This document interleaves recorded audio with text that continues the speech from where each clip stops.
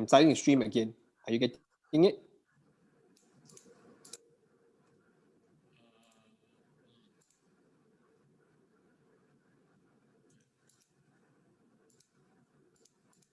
You're streaming to the new key, am I right? Because I'm worried. Yeah, I'm streaming to the new key, supposedly, yeah. I already changed in the webinar setting and supposedly streaming to the new key already. Supposedly lah, supposedly.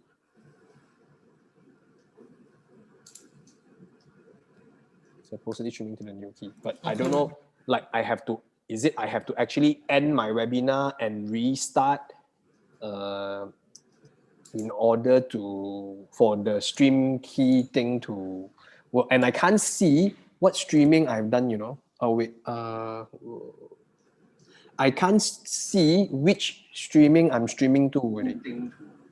Okay, I can't see you. Streaming I've done, you know. Oh wait, I can't see which streaming I'm streaming to.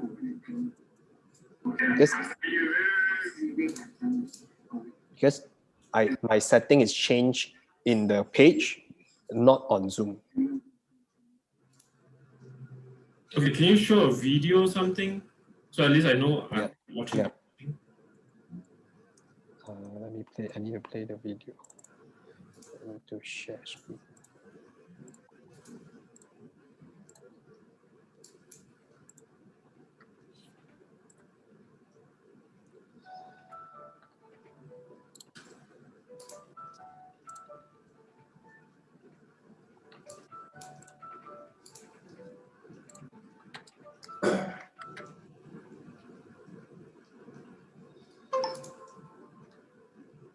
Yeah, I see it now.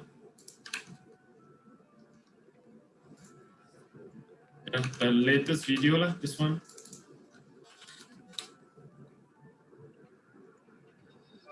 Hey, wait, I didn't click share sound and all that. Wait,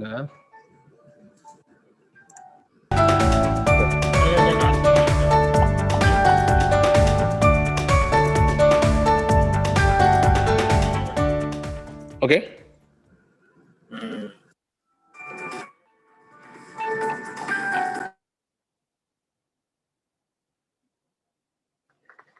Wait, I join. Yeah. It's okay.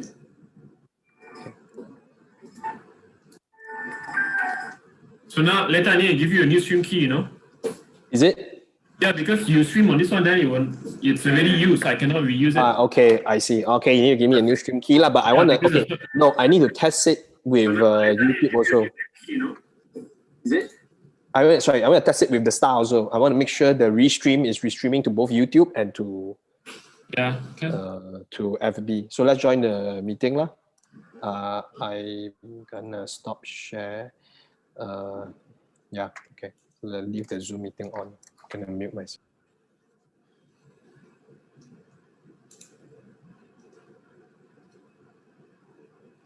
Join where? Google Meet.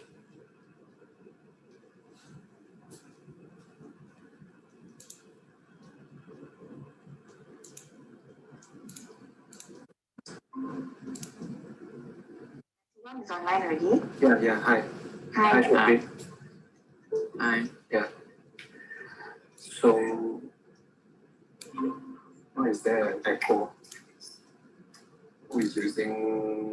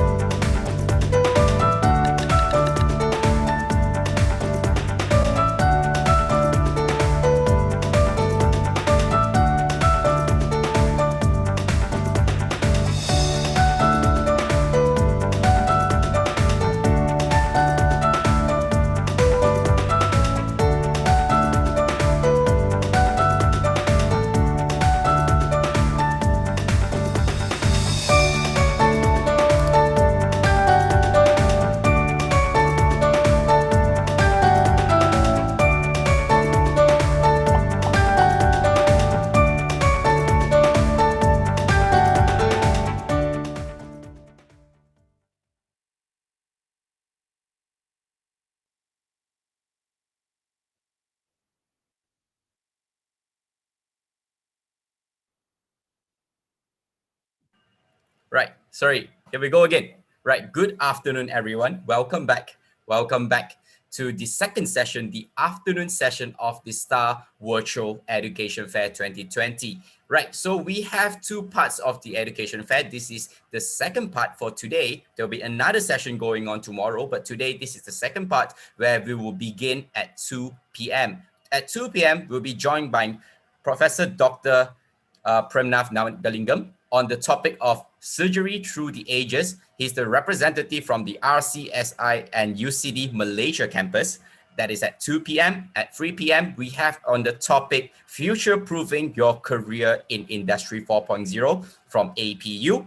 At 4 p.m., we have the topic of chartered accountants can work anywhere from ICAEW at 4 p.m. 5 p.m., FinTech Revolution and its impact on accounting and finance from APU. And at 6 p.m., PTPTN loan application and SSPN. Do make sure that if you are interested in particularly a few topics, stay tuned and watch us out right here because we'll be going through different topics at different times. Then again, at 2 p.m., we'll be joined by Professor Dr. Premnath. I believe that Prof is already here. Prof, can I call you just Prof?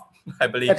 That's fine. Can you hear me clearly? Yes, I can hear you clearly. Perfect, so at 2 p.m., we'll be hearing from you on the topic of a surgery through the ages. Okay, that is at 2 p.m. Whereas for the rest of us here, if you're watching from Facebook, if you have not registered for this education fair, you can go on to staredufair.thestar.com.my. There is where you can register for this virtual education fair, in which you can have interactive things that you can do. For example, you can go on to chat with the counselors. You can go and visit the virtual booth. At the same time, you can register yourself at this Zoom link, and this Zoom link will be given to you, and then you'll be running for the lucky draw that will be announced at the end of the day, okay, at the end of tomorrow rather, okay? So you'll be in the running for the lucky draw if you register yourself. On top of that, we are giving away 5 ringgit Shopee voucher for anyone who registers, okay? So just go onto the website, staredufair.thestar.com.my. That is where you can find the link to everything that you need, okay? But at 2 p.m. today, we'll be talking about surgery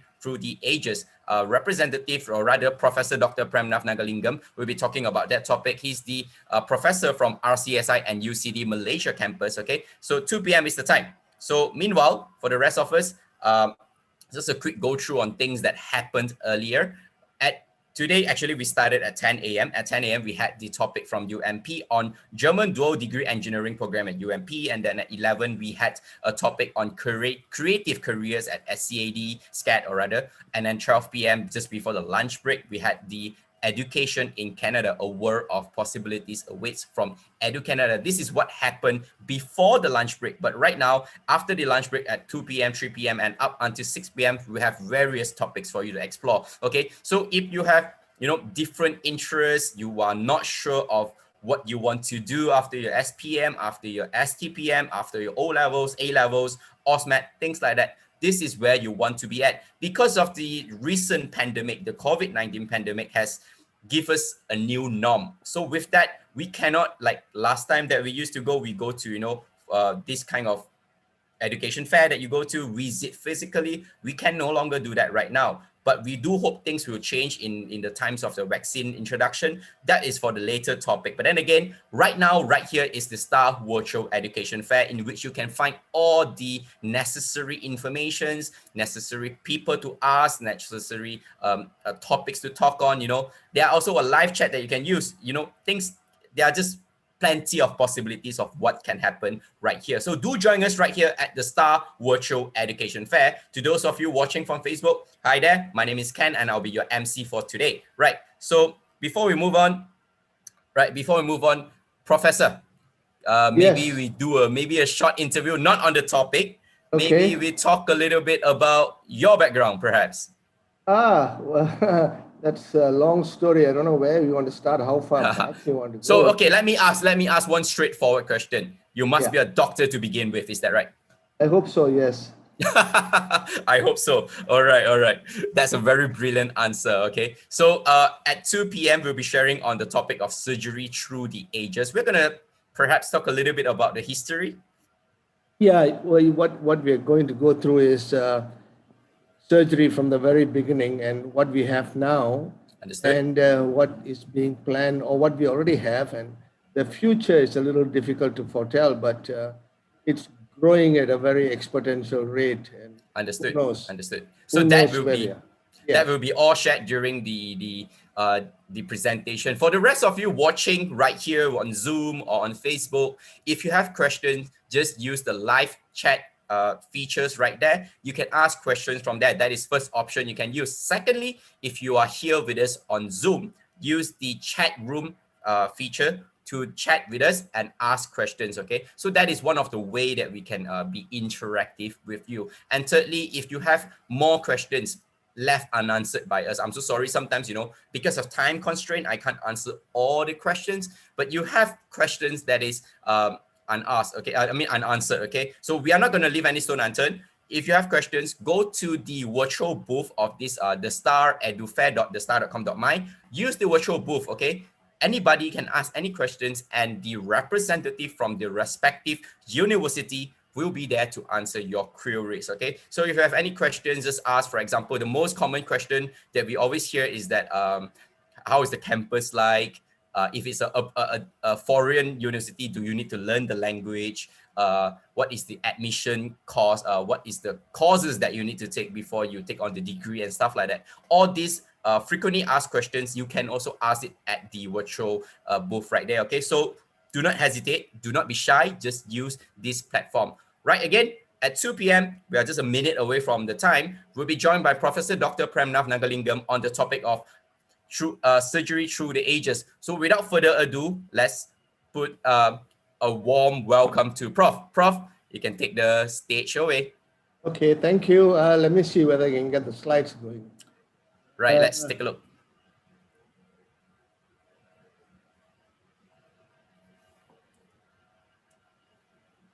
Do you see them now?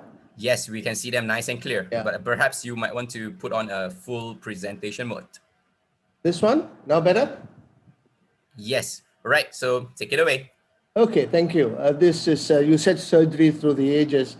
I think I made a little bit of modifications here and there. It is still the same topic, surgery, its past, present, and future. And I'll just take you back a few thousand years. But before I do that, we've always wondered the surgeon's insignia, or in the barber shop, you see this sign in many barber shops, hair salons and the like. And this is traditionally has been the symbol of the barber. And there's a long story behind this. This is at a time when bloodletting used to be the main form of treatment for almost anything, from a headache to a sore throat to a migraine to a prostate. And this symbol, the red and the blue and the white, in Europe is usually red and white. In America, maybe red, blue, and white. The red representing the blood, blue maybe the veins, and the white the bandages. And the scarf is the stick you hold, and the cup at the bottom is which collects the blood. And there, here you see on the right, a barber shop in England somewhere with the insignia. So that's how this symbol first came about. And many of us, in old ages, you needed to be a barber before you could be a surgeon of sorts. Well, surgery at the time. The physicians felt that minor procedures were beneath them, and so the barbers had to do it. And the guild was the barber surgeons, initially barbers and then surgeons, and that is perhaps why, part of the reason why, in many countries, especially from the UK, that surgeons, after graduating, after spending so many years trying to train, becoming a doctor, they are traditionally known as misters, but only in the royal colleges. And I think I missed something, but never mind. This is the original Hippocrates Oath. And, this is the original one, translated from Greek to English, and you can see the swearing and by the gods, by Apollo, the Greek god of healing, Greek Roman god, Asclepius, his daughters Hygeia and Panacea. Hygeia is where we get the word hygiene from. Panacea from the Greek word pan, meaning everything. Here is a cure for all. But we have taken the most relevant parts of the Hippocrates Oath, hold my teacher in this art equal to my own parents. I will do no harm or injustice to them. Intentional wrong, all the professional behavior and all this is all modified by different institutions for their own students. And this is traditionally what has been the symbol of medicine. There's one on the left with two serpents and two wings. And there's one on the right with a single serpent and a rod. Most people would associate both this with medicine and surgery. Actually, the one on the left is not the true symbol. It is actually the staff of Caduceus. And the one on the right is actually the correct representation. That is the rod of Asclepius. I think the snake was chosen because it has got, well, a snake can shed its skin from time to time and grow a new one. And I suppose the regenerative powers of the snake are many.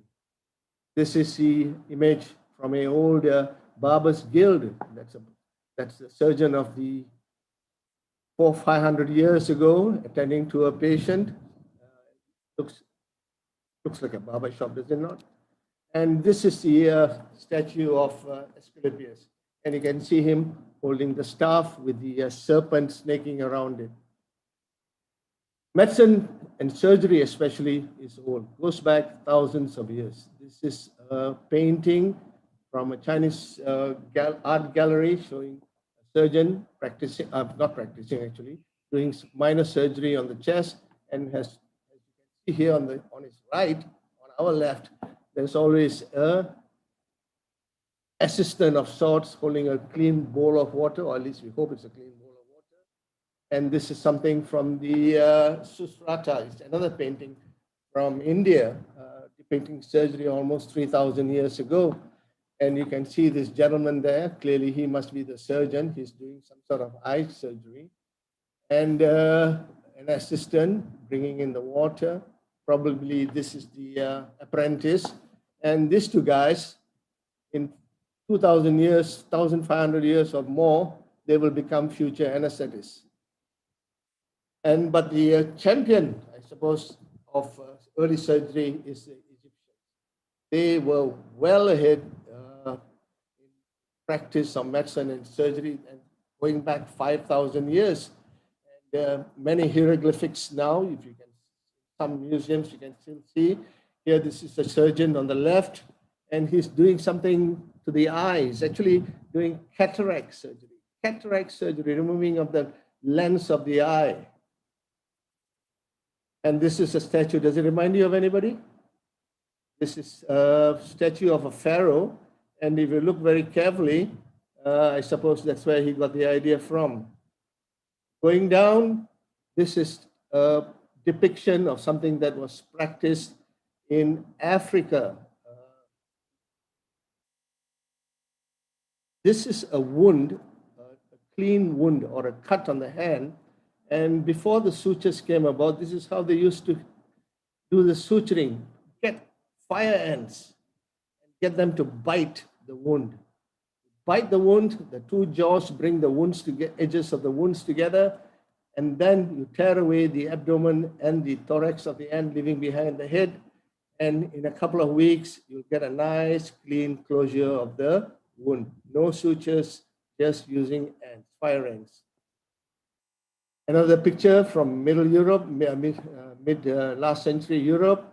You can see the physician here, bandages, and bloodletting, releasing, cutting a little bit of the blood in the veins and letting the blood out.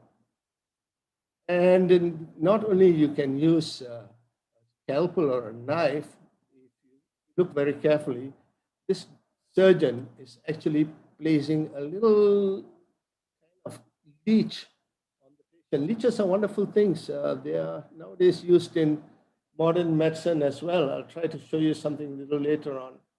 Another picture from about 200-300 years ago. This is an infirmary. It has got everything. It's got all sorts of things. A couple of surgeons. It's even got a monkey on a chain somewhere. And this is also from Middle Europe. Mid-century Europe. That's a surgeon. and letting out a clot in the brain. You know, brain surgery goes back many hundreds of years. In fact, if I show you the next picture, and this is a skull that was dug up about 30 years ago, and you can see this hole right on top of the head of the cranium, and it's a nice clean hole. It's not a traumatic injury in the sense that he was bludgeoned to death or anything, but this is something that was man-made. This is a trephine that was to release pressure in the brain. And this is again from the Egyptians, showing you the kind of instruments that were used. It looks rather crude. It looks like something from a DIY shop, but this is all the instruments used in surgery. This is an imprint in the hieroglyphics, but this is an actual collection in a museum in Hamburg. What surgery was, what are the instruments used, about 100, 200 to 300 years. They look a little crude to what we have now, but they served their purpose at the time.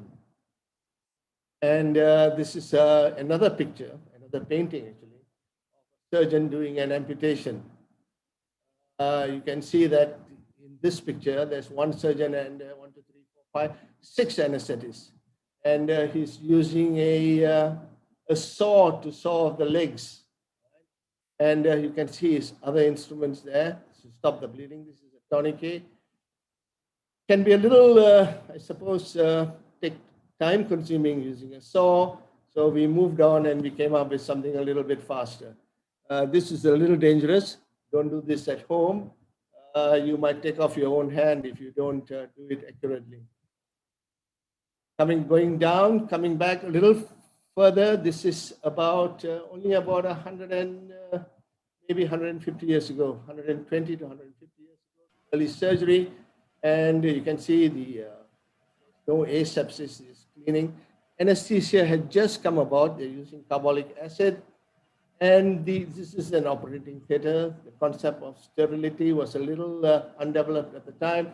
But these are all the trainees, the young doctors who are learning the art. This is what we have now. This is open surgery. The picture may be a bit gruesome, but this is open surgery. This is opening up the abdomen and the thorax. You can see parts of the body, and we're joining things after removing certain parts, usually for cancer. And this is an opening into the chest. You can see the lung there, which is collapsed, partly collapsed at least. And remember, I told you about bloodletting. Well, this is another way of doing it. You have, this is not a human being, but it's being put on an animal, and what they're using are leeches. Leeches are wonderful creatures. They are very useful. If they bite you, don't pull them off because they secrete an anticoagulant on the jaws, and if you pull them off without removing the head and the jaws, you will still continue to bleed, but it's very useful for bleeding purposes. And this is now being used in modern medicine. Maggots in the wound. Maggots are used to now clean the wound, to get rid of necrotic tissue. It is not in wide use yet, but in the UK, in some hospitals, NHS hospitals, they are using medical leeches for wound healing. I suppose the important thing is that if you put in 10 maggots in a wound, make sure you get back 10 maggots and try not to leave anything behind. But we have evolved. This has been in vogue for the last 20, 30 years. This is, I think, the OBGYN, obstetric and gynecological people started it first, but surgery caught on over the last 20, 30 years. And this is, the concept is, I suppose, simple. It's just that the instruments came in a little later.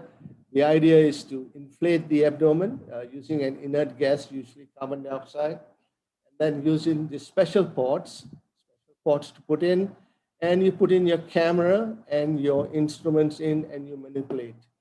And you view what you see on a TV screen. You can see the surgeon looking elsewhere. He's probably got a screen where you are in front of him. This This assistant is looking at this side. Usually there'll be multiple screens. And another view, this is a fairly old view because you can see the TV is an old RGB monitor. Nowadays we have got flat screens. Two-chip system, the old new ones are three-chip and they've got multiple stuff. The only drawback, I think, is that the technology has far surpassed the human eye to follow. This is men, 3 surgeons, and you can see them wearing their usual stuff, but they're also wearing glasses. You wonder why, but these are 3D glasses. The main drawback from laparoscopic surgery was that you lose the dimension. You see things in 2 dimensions, and this is an attempt to create a 3rd dimension, depth. And this is a principle of laparoscopic surgery. Laparoscopic means into the abdomen. You have an instrument here, which is a camera, and this would have been insufflated with carbon dioxide from the very beginning so that you get space to move your instruments around, and you have another port to put in another instrument, a grasper or a scissors or a forceps. You can create more than 1, 2, or even 3 ports, or even 4 ports. So this is laparoscopic surgery. It's evolving, and this is another picture from the side taken with the 4 ports. You can see 1 port here on the left. The ports will depend on the type of surgery or the organ you are planning to operate on. And these are some of the instruments. They are getting better and better. These are the fairly old instruments. You have this. They are color coded, so you'll know what they are. And some of them will have a little metal piece here so that you can attach a diathermy to it and you can burn as well. And you've got this thing to rotate the instruments around. These are the original ones. These are the early ones. The new ones are getting better and better, and I'll try to show you some of those. This is a standard laparoscopic operating step. You need all this before. It contains most of the basic instruments, including retractors and the like. But one of the first things I learned in surgery is that if you're going to do laparoscopic surgery, you should always have an open surgery instrument.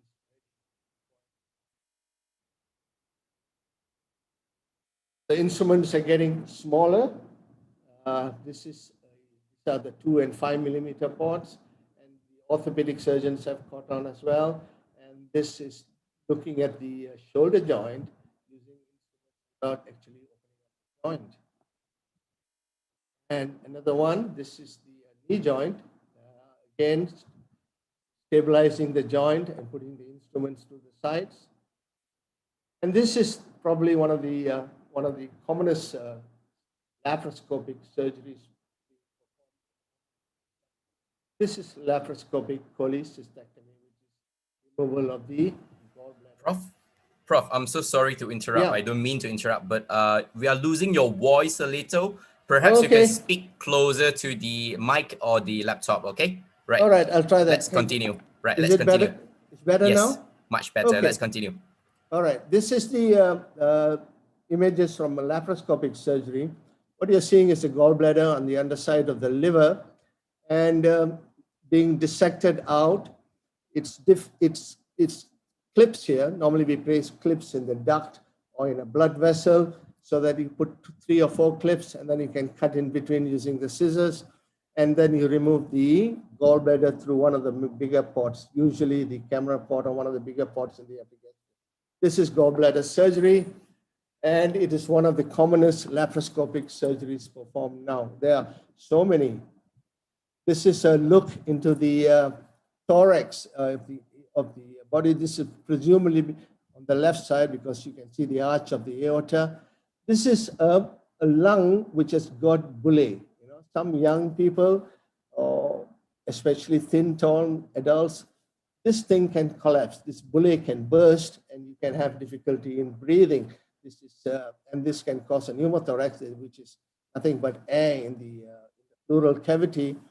And you can see this bullae here. And once you identify the bullae, it is a matter of just isolating it and and then getting into place. This is a wonderful instrument. This is an endo GIA.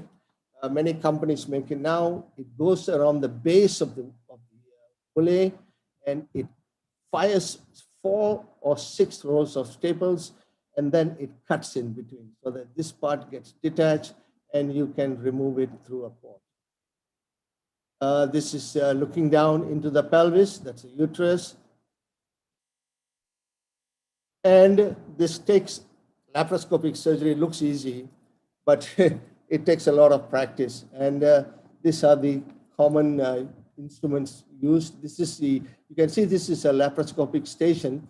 You can see 1, 2, 3, 4. There's a box there, so you can't see what you're doing. But you can only see it through the camera. And there's usually one person to hold the camera and the surgeon who does the instrumentation through the ports. This is a practice station.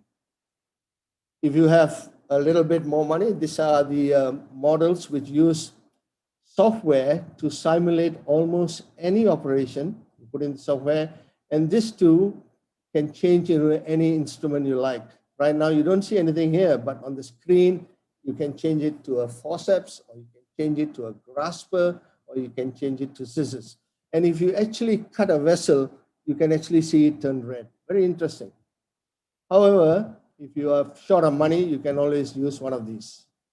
Many studies have actually shown, believe it or not, that people or surgeons who use or play with the PlayStation 4 or the Xbox are actually better in laparoscopy.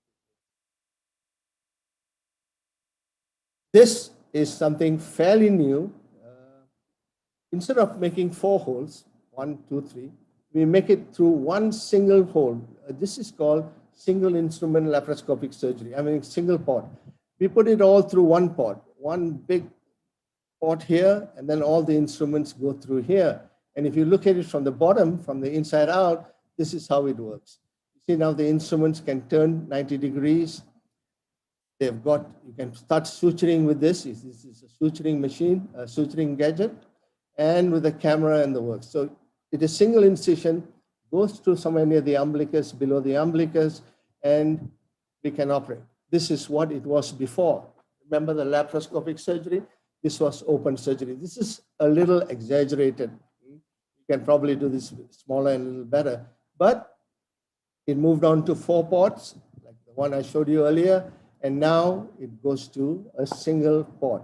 Hang on, we're not done yet. Is it possible not to do with any ports? Watch. This is something fairly new, but very, very expensive. These are the new robots. They are fairly expensive instruments. When I say robotic instruments, I don't mean they're done by robots. They are just robotic manifestations. It has to be controlled by a human. And you can do this in a single way like this, robotic instruments. And this is how it is set up. The surgeon is not here, the surgeon is here. And this is the instruments, the gadgets are put in, and they are not sterile yet, so they need to be covered up like this. So the instruments, the robotic instruments, the nurses will change the end of the instruments, the ports, whatever they like. And this is the man operating, and that's him. And this is the original instruments named after Da Vinci. Do you remember Da Vinci? He was an Italian painter, Leonardo da Vinci. No, not the Ninja Turtle, the painter. Very expensive. And the wonderful thing about some of these models is the Da Vinci 2 now, is they can be operated remotely. That means they can be done that you might be sitting somewhere else, like I am sitting so far away from you, and control the surgery from another place, another district, another country, or even another continent. All you need is a very good Wi-Fi internet system. This is also another manifestation of an imaging instrument. This is actually a machine that if you inject a dye, and you can visualize the blood vessels. It's very useful in some forms of cancer surgery. The control is both by the technician here and the foot control here. It moves the image intensifier up and down. And this is the image of the new generation neurosurgery and research training lab. It costs an arm and a leg. There are 5 stations here. That's a night view, but they are used for training of junior surgeons in advanced centers. And this is how or what a modern operating theater looks like. There are far better ones than this. The one on this instrument on the left is an image intensifier. It looks at images. You can take X-rays and the like. This is an operating microscope. That's the special lights. And if you look at the lights, that's in the center. There are no places for apprentices to move around. Theater sterility is compromised, but there is a camera here, very high resolution cameras, which will transmit the images to another part of the hospital where you can, if you're interested, you can view the surgery. And I showed you this picture because this is the Royal College of Surgeons in Edinburgh. If you walk in from any angle, there's a sculpture here which has been there for the last 30 years. And it shows the human hand holding up a scalpel. This has traditionally been the logo of surgery, a scalpel, but not anymore. This is endoluminal surgery. I won't tell you where that scope is going, but you can look through it. Earlier, you could look through it through a lens here, but now you can look at it through a TV screen, and you can put in all your instruments through different ports here.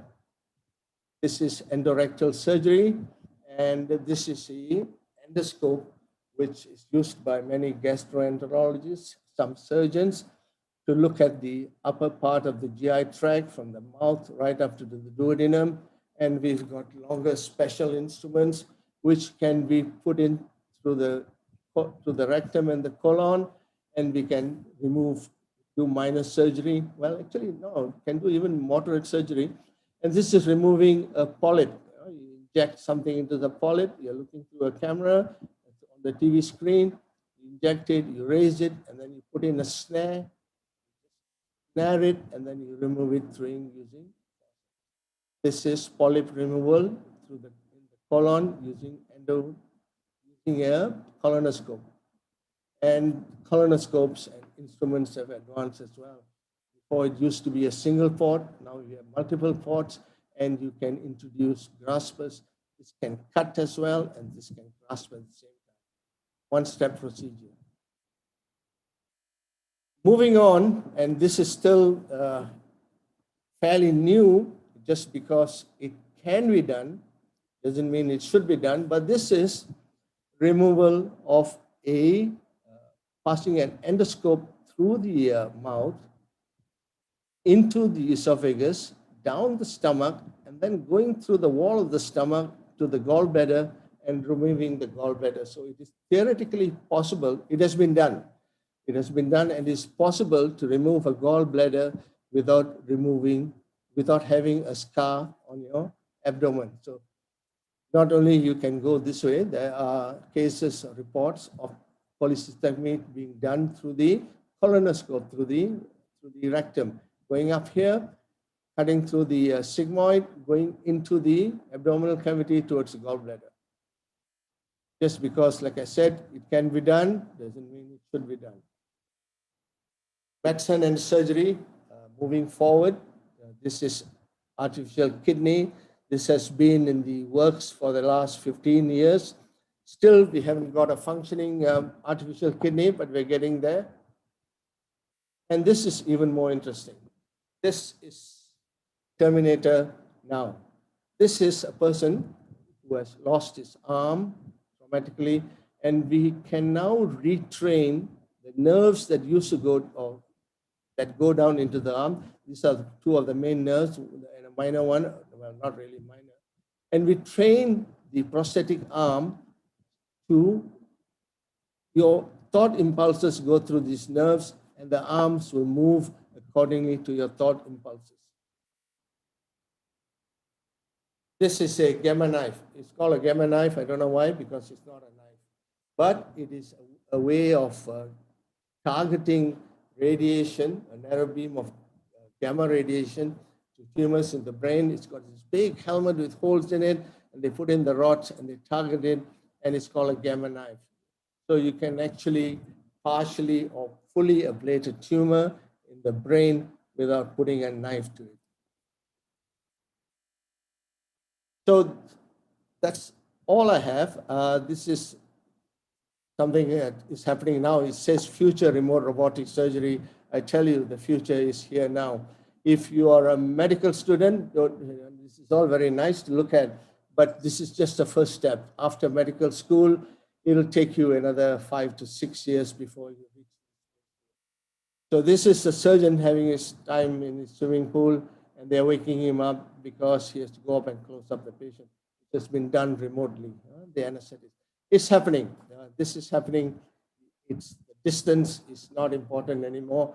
As I said, if you have fantastic, I think that's all I have, and I'm open to any questions. Right.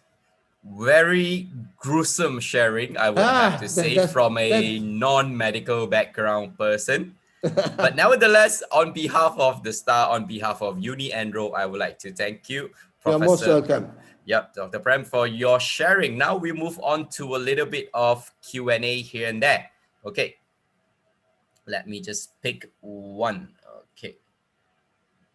Are these high-tech tools have already been in use in hospitals all over the world? Yes, but not, not in some parts of the world, but yes, they are available in some parts of Europe and the US, yes. Let's look closer. How about Malaysia? Robotic surgery, yes, many centers have robotic surgery. But that endoluminal cholecystectomy and all is still experimental. Somebody removed an appendix using a cholecystectomy, but the reason was that part of over the appendix was burnt, third-degree burns. They couldn't go through there. But yes, it is available, but not here just yet. Not that. Not fully implemented. Fully. It's very expensive. No point taking 1% of your population into this and leaving 99% behind.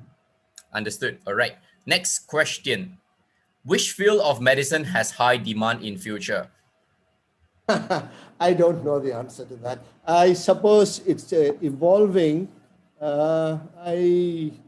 I sometimes see that the need for a surgical option is getting less and less. They will always be there, I suppose, but I really don't know. It just depends on how technology develops. Very hard to say. Understood, understood. So from time to time, things may change, right? It changes, yeah. It's the only limitation now is man, not the instruments. Understood. All right. There are many students graduating in medicine and it's a competitive field. So how can new student navigate a career in medical field? Well, you do or you want to be, it depends on what you want to do. I cannot tell you do this, do that. You have to decide what your passion lies or what your is or what you want to do. If you have interest in kids, maybe you want to do pediatrics. If you've got an interest in prostate, maybe you want to do urology. If you've got an interest in women, maybe you want to do OBGYN. I don't know. All right, next question. Is it possible for AI to fully replace human in the future, including establishing correct diagnosis and also the proper management based on different patients? Possible, but you must remember AI also must need to be programmed by a human. Yes, there are many studies that have shown that reading of X-rays and CT scans or mammograms for the matter can be better done by AI, but then the AI has been programmed by a human. So, but do I see a place for them in the future? Yes, I think they will, their role will increase.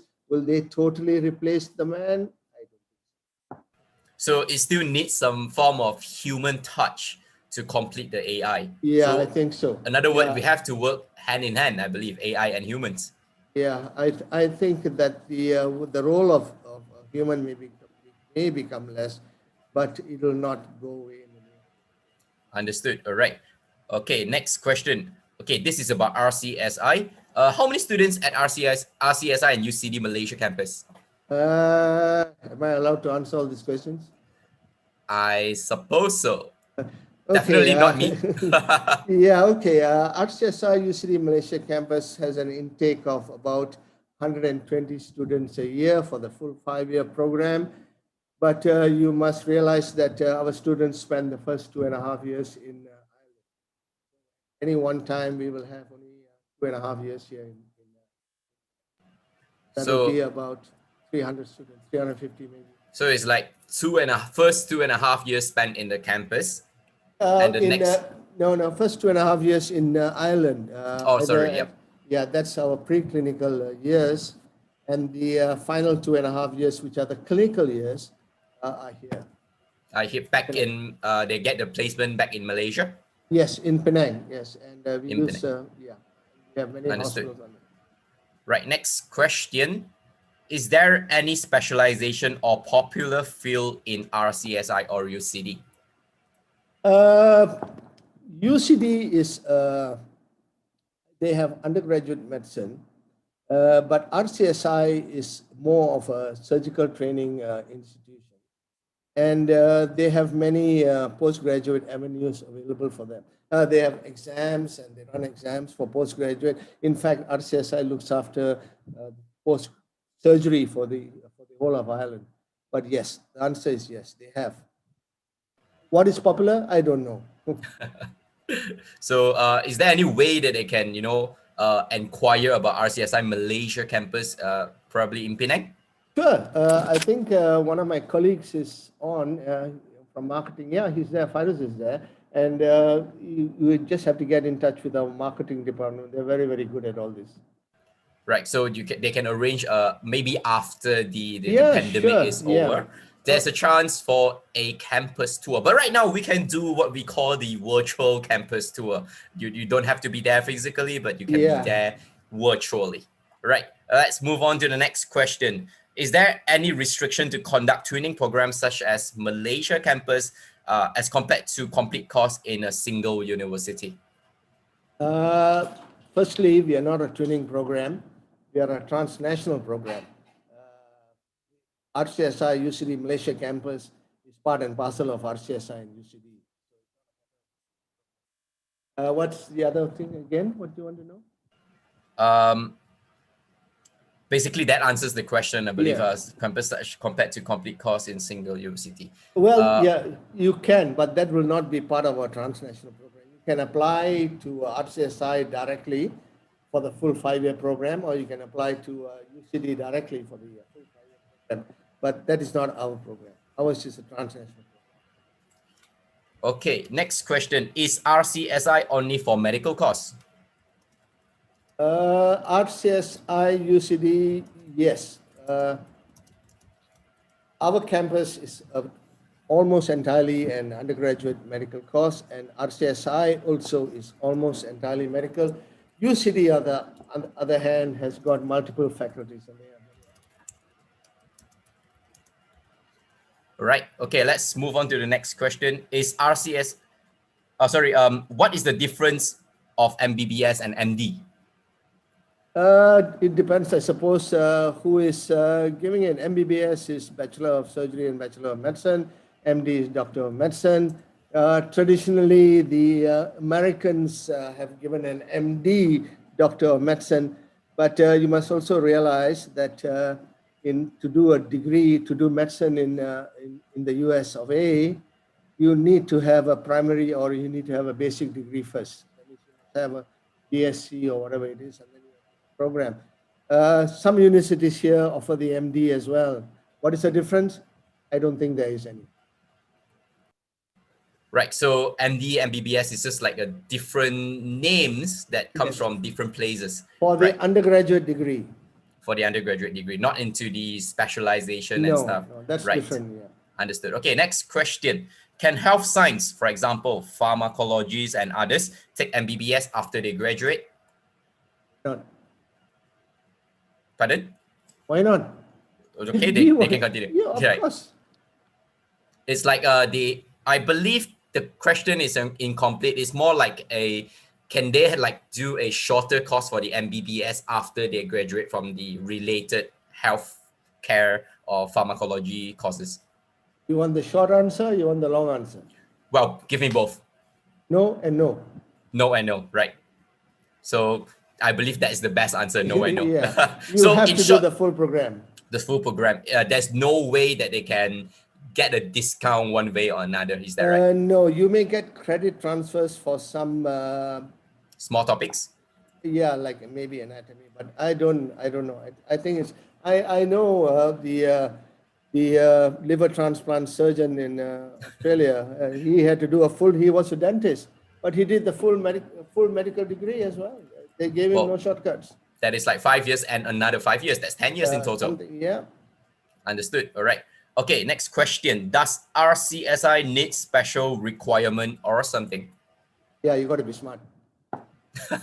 I think that's given. Anybody who wants to do a medicine needs to have a certain background in that sense. We have our entrance criteria for the program. Understood. Where can they find this entrance requirement details? It should be on our website. If not, you can always contact our marketing department. They're on the website as well. Definitely. All right. So for the rest, yeah, they'll reply to you within a few hours. Yeah. Or understood. maybe instant. Maybe instant. All right. So for the rest of you, Fairuz, I believe will be the person to answer all of the question. Right. Next. How should a graduated student from RCSI or UCD Malaysia campus pursue specialization in degree and master course? Is it the same from Malaysian campus or has to attach to other uni? Well, our degree is an undergraduate degree, and all medical students after they graduate, if you are doing it in Malaysia, you have to finish your compulsory housemanship. And after that, you will have to apply if you want to do subspecialty, depending on the discipline you're in. Normally, they will take in applications after 3 years, either into one of the master's program or into one of the new parallel training programs which are available. So yes, now from the point you graduate to a specialist can take you about 6 years. 6 years, all right. So next question. What is the difference between an Ireland medical program compared to a UK degree? That's a trick question. What do you mean? I'm not sure. I'm just reading from the text right here, right? Let me just read it again. What is the difference between an Ireland medical program compared to a UK degree? I believe also in UK medical degree. Well, I suppose it's a recognition. A UK degree recognized by the PMC. If you're from Ireland, it's like ours is. It's recognized by the Irish Medical Council. But by and large, the General Medical Council in the UK recognizes almost all IMC medical programs. So, like our degree is recognized by the Irish Medical Council and the GMC. Right. So I believe that answered the question. Next, why the QS ranking of RCSI and UCD still below UK first tier uni? I have no idea, but my impression was RCSI and UCD are the top universities. They are the top in your opinion, is that right? No, they are in the THS ranking. They're 1 and 2. I don't know how you're comparing apples and oranges. I believe so, right? Okay. Let me see if there's any other questions. So for those of you who are tuning in via Facebook and Zoom, if you have questions, just post them onto this relative platform. We'll pick them and get them answered by Professor Dr. Premnath, okay? So this is more onto the campus itself. Your campus is in Penang, is that right, Prof? Yes, we are just opposite the governor's residence. Just opposite the governor's residence. That's in the island, is that suppose? Am I right? On the island, yes. On the island. So all of the courses, we do know that the pandemic right now has caused us to, be at home. We can't really go for physical classes and stuff like that. Is there an option for people to go through e-learning or Zoom, this kind of thing? And we do know that medical field is a very hands-on thing, especially surgery. How do we tackle that as well? Well, you must understand what I showed you just now is not for medical students, it's for surgeons. But what I'm saying is that our lectures, our theory is all online. Our tutorials, our lectures, but the practical aspect is in hospitals, the clinical training, and that has not stopped because while KL may be under the CMCO, Understood. our clinical training is still going on. Understood. So everything is concurrently running even Yes, with the pandemic. Right. Understood. Okay. So let me see if there's any other question coming in. Right. Okay. Let's talk a little bit about the campus itself again. Okay. How big is the campus, and you know, what can potential students be enjoying on the campus if they were to enroll? Well, we don't have a very large campus because we are sitting on prime property, but we have many of like our sports facilities are outsourced. But in the campus, we have the students hub, we have got the learning hub, we've got the libraries, we've got very important food. I don't know why, but Penang is a food paradise by itself, so you really don't need our canteen. Our campus is maybe about 3 acres. It's not a great campus. We can't compare to a university, a boutique campus. Well, great thing comes in small sizes. We do not need to have a big thing. Yeah. I think so. Yeah. Yes. Yes. Everything is very concise, and what needs to be there is there. Can I put it that way? And our teaching hospital, Penang Hospital, is just a 5-minute walk away. So I think that's the more important. Exactly. I believe people who wants to pursue their education, this is the more important point of view in terms of practicing. This is 5 minutes away walk. Yeah. 5 minutes walk. Less than 5 minutes. Less than 5 minutes. So, and one more, Prof. Yes. You are a professor yourself. Are you there to conduct some of the lectures, some of the practical as well? Well, I do. I take some lectures for my students. Yes, we do. Our heads of departments and they're all professors. Understood. Understood. Very good. Very good. All right. Let me see if there's any other question. Okay. Do you conduct the teaching? All right. I believe we have already answered this in Malaysian campus or GH Penang. In the campus or in the the hospital. Yeah. The clinical teaching is in the hospital. Bedside teaching and with the patient. But the theoretical lectures, tutorials, case presentations, which do not need a patient, they are done on online. But before we used to do it in campus. Everything was on campus and then moved online right now. Yeah, but not the clinical training. That is still in the hospitals. Okay, understood. All right. I remember earlier you mentioned that the intake takes about 120 students per intake. Is that right? Well, I like to take more, but the MMC won't allow us. That is exactly my question. Is there a limit to every number of students? Every medical school has got a quota they can take. Right. So 120 is the maximum that you can allow. That's the maximum in your intake. Yes. Right. So do all the 120 students go into the same lecture hall, or they are like segregated into different semesters and different classes? Yeah, it depends. It depends on which semester you are in. In the beginning, yes, but now it's all online. But they are rapidly subdivided into multiple subgroups because for clinical teaching, our groupings are very small, 5 or 6. But yes, in the lecture, you may have occasionally in the first semester, 100-odd students in our lecture hall. 50. When it comes down to tutorials, they cut down to about 12 to a tutorial group. They come smaller and smaller, and clinical groups become even smaller. So yeah, we do have a full lecture hall. We have a multi-purpose hall. We do. So to conclude that is that lecture, big group. When it comes down to the practical side of things, the clinical side of things, 5, 6, perhaps these are smaller sizes.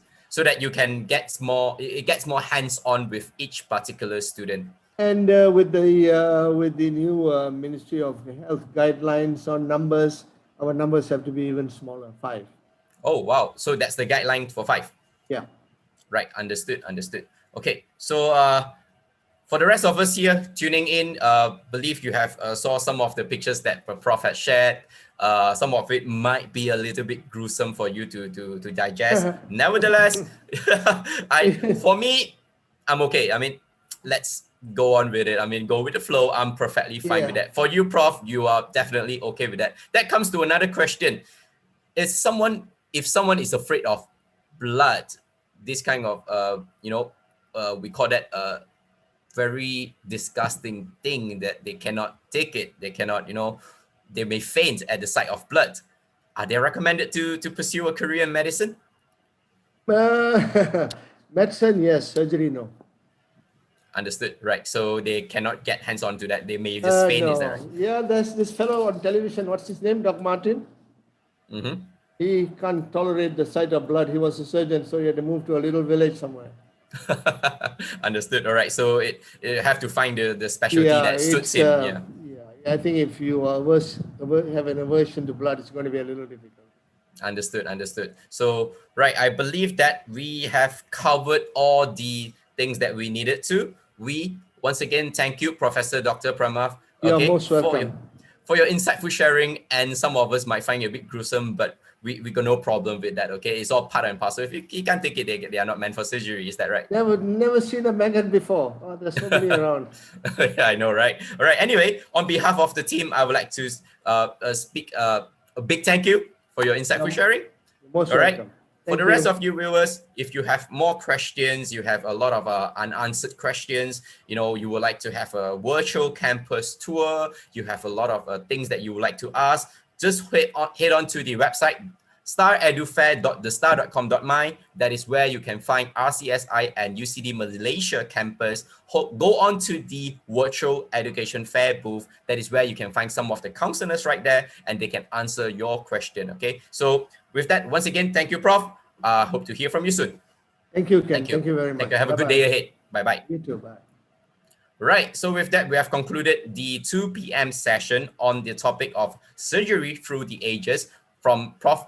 Dr. Prem from the RCSI and UCD Malaysia campus. Next on at 3 p.m., we have representative from APU on the topic of future-proofing your career industry 4.0. So recently, we have been hearing a lot of industry revolution 4.0, things like that. I believe this will be the right place for you if you would like to know more about that. So at 3 p.m. sharp, we'll be having that 3 p.m. sharp. I beg your pardon, 3 p.m. A representative from APU, Asia Pacific University of Technology and Innovation, on the topic of future-proofing your career industry 4.0. Okay, so we'll be talking.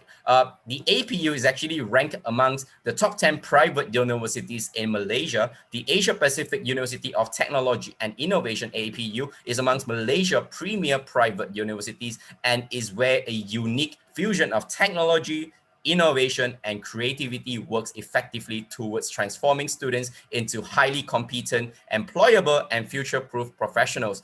APU has earned an enviable reputation as an award-winning university through its achievement in winning a host of over 200 prestigious awards at local and international levels. So this is a brief background about APU. So for this topic, we're going to talk about future-proofing your career in Industry 4.0. We'll be joined by Mr. Gurpadip Singh on this. He is the COO of Apit Education Group. Okay, so we'll be talking about that. For the rest of you, the time is not 3 o'clock yet, okay? But then again, I do need you to perhaps go on to the staredufair.thestar.com.my. That's where you can register for the webinar. Because why? First, you may be in the running for the lucky draw. And the lucky draw, we are giving away some really nice things, okay? So there are 3 of it to be given away. Not today, but the end of tomorrow, perhaps. We'll be announcing that at the end, okay? So 3 lucky draw winners will be walking away with some prizes. That is the first reason why you should join us. Secondly, okay, you'll be walking away with a 5 ringgit Shopee voucher. 5 ringgit Shopee voucher.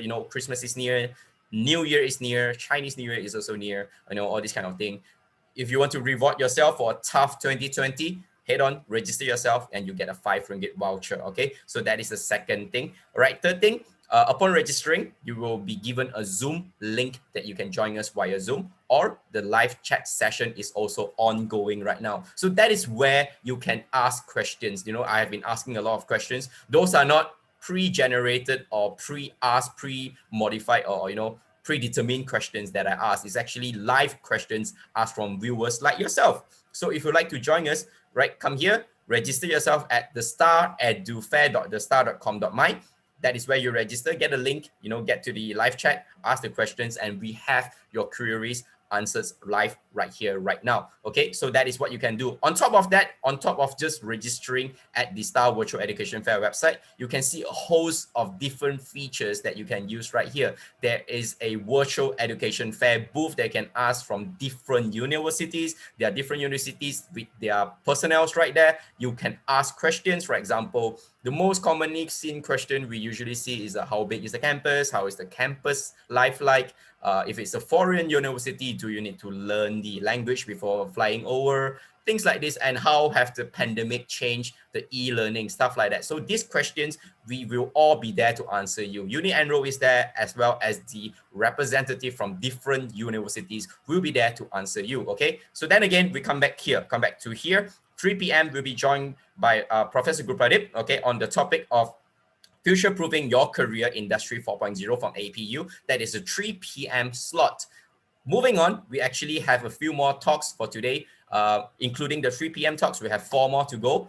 At 4 p.m., we have Chartered Accountants Can Work Anywhere from ICAEW at 4 p.m. Okay. At 5 p.m., we're going to talk on the FinTech revolution and its impact on accounting and finance from APU. All right. And at 6 p.m., I believe a lot of people will be interested in this PT/PTN loan application and SSPM, okay, from Tabung Pendidikan. Right. At 6 p.m., they will be talking on perhaps some of the things that you can do to apply PT/PTN loan. What are the exemption that they offer? What are the kind of grants they can give, and the repayment scheme and the stuff like that. So this is all included in the 6 p.m. talk from PT/PTN loan application and SSPN, okay? But coming back to here, we are 5 minutes away from the next topic on future-proofing your career industry 4.0.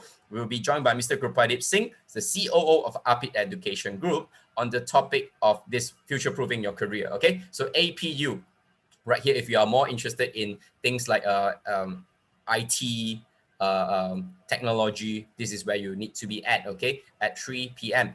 Meanwhile, for the rest of you, if you have joined us right here, you already joined us via the Zoom or the live chat right there, do use the live chat features, because we will be picking some of the, what we call the lucky draw winner via the most active user on the live chat, okay? So do ask questions, but ask sensible questions, okay? Then we'll pick them, get them answered by some of the speakers right here, or perhaps some of our team from Uni Enrol or from the respective university can answer them, okay? So that will all go on concurrently, non-stop until the end of the day. Whereas for tomorrow, did I not mention that this is a 2-day program? 2 days program. Today is the 19th, okay? Tomorrow, the 20th, we have different topics from different university as well, okay? So we're going to talk about let me just go through a brief one. Undergraduate admissions in CUHK Shenzhen at 10, and then 11, develop your career in Netherlands, about TIAS Business School, IUMC applying to medical schools in Ireland at 12 p.m. And then at 2 p.m. after the lunch break,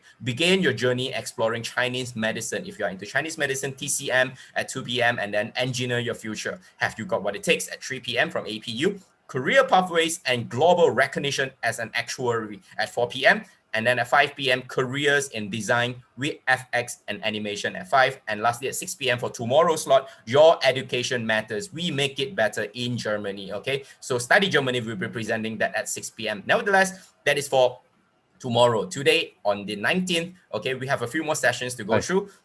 All right, I believe we have Mr. Gurpadip Singh on the line. Hi, Mr. Gurpadip. Hi. We met again. Yep. Not sure if you remember me, Yes, but the yes, last round I was here with you as well. Year, yes. Right? Well, it was actually not last year. It's actually just last June. Yeah, June. I That think. is right, June. Yeah, Time passes really quickly in this pandemic time, right? Yeah. It's in a blink of an eye. Anyway. Correct. Yeah. All right. So let's do a quick mic check. I believe that not a problem for you. on the science of technology, everything. Okay. Yeah. So if you are ready, our participants are ready. Everybody is ready. We are good to go. You can take the virtual platform, the Okay, I'll stage just on share your. it. All right. Yep. Okay. So everybody, please welcome Mr. Gurpadip Singh. Hi, good afternoon, everybody. I hope you all feeling good and comfortable in your homes or wherever you are at on a Saturday afternoon. During this pandemic, I think a lot of us can think of a lot of things to do at home. So I hope that you will find this time over the next hour or so. We're supposed to start at 3 o'clock. I think we've got a couple of minutes.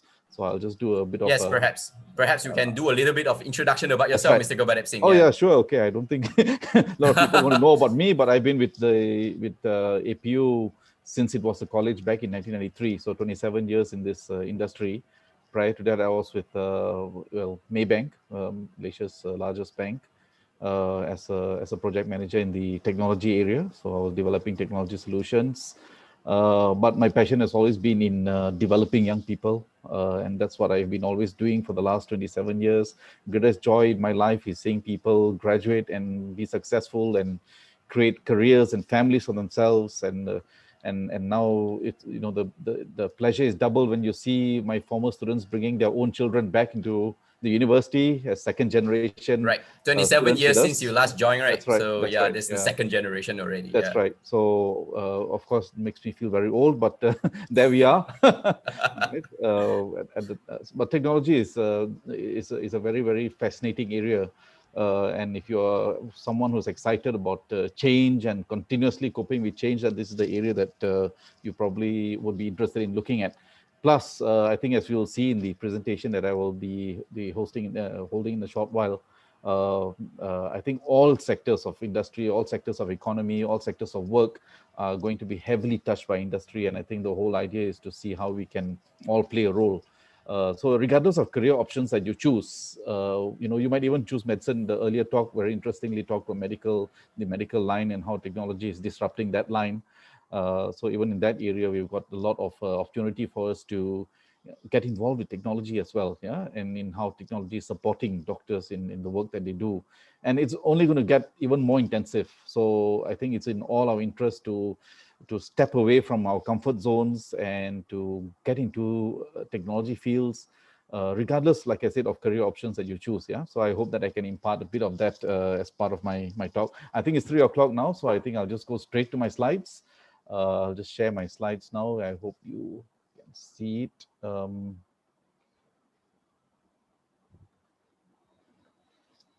Okay. Nice and clear. All right, good. So yeah, as I said, the topic is future-proofing our career in Industry 4.0. And as Ken mentioned, I think Industry 4.0 has been talked about very often these days by a lot of people. Maybe a lot of them don't understand what it actually is. But Industry 4.0 is a concept that actually came up from the Fourth Industrial Revolution, and which were ideas that were put forward by a German scientist, Klaus Schwab, in 2014. So it's not something extremely new. It's been around for 6 years as a concept. But I think the technology industry, or the way technology has been developing, they are embracing a lot of the concepts and embedding them into the technology industry, and it's spreading across all sectors. So we want to talk a little bit about that, but not focus too much on Industry 4.0, but to look at the future beyond 4.0 as well. Because the thing about Industry 4.0, there's always going to be then Industry 5.0 and so on and so forth.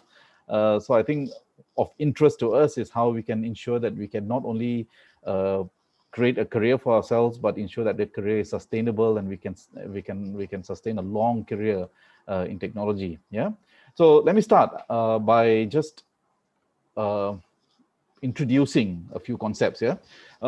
If you want to talk about future proofing, we've got to understand what the future is like first. If we want to talk about future proofing our career, we've got to know what describes the future. What does the future look like? And if you were to ask, what is that one word that describes the future? What would it be? And a simple answer would be disruption. The future is going to be a disrupted future. It is already a disrupted present, and the future is going to be even more disrupted. But it's a disruption of a different kind. I know this year, 2020, has been a very, very disrupted year of a different kind. It's a bit more negative. It's been disrupted by a pandemic, and it's about our lives being interrupted and disrupted. But this idea of disruption is something that's been around for quite some time, even before this pandemic. It's something that that technologists look at as drivers for how technology is going to develop in the future and how it's going to support all sectors in the future. Yeah. So I think the whole idea is that all sectors of economy and all areas of life, work, and play are going to be heavily disrupted by technology. And these ideas, like I said, have been around for many years already. And so the bottom line is, the one word that describes the future is that it will be a highly disrupted future. Yeah. So what exactly is disruption? Yeah. And like I said earlier, I spoke about disruption as having some negative connotations when we talk about the pandemic, but actually we are talking about disruption from a more positive angle. Yeah. And it should be differentiated from a word that we are more familiar with, which is innovation. I think we are very familiar because this country has been talking about promoting innovation. The country has been trying to transform itself into an innovation-based economy. I think you've heard governments after governments say that. And basically, innovation is, defining it very, very simply, is doing the same things but a bit better.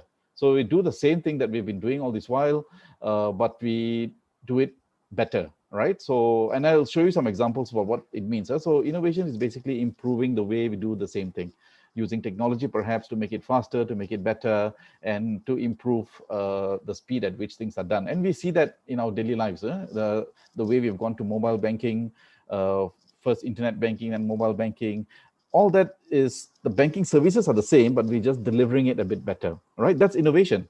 And I think we've been doing it. We've been doing it well for the last 20, 30, 40 years because of the way technology has been growing. But in the future, going forward, innovation is not enough. Yeah, going forward, it's about disruption.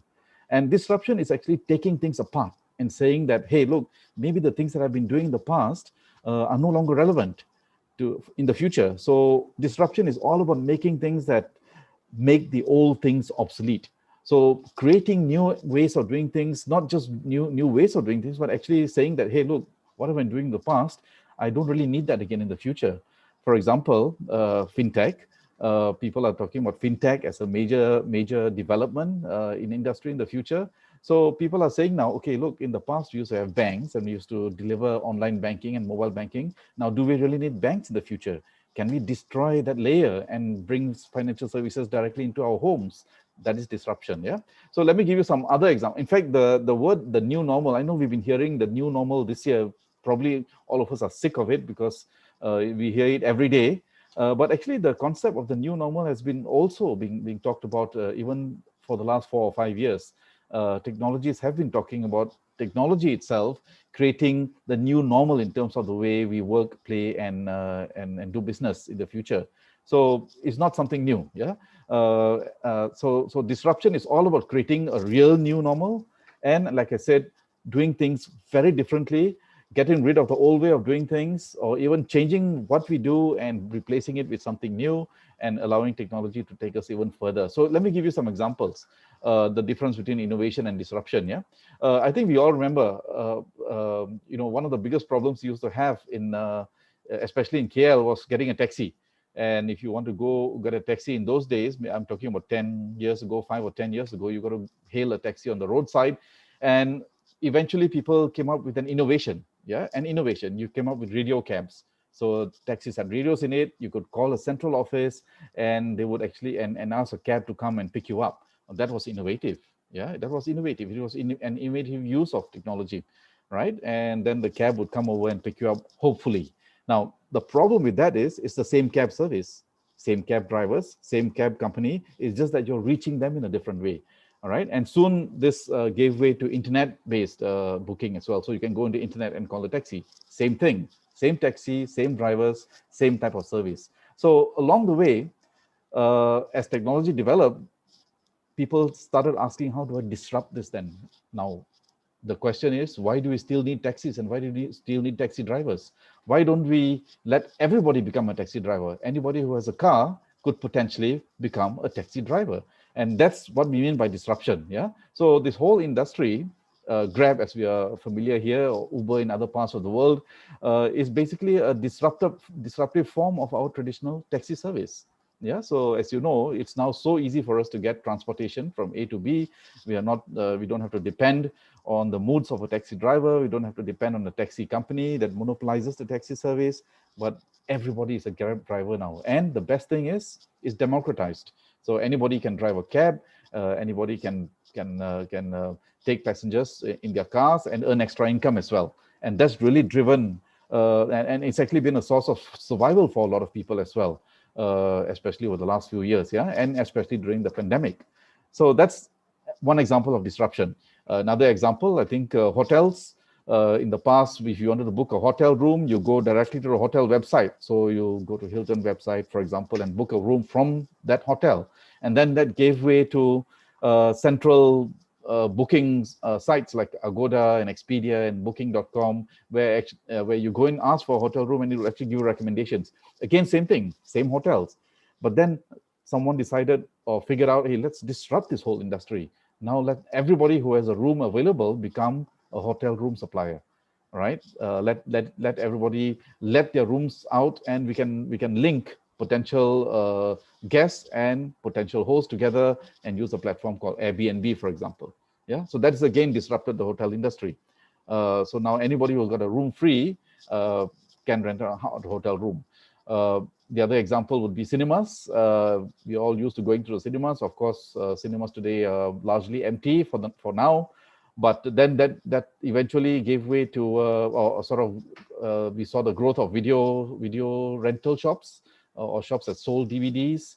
But now all these have also been taken over by online streaming. So today, if you want to watch a movie, you don't go to a cinema anymore. You stream it online. So there's HBO, HBO Max, Amazon Prime, and of course Netflix, very popular in this country, and many other streaming services that are appearing that will enable us to watch movies in our own homes without actually going into the cinema. So that's another form of disruption. So you can see the difference, yeah, between innovation and disruption. Disruption is just changing the whole model, taking things apart and creating a whole new business model or whole new way of doing things, yeah. And the thing about it, I mean, the examples that I gave you earlier, Grab and Airbnb, in your mind you might think, why would I trust somebody and get into his car, a total stranger who doesn't have a taxi license, who you know, and go with him from point A to point B? The answer to that is the technology enables you to develop a trust relationship. It's all part of this trust economy, as they call it, yeah, where the technology enables you to vet the drivers. It enables you to make sure that the drivers are all properly vetted and they've got the you know, do not have the records and things like that, and the vehicles are safe, and all this ensures that we are safe. So the technology now enables us to trust somebody who's providing a service to us, right? And that's very important, yeah. So these are examples of disruption, and we'll see a lot more. So today our lives, I mean, a typical teenager, as those who are watching, I suppose, this is your life today, right? If you are, you know, in 15 to 18 years old, your entertainment comes from Netflix, Amazon, Spotify. You keep in touch with people, not so much through mobile phones anymore, not so much through mobile calls and SMS, but you use smart chat, of course, Snapchat, Instagram, and all other approaches. You look at content, and you also create your own content on sites like Facebook and YouTube. You buy things online, yeah, and also you use a lot of devices. So this is our lives, and these are all platforms for disruption. These are all platforms and devices that we have access to, and people are thinking of new ways and new approaches to bring disruptive technologies into your own home without you having to leave your house. And that is precisely why we've been able to survive this pandemic. Now, I can tell you, if this pandemic happened about 10 years ago, I don't think many of us would have survived. We would have gone mad, because sitting at home, stuck at home as in a lockdown, as it were, that has gone on for 8 months already, almost 9 months. I don't think many of us would have survived, because the life that we lead is revolving all around this. But because we are sitting at home and we had access to all of these resources at home, a lot of these services, devices at home, we were at least able to lead a somewhat semblance of a normal life. Yeah, and that's down to technology. All right. And if you want to look at examples of disruption, the best example is the automotive industry, where almost every aspect is now being disrupted heavily. Yeah, from the even the creation of spare parts. So today, 3D printing is used to create auto spare parts. So you don't have to actually go through an expensive manufacturing process to create spare parts. You can actually effectively download your own design and print out your own spare parts. And then, of course, the whole issue about electrical vehicles. So doing away with the traditional petrol engines, focusing on electricity as a source of energy. And then this whole discussion about autonomous vehicles. Yes, we know that there's been a lot of work in designing vehicles that can drive themselves. Many of them unsuccessful, some of them still in progress, but we'll get there. Yeah, and so all this is driven by technology again. And parking today, you don't have to go and actually pay parking using there's no human being that you have to pay to. You can book your parking online, and you can pay for your parking online, and you rent cars and drive cars through all sorts of platforms. So the automotive industry is one example of an industry that has been disrupted end to end, right? From the manufacturing right down to the way we use them, yeah? And then the other big area of disruption is financial technologies or fintech, yeah? And these are all areas of fintech that have been disrupted. And that's why I said in the beginning, people are now questioning, do we really need banks anymore? What's the role of banks when you can actually bring financial services directly into your home, where there are companies who can lend you money, you can borrow money effectively without actually having to go to a bank. You can make investments without going to an investment company. You can buy currencies through cryptocurrencies, and so on and so forth. Just a quick plug, at 5 o'clock, my colleague, Professor Nafis, will be talking about fintech. You want to find out more about fintech, do tune in to the virtual webinar at 5 p.m. Yeah, it's very interesting. Yeah, because it gives you a whole new perspective on how financial services will be disrupted in the future, or are being disrupted even now. Yeah. So all this is all the examples of disruptions that have been going on in fintech. Again, like I said, this will be covered later at 5 p.m. Yeah. So most disruption today is driven by and enabled by technology. Or it's technology that has enabled all of this. Yeah. So that's why when people talk about disruption, they actually pair it with the word digital. So when we talk about disruption, we actually mean digital disruption. It's how our life, our work, and our business has been disrupted using technology or developments in technology. Yeah. So then that leads us to the next point. When did this disruption start?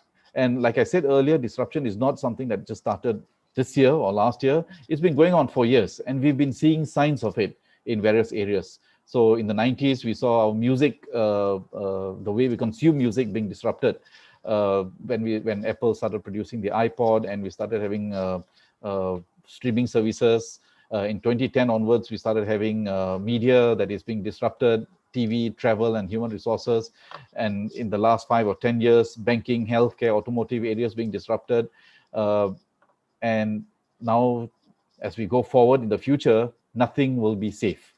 Every safe haven, or every area of industry that were considered to be safe havens will be subject to digital disruption. And that's already a given. Yeah. So the question is, as we leap into our careers in the future, how are we going to make sure that our careers are future-proof, or we make ourselves future-proof? And that's what we want to talk about in this context. Yeah. And another evidence of disruption or digital disruption is, if you look at the most valuable companies in the world, companies of, where the valuation of companies, yeah, over the last 100 years, and if you look at 100 years ago, the biggest companies were, the steel companies, the telecommunications companies, telephone companies, oil and gas, and really big industries. Yeah. And in 1967, maybe 50 years later, 50 years ago, IBM became the most valuable company, because of course, that's the early days of computerization, and computerization was especially at large scale computing. Banks and other large companies were going into computerization. So IBM became very valuable. AT&T, of course, also was involved in the computer industry. Kodak, as you know, today Kodak is, well, nowhere. But and then also the automobile companies. Yeah. But today, which are the most valuable companies in the world? At the top, Apple. Second, Alphabet. Now, Alphabet is the parent company of Google. They own Google, yeah? And then Microsoft, and then Amazon. Okay, this is maybe 2017, but I guess today Amazon would be pretty much up here, primarily because of the pandemic. A lot of people are depending, have chosen to move towards the cloud services. So Amazon has benefited tremendously from that. And then Facebook and so on and so forth. So you can see the top companies in the world are now the ones who are providing digital services, what we are talking about here, who have been involved in this disruption. And this will continue in the future, yeah? And these are, we talk about technologies, which are the most disruptive technologies based on Gartner.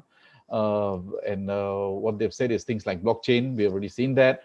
Smart dust, 4D printing. Now try to find out, go on Google 4D printing. It's fascinating. It's where you print not just static objects, but objects that can move.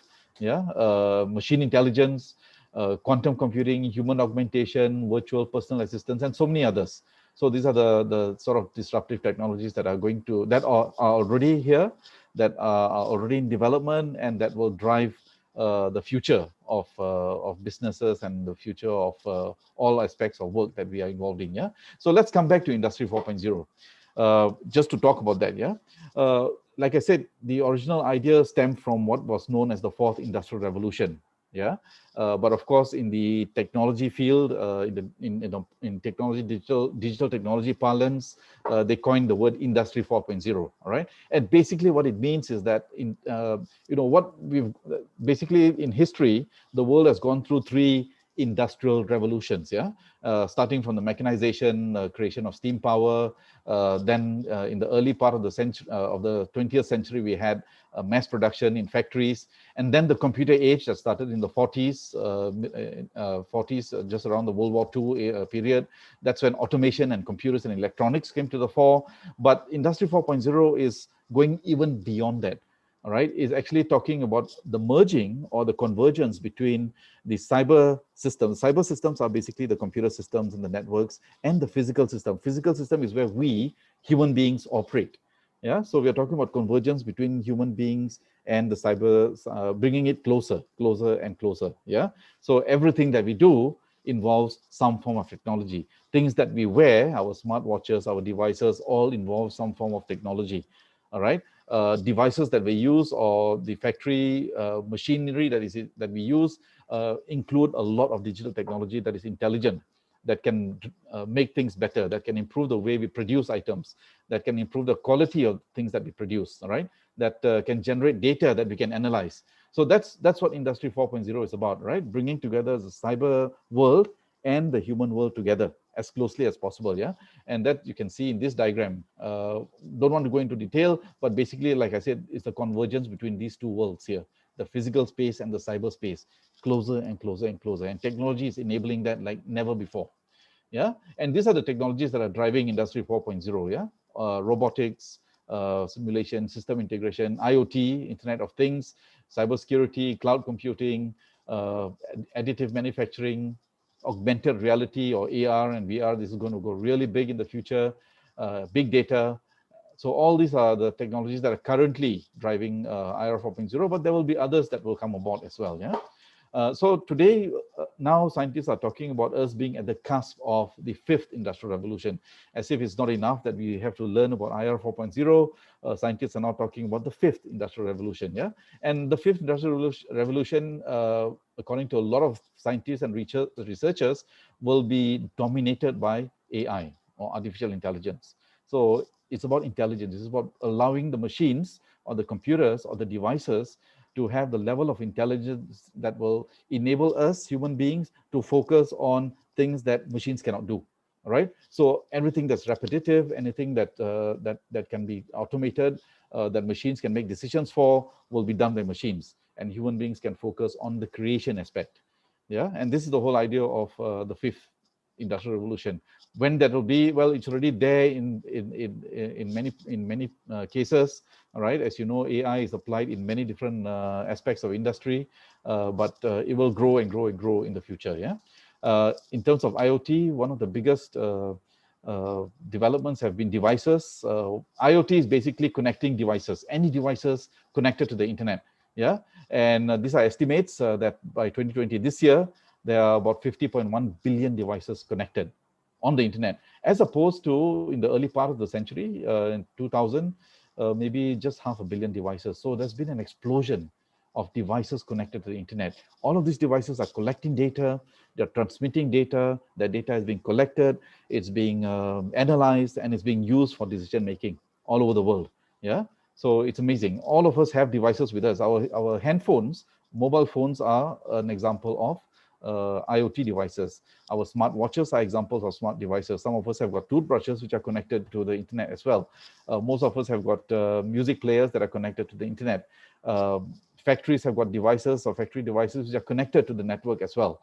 And they are all interacting with each other, exchanging data amongst each other, all right? And improving the efficiency of work and improving the way things are done, so that, like I said, we can improve the way we deliver services to clients, and we can create new ways of doing things. Yeah. And then big data. Big data, basically, because of all these devices connected throughout the world, a lot of data is being generated. Now something has to be done with that data, and that's where big data comes in. Yeah, the use of data analytics tools, the use of all sorts of techniques to be able to transform that data, which is basically noisy, complex, big data in all forms, and create what we call concise, actionable insights. Small data, that means data that you can use for decision making.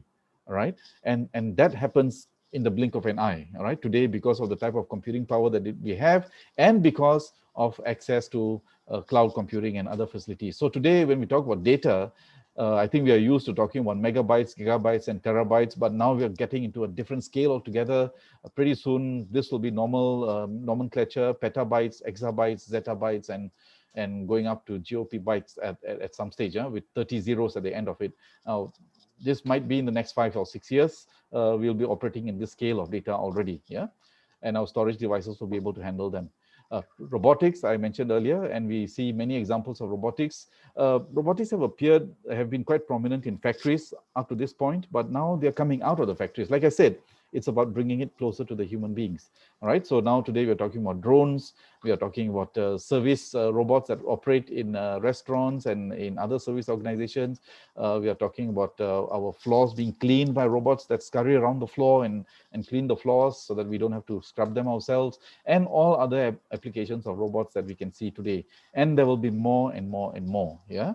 As these things become more intelligent, as technology becomes more and more developed, we'll see a lot more robotics in our lives in the future, yeah? So you imagine in 2009, if you wanted to go and film a movie or a scene from up above, you basically had to rent a helicopter, get someone who's willing to get himself into the helicopter and hold a camera, very dangerous, fly up there and take that movie, all right, or take the video. Today, you don't have to do that. You just send a drone up with a camera, right? So this is how technology has disrupted this aspect of work.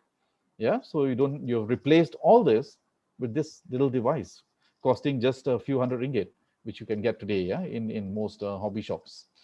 AI, all aspects of technology are being disrupted by AI in autonomous systems, machine learning, deep learning. All these are concepts that will become commonplace in AI. I mean, we already have a lot of it even on our mobile devices.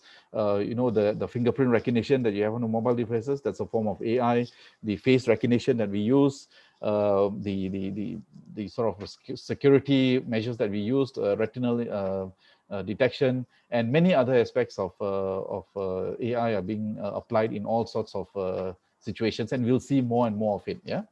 Now, what's also becoming very, very important is the networks. Now, with so much data being transmitted, you cannot afford delays. You cannot afford latency. You've got to have networks that can carry that amount of data and almost transmit it in a split second without any delay at all. Yeah. So that's where 5G networks come into the picture.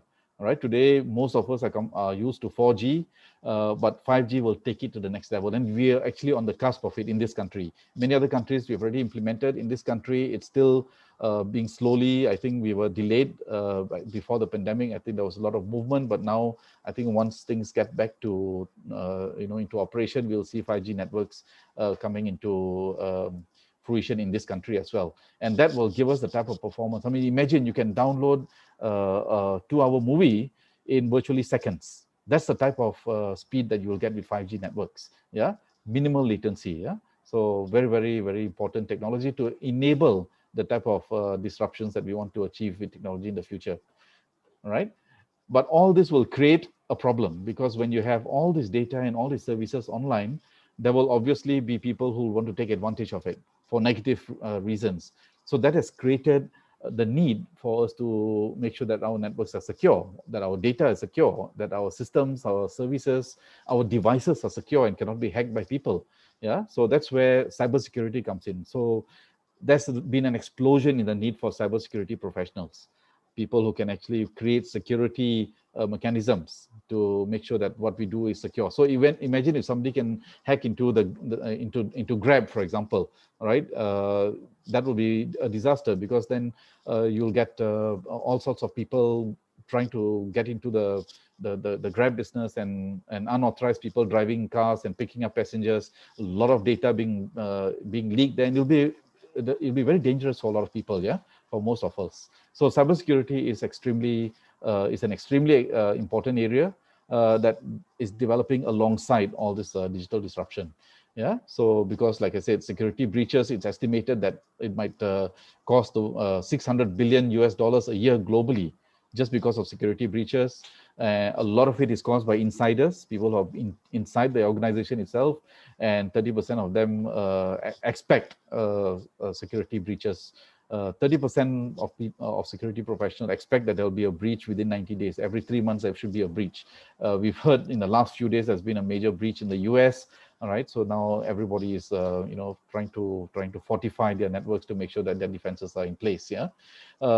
Also, technology also is causing certain jobs to disappear, and these are the typical jobs that that Business Insider, I think, recently produced, and they said that these are the jobs that may not exist anymore in the future because of technology. Technology can take over a lot of what they're doing, which is basically repetitive, predictable areas.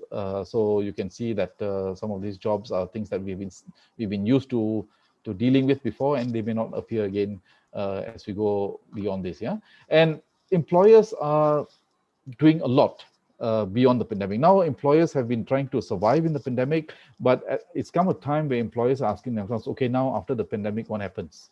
How do we come out stronger? How do we ensure that our businesses continue to grow? And this is from the World Economic Forum this year. It was held earlier this year during the pandemic. And again, 94% of employers surveyed, and this is employers globally throughout the world across all industries, have said that their number one priority now is to accelerate the digitalization of their work. That means they want to explode the amount of digitization that they've been doing. They want to use a lot more digital technology to enable their businesses and to enhance their businesses and to ensure that the businesses can grow. And they want to, and also the concept of working remotely has become a bit more pervasive, a bit more popular. So they also want to make sure that the tools are available for people to be able to work from home rather than coming to the office to work. Yeah, so that has become, like I said, part of the new normal. And that's why then technology has to come into the picture to support all this. Yeah, so everything is about digitization, it's about automation. These are the priorities of employers this year in the pandemic and beyond. Yeah, and the technologies that companies have told that they will be adopting by 2025, and this is again from the World Economic Forum survey. Cloud computing, number one; big data analytics, number two; Internet of Things and connected devices, encryption and cybersecurity, AI, and so on and so forth.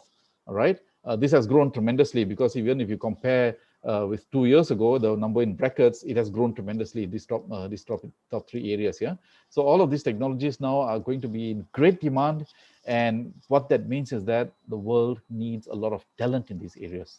Yeah, and we'll talk about talent in a short while, because that's where you come in as a young aspiring technology professionals. Yeah, and the World Economic Forum has also estimated that these are the jobs that are increasing in demand. You can see they all revolve around technology. So data analysis and scientists, AI and machine learning specialists, big data specialists, digital marketing, process automation, and so on and so forth. Yeah, and then these are the traditional jobs. Now, don't be alarmed, all right, because it says here things like accounting, bookkeeping, accountants and auditors. Now, what that means is that it doesn't mean that there will be no need for accountants. What it means is that the way accountants do the work, the way financial professionals do their work, will be very different in the future. So they will become more analysts. They will become people who will depend more on technology to do their work, while they allow the more mundane work of an accountant to be carried out by digital technologies, right? So that means the need for accounting skills and financial skills is going to be even more intense, because you're going to focus more about how we build our businesses and creative ways of developing the economy, rather than focusing on the mundane aspects, which can be taken over by uh, uh, computer systems. Yeah. So traditional, predictable, and routine jobs will disappear, and new jobs requiring greater creativity, innovation, human interaction, and analytical skills will replace them. Right? This is the trend. This is there whether you like it or not. Yeah. So it's estimated that 97 million new jobs will be created out of this, and 85 million old jobs will disappear. Good news is there'll be more new jobs being created and then jobs that will disappear. So it's a great future for us, as long as we can embrace this whole concept of how technology will drive our work. Yeah. So this is another survey that was carried out by a number of organizations, and all of them say the same thing. Yeah, that basically there'll be a change in the nature of workforce in the future, that maybe 50 to 60% of repetitive predictive tasks are at risk of automation. 30%, 37% will be deploying jobs that have radically changed skill sets. So there'll be a dramatic change in the way jobs appear. It's already happening, all right, but it will be even more intense as we go in the future. Yeah. This is a survey. So sorry, I forgot to write that. This is a survey done by PwC, yeah, Price Waterhouse. This was done, I think, a couple of years ago, and amongst employers. And it was said that 47% of jobs will disappear in the next 20 years. 96% of accountancy jobs will disappear due to automation. 39% of jobs in the legal sector will be automated. Yeah. So the way in which accountant works is going to change, dramatically change. All right. We still need accountants. We still need people in the financial services sector, but what they do will be dramatically different, and the way they do it will be dramatically different, because technology will take away the mundane, predictable, and day-to-day tasks, and allow them to focus more on creating new business models, creating new value for the organizations. Yeah. And similarly, in the legal area, lawyers can focus on what they do best, which is lawyering, arguing cases, finding creative ways of putting forward cases, and so on and so forth. Yeah. And not doing the mundane searches that a lot of lawyers spend a lot of time doing. Yeah. So again, is technology coming to the picture again, and it's going to be, like I said, it's going to be even more intense in the future. Now that's globally. What's happening in Malaysia?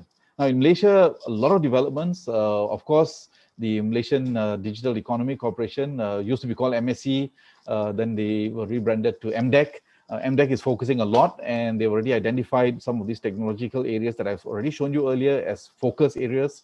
So there's a lot of focus on IoT, on big data, on security, in games as well, computer games, in cloud computing, and also in e-commerce. So MDEC is focusing a lot in developing these areas, and a lot of good work has been done in these areas. And a recent survey by Frost & Sullivan, commissioned by MDEC, indicated that Malaysia's digital talent demand was expected to grow by 15% annually. Right, that was back in 2018. So it is growing 15% annually, and it's estimated by this year there will be 540,000 jobs required. Now you will question, right, during the pandemic, is this still valid? The answer is yes. Yeah, the demand for technology professionals has not abated. Right. In fact, if anything, it has grown, because what the pandemic has done is it has further accelerated this disruption in technology that we've been experiencing before this. Yeah. So in fact, digital disruption has been accelerated because of the pandemic, because we have had to depend on technology much more than we had to depend on before. And life will never come back the way it was before, which means that that disruption is just going to continue. Yeah, so very important point. Yeah, so in fact, one of the very few sectors of industry or industry areas that actually grew during the pandemic was the technology sector or IT industry.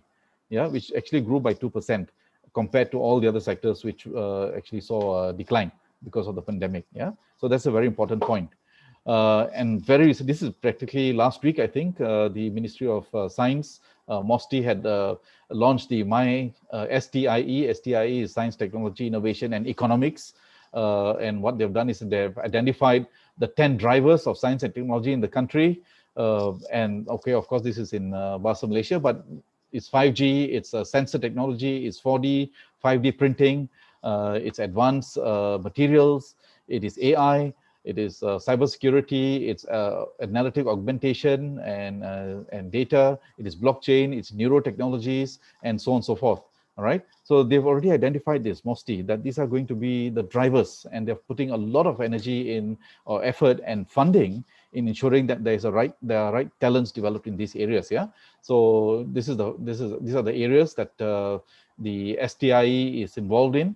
All the shifts that are involved in the STIE. So part of it is basically ensuring that we have got talent that is developed to support all of this. Because at the end of the day, people have to do this. We need digital technologists to develop all these shifts, to actually spearhead all these shifts. And where's the talent going to come from? It's going to come from all of you young men and women who are aspiring to get into careers in the future. Yeah, so you've got to think about how you can play a role in this, because this is not going to go away, right? If anything, is going to be more and more intense in the future. Yeah. So some estimates, some recent numbers, and this is taken from various surveys that are done by MDAC, PCOM, and Graduan, for example. Malaysia's contribution to the digital economy, I think in this few years, or in the next 2 or 3 years, is going to be about 17%. So the digital economy itself is a very big portion of the Malaysian economy. Yeah, 188.3 billion is the value of the digital economy in Malaysia. Annual growth rate of the economy, of the digital economy, is about 12.4% annually. Annual growth rate of professionals, technology professional salaries, this is very important to you, 30.7%. This is average salaries, the growth rate on an annual basis. Average salary of tech professionals in Malaysia, 9,000 plus ringgit. This is the average again. And annual growth in demand for tech professionals, 20.1%. So every year, the demand for technology professionals is growing by 21.1%, but yet the supply is growing at negative 3.7%. So that means the supply is actually reducing. We are reducing in the amount of talent that we have in this country, right? Maybe because there is brain drain, or maybe because of other factors, but we are not supplying enough talent to meet the demand. So demand far outstrips the talent requirement. Yeah. So what that tells you is that there's a big gap. There's a vacuum here, and who's going to fill that vacuum again? It's all of you, young men and women aspiring to get into jobs, yeah, into careers. Just a snapshot. This is just very recently a survey done by Digital News Asia a few months ago. And this just gives you an indication of the type of salaries, low, medium, and high in each of these jobs. So, for example, a cloud engineer with 3 to 5 years of experience at the lowest end would be earning 8,000, at the medium 10,000, and high end 12,000. So these are really very serious careers to get into, to think about. And these salaries will only grow, as we saw in the earlier survey. Yeah. So it comes back to the question: who's going to do all this? Who's going to drive all this development? And who is going to make up all this talent, yeah, in this country? And the answer is you, right? Computing job titles are appearing in organizations every day. New job titles are growing, and more job titles will appear. This is an industry that is very, very innovative. It is extremely dynamic. So job titles appear every day, job titles disappear every day, and you see all these different job titles appearing, and more that will be created. So there's no fixed real job title that you will get involved in when you start working, although generally you will operate within a specific domain of expertise, like security or data analysis or software development or IoT.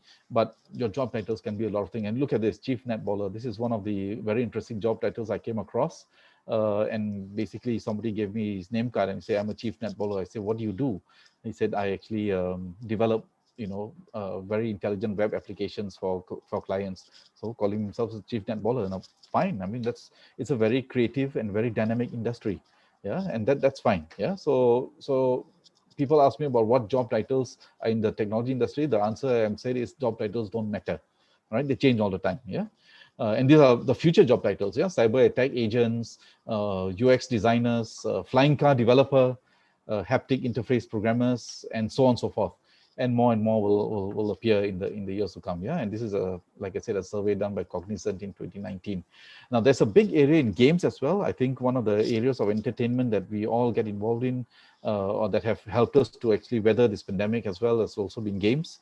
And it's a very, very big industry in the world. And if somebody is very interested in developing games, not just playing them, but developing games, it's a very, very serious career to get into. Game developers become the best programmers in the world, because you not only have to understand programming, you also have to understand graphics, you also got to understand media, you also got to understand physics, because there's game physics involved. So it's a very complex programming environment that you got to get involved in. Yeah, many different roles that you can get involved in. It's a very exciting area, and I think in this country there's a lot of potential as well in the gaming industry. Yeah, so how do you get there? Very, very simple. If you are leaving school, obviously you would most of you would come with your SPM or O-level equivalent. Some of you will go on to do your STPM or pre-U or foundation. And then you can either choose to do a diploma after your SPM, or you can go directly into the degree after your pre-U or foundation, and then you get into employment. Right? Our recommendation is always, after you do your degree, get into employment first. Get some solid experience and then embark on postgraduate studies. But then again, that's entirely your choice. Yeah. So there's no rocket science here. It's a very common route that you'll get into this area, but you have to arm yourself with a qualification. Yeah. In order for you to establish your career in this industry. And what sort of qualifications are available? All sorts. Yeah. So in the IT area, you've got security, cloud computing, network computing, and so on and so forth. Software engineering, computer science, AI, games development, and so on and so forth. All right. So now all of this, and also in accounting and finance, business, marketing, human resources, all of these areas have got very strong technology infusion in it, right? Or technology that enables them, right? So don't be hung up about course titles. When you look at a course title, try not to tie it with future careers. Try to tie it with your interest. What are you really interested in? All right. So whatever you do, whatever you decide to do, make sure you do your level best in it, and make sure you try to adopt technology to support the work that you're going to do after completing that qualification. That's the most important thing. So you choose a course based on your interest, right? Not based on what other people are doing. Yeah, you choose a course based on having looked at it and saying, oh, look, I'm really interested in studying this. All right, because you have to sustain your interest for 3 to 4 years in a degree program. All right, and you can't sustain your interest if you get into a course that you're not really interested in, yeah, or it's not in your passion, not in your area of passion. Yeah, so like I said, right, but that's the course itself is one thing. Yeah, the qualification is one thing. What is really important, more important going forward, is also making sure that you develop other skills. Yeah, and I know I'm just picking up, this actually came out in the Star a few years ago on Star Online, and employers are asked, what's the problem with graduates these days, and why is it so difficult for employers to absorb graduates? What's the problem? Why can what are the issues that limit graduates' employability? And they talk very simple. It's about language, English competency. They talk about English competency. So because communication today is global, it's borderless.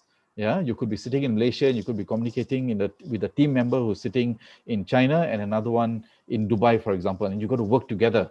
All right. If you can't communicate effectively in the same language, then you've got a problem. Yeah. So the other thing is critical thinking skills. So not just being able to do the normal work that you're expected to do, but be able to think critically. Yeah, being able to keep up in a world that's constantly changing. Yeah, and finally is communication and having a very global mindset. So these are things that employers talk about. So whatever field of study that you decide to take, all right, please make sure that you also develop in these areas. Very, very important. In fact, I would say that this is equally as important as the core area that you study. All right, because without this, you won't succeed. Right. In fact, another survey done by JobStreet a couple of years ago, and they asked employers, what is it that are problems that you see in graduates? 60% of them talk about attitude and character. You can have the best degree in the world. You can have a first-class honors degree from a top university, but if your attitude and character is less than satisfactory, you won't get into a career, or you may not succeed in a career. You may get into a job, but you might not be able to develop your career, right? Of course, most of them talk about English, right? Now, don't underestimate this, right? A strong command of English is even more important now, and is going to be even more important in the future because, like I said, we all operate globally. All right, so communication is going to be very, very important, especially in English. All right, and overall communication skills as well. So you see, employers don't talk about technical capability. They don't talk about your knowledge, because all that is there in your degree. All that is in the subjects that you've learned, in the grades that you've achieved, and they can see all that. No need to prove it anymore. What you need to prove yourselves is in all these areas. Yeah, so make sure that you go into an environment, whatever you study, go into an environment that will develop you in these areas. Yeah, so in fact, you've got to develop all of these attributes as a graduate, as a person who's aspiring to go into employment. Yeah, you've got to be a self-learner, you've got to be a leader, you've got to be creative, you've got to be ethical, really develop into a professional, be very analytical, be very people oriented. So people talk about technology and they think it's all about dealing with computers and machines and programming and all that. That's not true, right? Most of the time you will deal with people, right? So being able to deal with people successfully is one of the biggest success factors of a technology professional, because you've got to lead people in bringing in the technology. You've got to show them that what technology can do for them, right? And if you aren't able to link up with them properly, if you're not able to connect with them properly, then you've got a problem. Yeah, being very adaptable is very important, obviously, because technology is changing all the time, and being hungry for information all the time. Hungry, always searching out for information. These are the attributes that employers are looking for. These are the attributes that will really make you employable, not just for your first job, but for your career in the longer term. Yeah. So what will help you to future-proof yourself when you start studying? Of course, the course is important. Yes, you've got to choose the right course. But more important than that is also the environment. So the campus that you go into, does it support your development as a professional? Does it support your development of those attributes that I showed you earlier? All right. Then the people that you study with, all right. Who are you studying with? Who are your fellow classmates? Are they all in, very from one background only, or is there a diverse background of people that you're going to learn from? Right, very important, because the greater diversity there is in the people that you are surrounded with, the more prepared you are for the future, because having a global mindset is very important. Yeah, and also the experience has to be transformative. Right, going into university or going to higher education is about transforming yourself, transforming from being a school leaver into a professional. That transformation has to happen. All right, if you otherwise you'll just graduate with a piece of paper called a degree, and you'll be nothing more than a qualified school kid, and that's not what employers want. They want persons who are transformed. All right, so you've got to take advantage of your university education to transform yourself, and that involves the course, the environment, and the people, all right, that you surround yourself with. Yeah, very important. So are you prepared for disruption? All right, I hope the answer is yes. And I hope that you will as in these difficult times, this year is a year to forget. I think our focus should be on the future. And so let's think forward. I think a lot of you are probably, maybe those of you in Form 5, you're going to sit for your SPM examinations in February, March. All right, you had longer than most other students in the past have had to consider your career options. So I think you're fortunate in that sense. There's a silver lining there. So do make the right decisions, and make sure that whatever you do, think about how you can future-proof your career, not just get your qualifications. Yeah. Now, that's basically what I wanted to cover. And this is my email address if anybody would like to email me in the future, or you can always drop by at our campus in Technology Park, or join our virtual campus tour on the Star Education Fair as well. Yeah. Thank you very much for listening. Yeah. Thank you so much. We would like to thank you on behalf of the Star and the viewers, as well as Uni Enrol, for the insightful sharing. We have maybe a couple of minutes for one question or two, Mr. Gubadip. Sure. Right. While most of the question, actually, your colleague Regine has answered tremendously. She is doing a very good job there in answering a lot of the questions. So I'm not going to pick every single one, but let me just pick this one. Mr. Gubadip, where do you see Malaysia in the future of AI 4.0? I think Malaysia is well poised to become a leader in this area. And I think a lot of effort is being put in by the government to drive these areas. A lot of investment is going in. You can see in the recent budget as well. There's a lot of emphasis being placed in developing these areas, because actually, honestly, our positioning in this part of the world, in this region, is extremely strategic in Asia, and I think we are also blessed with a lot of natural resources. So we've got all the talent. We've got the raw talent. All right. So I think the idea is that Malaysia is well poised if we take the opportunities that come our way. Yeah. All right. So like I said, the government is driving a lot. All right. And our positioning here in this region is very strong. Like I said, communication and our global networks and all that are very strong. So we can do well, right? But all of us have got to embrace this. Yeah? Understood. Right, next question. The cabotage issue recently in the parliament. Yeah. How is it causing Malaysia moving forward? No, I think that's basically politics. Yeah. So cabotage is basically, as you know, it relates to the repair of submarine cables and things like that. It's politics. I think at the end of the day, Malaysia has to do everything it can to make this environment or the country a very conducive environment for big players from overseas to come and invest in this country. So I think that's just probably that's not a topic that we should touch on, right? I don't understand. So, yeah. Right. Right. Okay, we have time for maybe one more question from Yi Xiong. Okay, Mr. Gopadi, based on the future growth on IR 4.0 and AI, is fintech or blockchain will be the most in demand compared to accounting? Okay, I think you see, you cannot say fintech or blockchain as opposed to accounting, right? Because in order to be able to get into the fintech sector, you've got to understand finance. All right. So accounting is the basic building block knowledge that you need to have in order accounting and finance is the core knowledge that you need to have to get into fintech in the first place. Yeah. So they all work hand in hand together. All right. Fintech is the future of financial services. Well, it's already the current, but it's going to be even more intense in the future. So if you want to get into the fintech area, do a degree in accounting and finance. Learn the core of accounting and finance, but make sure that it's strongly linked with technology and fintech. Yeah. So it's not one or the other. It's all complementary. Yeah. So important. Understood. I hope that answers the question. Okay, actually, with that we have run out of time for Q&A. Sure. I hope the rest of the questions, your colleague Miss Regine will be there to answer them. Or perhaps if it's on the more technical side, they can perhaps email you. For the rest of you viewers, Mr. Gopadi Singh's email address is right there on the screen, so you can capture it, drop an email, and then perhaps you can get the answer as soon as possible. For the rest of you viewing, please do not hesitate to drop by to the booth, the Virtual Education Fair booth, okay, to ask some questions, okay? So with that, on behalf of the Star, on Uni Enrol, and the rest of the viewers, thank you so much and have a thank you, Ken. Merry Christmas in advance. Thank you. Merry Christmas. Thank you, everybody. Thank you. Bye. Thank you so much. Have a good day. Bye-bye. All the best. All right. Bye. Thank you.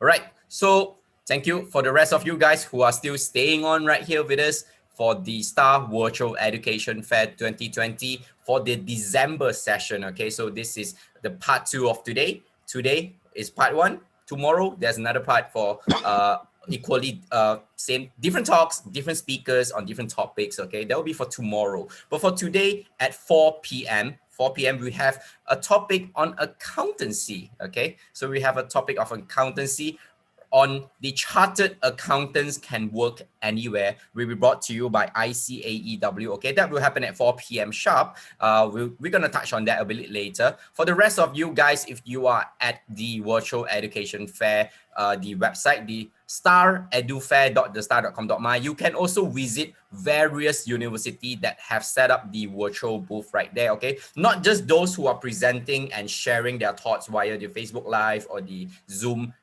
session right here. You can also visit all these various and different universities, and there are people right there that you can visit and ask questions. They can answer all your questions right there, okay? So make sure that you go on to each and every one of the university right here. They have different interests, different topics that you can cover. So if you're into it, just click onto it, go to the Virtual Education Fair booth, and ask the questions that you need. So this is some of the things that you can take note. And on top of that, the rest of you, if you're just joining us, it's almost 4 p.m. 4 p.m. we have a topic on chartered accountants can work anywhere. That is at 4 p.m. And if you have not registered yourself for this virtual edu fair, just go on to the website, okay? staredufair.thestar.com.my. Over there, click register.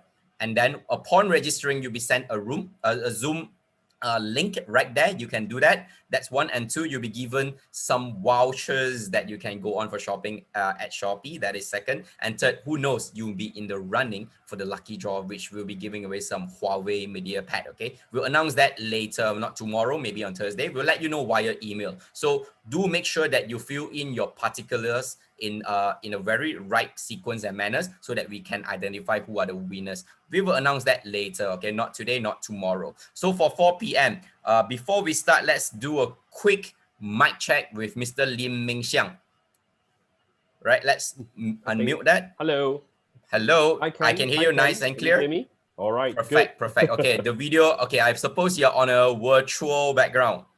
That's right.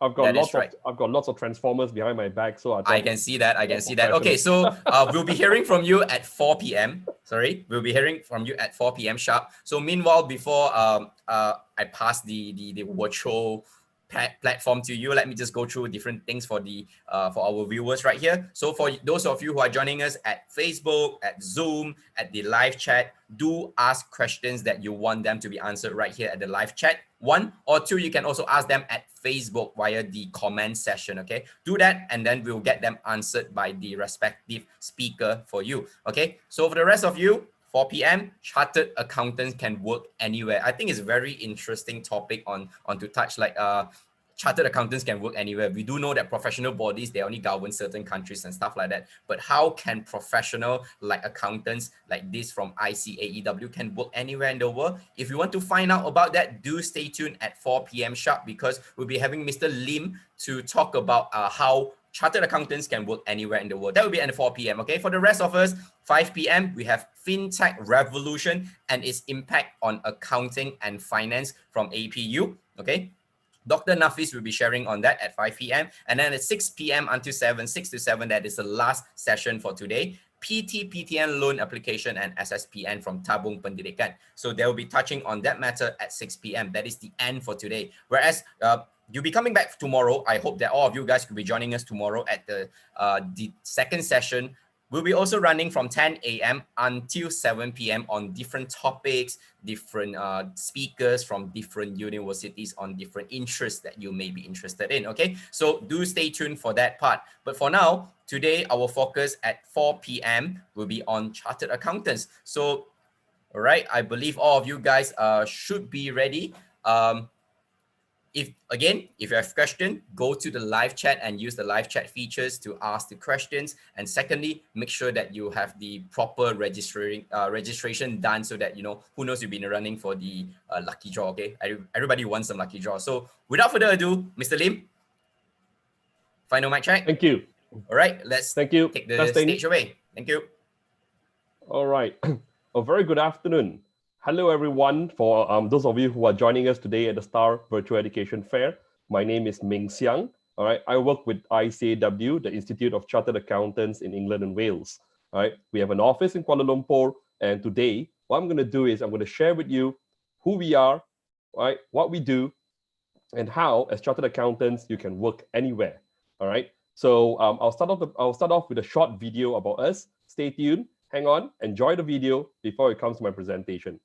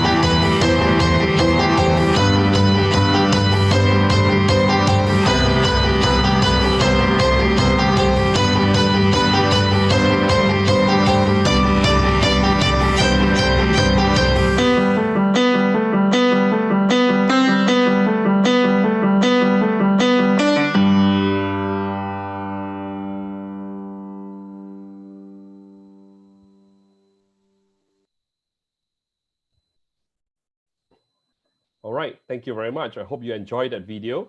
All right, so today what I'm going to share with you is a little bit about us, okay, about ICAW, about what we do, and the qualification, and how you can work as a chartered accountant.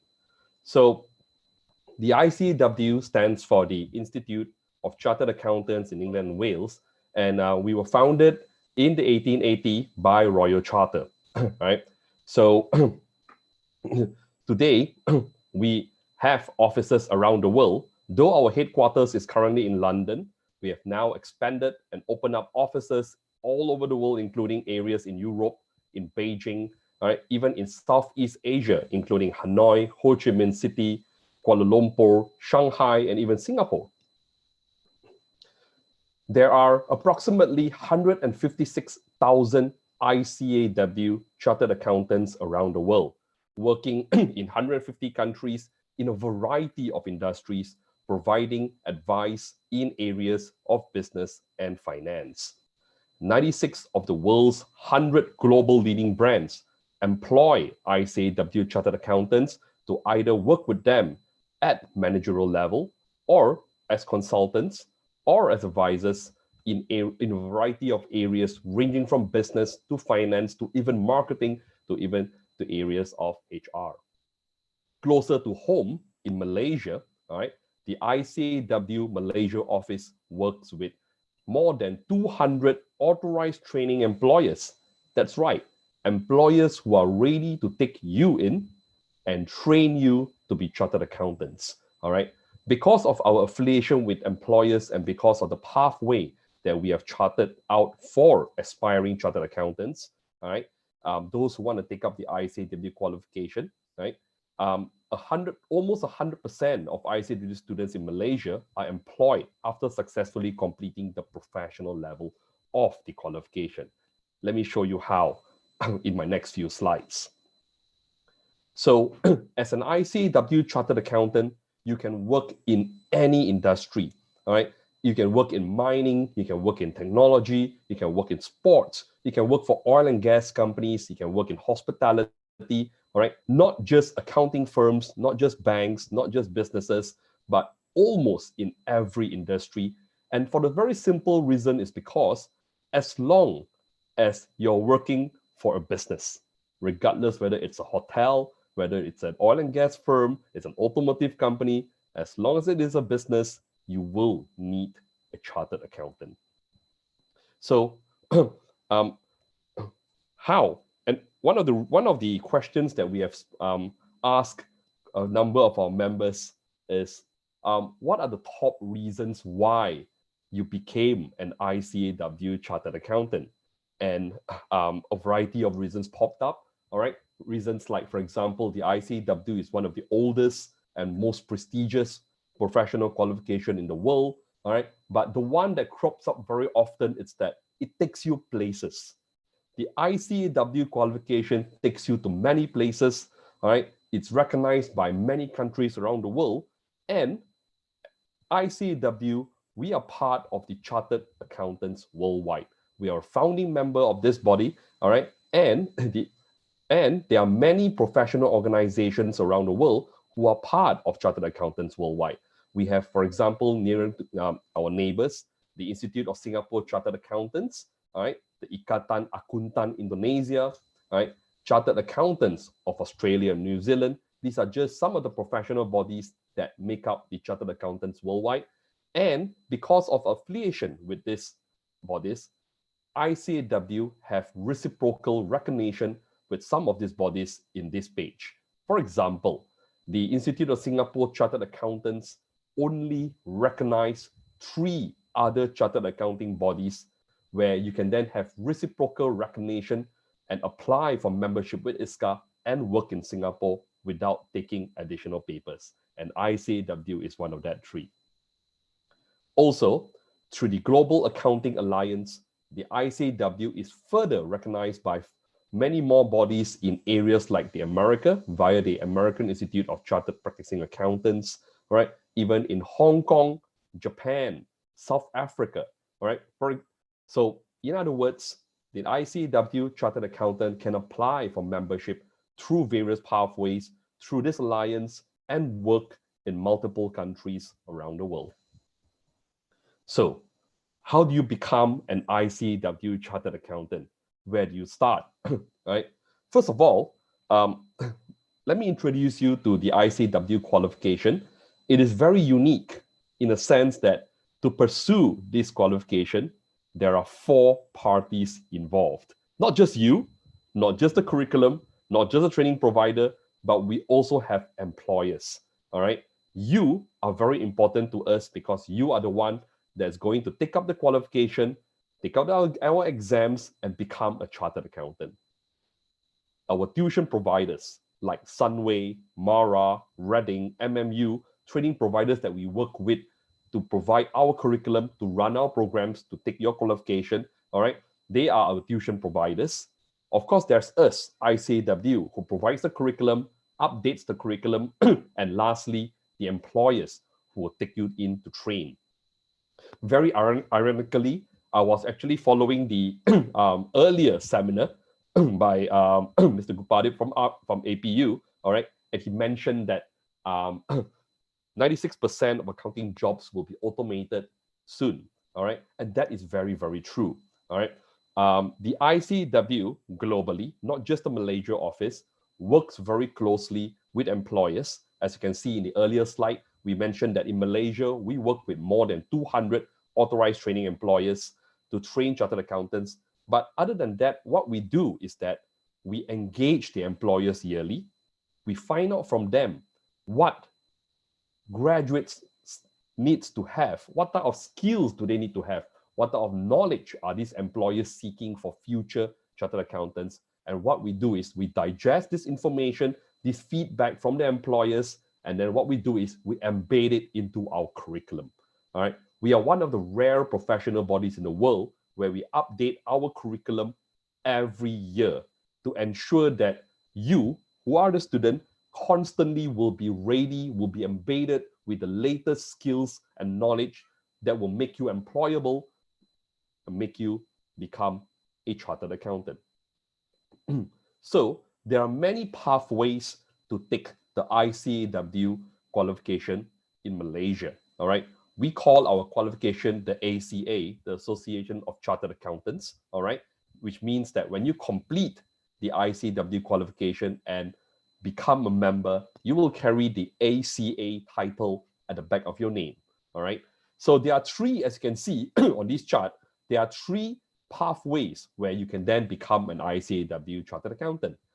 So for fresh school leavers, the very direct route will be to, after your SPM or O levels, to embark and take up the ICAEW CFAP qualification.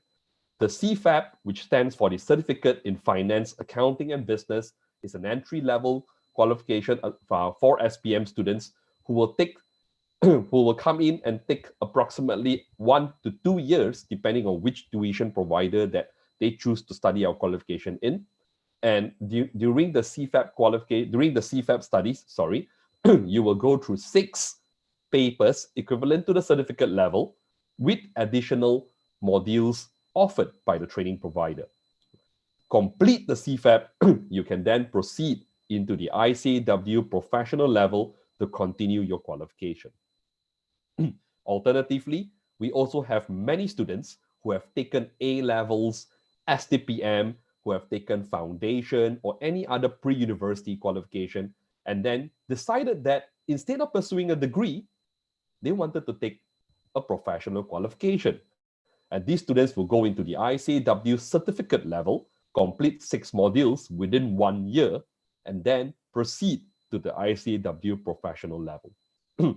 The third pathway, which is very common with a lot of our students as well, is taking a degree or a diploma. All right. So in Malaysia, we work with many universities by providing exemptions, or we call it credit for prior learning, where students from various IPTA and IPTS in Malaysia will be able to gain exemptions from ICAEW and then come in and continue modules at the professional level, right?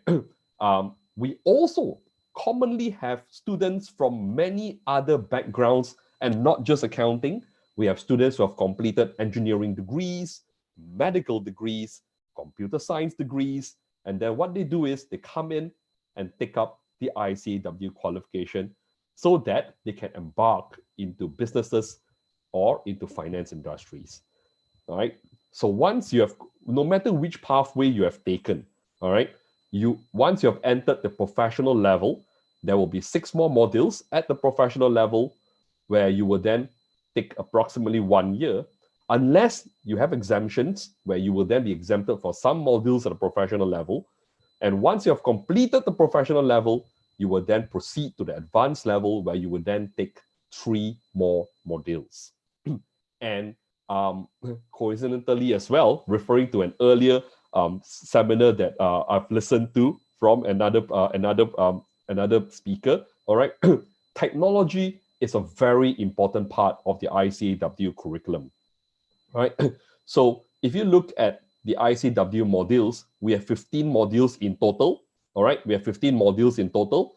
We have 3 levels, starting from the certificate level, which consists of 6 knowledge-based modules. Then you have the professional level, which consists of another 6 modules, and then last, the advanced level, which consists of the last 3 modules, including a case study. All right. And coming back to technology, it is a pillar, one of the most important pillars of our curriculum, where we embed necessary curriculum in artificial intelligence, blockchain, cybersecurity, cloud computing, data analytics, Internet of Things, and digitalization into our curriculum yearly. And we started with AI way back in 2017. All these hack that we have embedded into our curriculum are based on feedback and consultation that we do with our employers regularly every year, like I've mentioned earlier, to ensure that our chartered accountants are constantly on top of what the employers need in terms of skills and knowledge, right? And that's what makes our ICAW chartered accountants very employable, right? As you can see, all these technology are embedded in almost every subject in our curriculum in one way or another, right? And we make sure that every year this technological knowledge or curriculum is updated. So for example, our ICAW students have access to a free Xero, Xero, Xero, which is a cloud-based accounting software, and our ICAW students have access to certification for Xero for free. All right, all our ICAW students have that. Excel, which is a cornerstone of many, many businesses. And in fact, many employers have shared that many graduates who come out from the university, they lack Excel knowledge. And we take that feedback to heart, and all our students have access to free Excel certification as well, right? Because Microsoft Excel will be your best friend once you hit the job market, okay? Now, a unique aspect about ICAW is that it allows you to hit the job market early, all right? And how do you do that? You do it via a training agreement.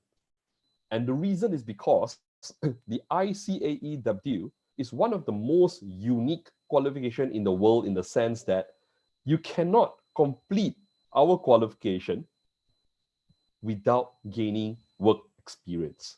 In other words, you can't complete the ICAW qualification unless you are gainfully employed.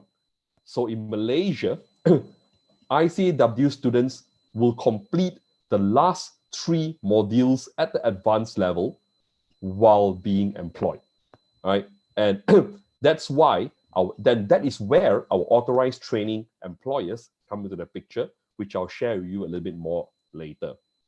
So this comes to the crux and one of the main advantage of the ICAW qualification in Malaysia. So imagine if you're a high school leaver and you've just completed SPM, all right?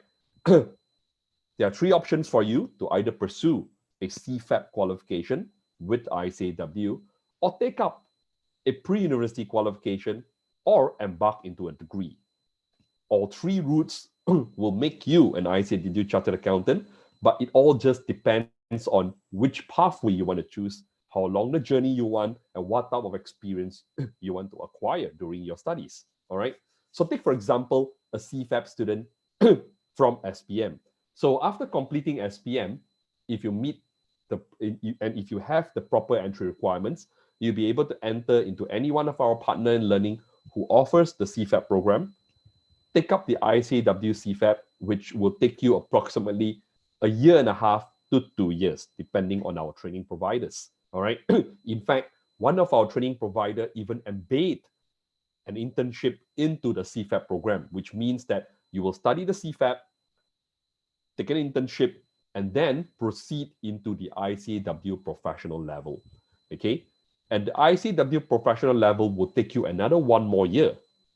And upon completion of the ICAW professional level, you can then seek for employment. So as you can see from the pathway on the screen right now, okay, if you are from SPM, it will take you a year and a half, maximum 2 years. And then after that, another 1 year of professional level, you will hit the job market and be gainfully employed at a maximum of 3 years. Okay, right? That is one of the fastest route to be a chartered accountant, and being employed will give you an opportunity to earn a salary faster at a younger age and build and start to build your experience also at a younger age as well. All right. And while you are studying, all right, you will be going under what we call a training agreement, right, with the employer. A training agreement is a separate contract from your employment contract. All right. An employment contract is something that you sign with the employer to work full-time as an employee. A training agreement is something that you sign between ICAEW, the employer, and yourself, where under this training agreement, you will have to gain the proper practical work experience for you as part of the ICAW qualification, which states that you need to have a minimum of 3 years and 450 days via a training agreement to gain our qualification. And during this training agreement, while you are gainfully employed, while you're earning a full-time salary, while you're working full-time with an employer, right, you must gain practical work experience in a financial or accounting nature. It could be an IT-based job, or it could be a banking job. It could also be something in the automotive industry, as long as it has business and finance functions embedded into your work.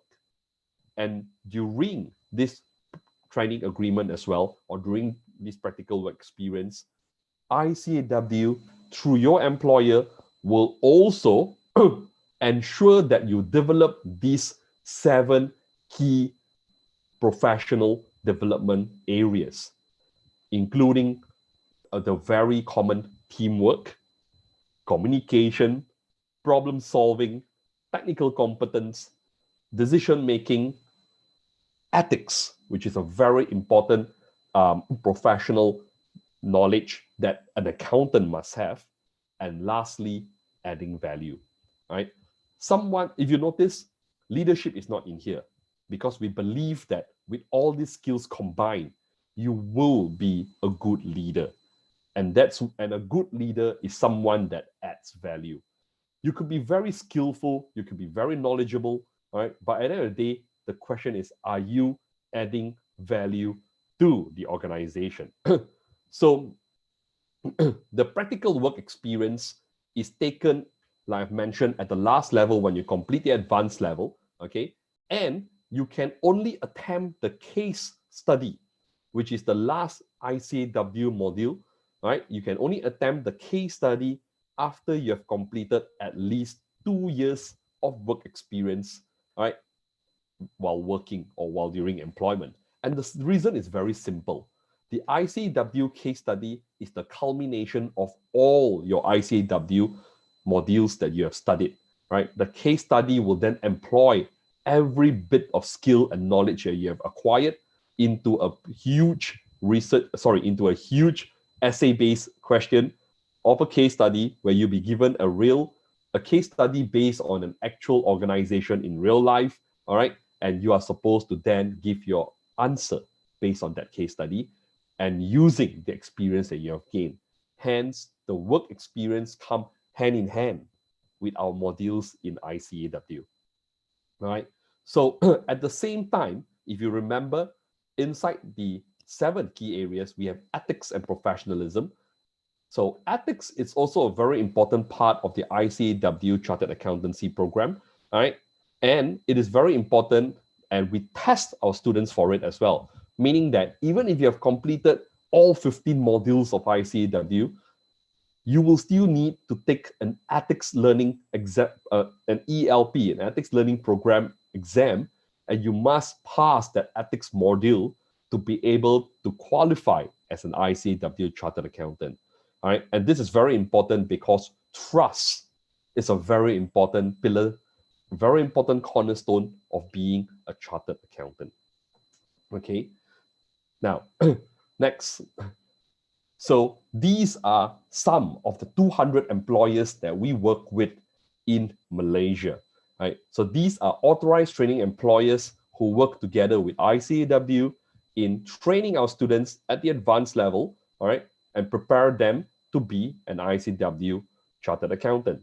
As you can see, as a student, you can actually work and study in a variety of industry, like what I've mentioned earlier in my slides, okay? So our employers range from professional services firms like BDO, EY, KPMG, Deloitte, PricewaterhouseCoopers, Grant Thornton, and UHY, YYC, Morrison, and many, many more. We are also affiliated and work with employers in construction, for example, in organizations like UEM, Mah Sing, Wakoland. We also work with financial institutions and banks like M-Bank, CIMB, Maybank, oil and gas organizations like Schlumberger, Shell, Petronas, hospitality industries like Genting, and many, many, many more, right? In other words, you can practically work with anyone in Malaysia and become an ICAW chartered accountant. All right. So I'm almost coming to the end of my presentation. All right, just maybe another 5 minutes. Okay. So here I'm going to share with you some prominent people in the industry who are ICAW chartered accountants.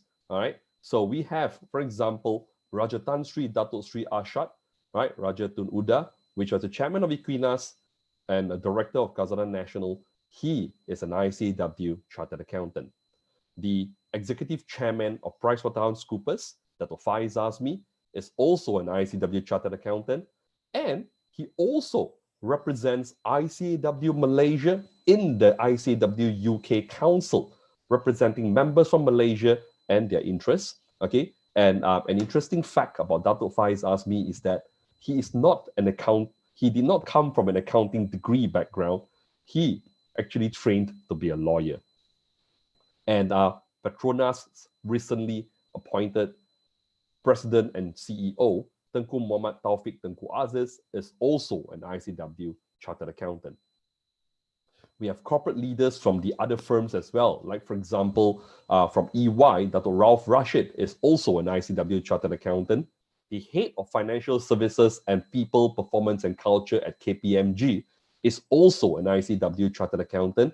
And if you notice, he is the head of HR for KPMG.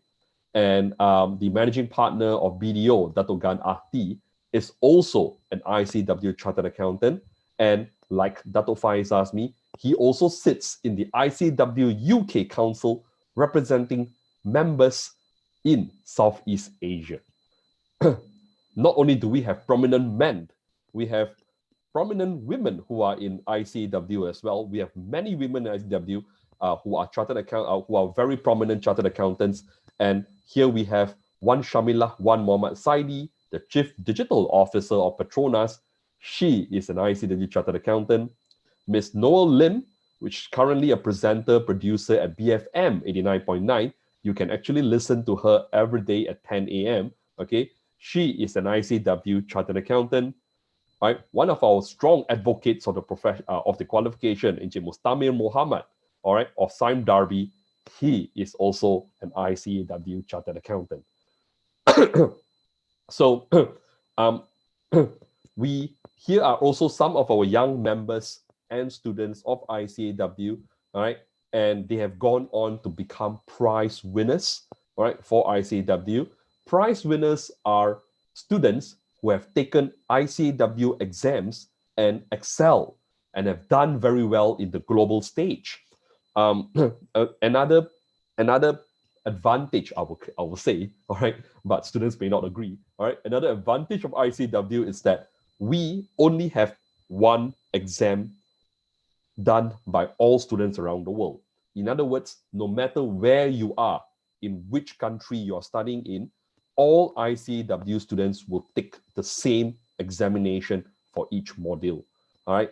So what we have here are 3 very excellent students who have taken ICAW modules and who have scored within the top 10 in the world. And some of these, in fact, all these 3 students have scored first place in the respective modules that they have excelled in, beating students from top universities everywhere else in the world.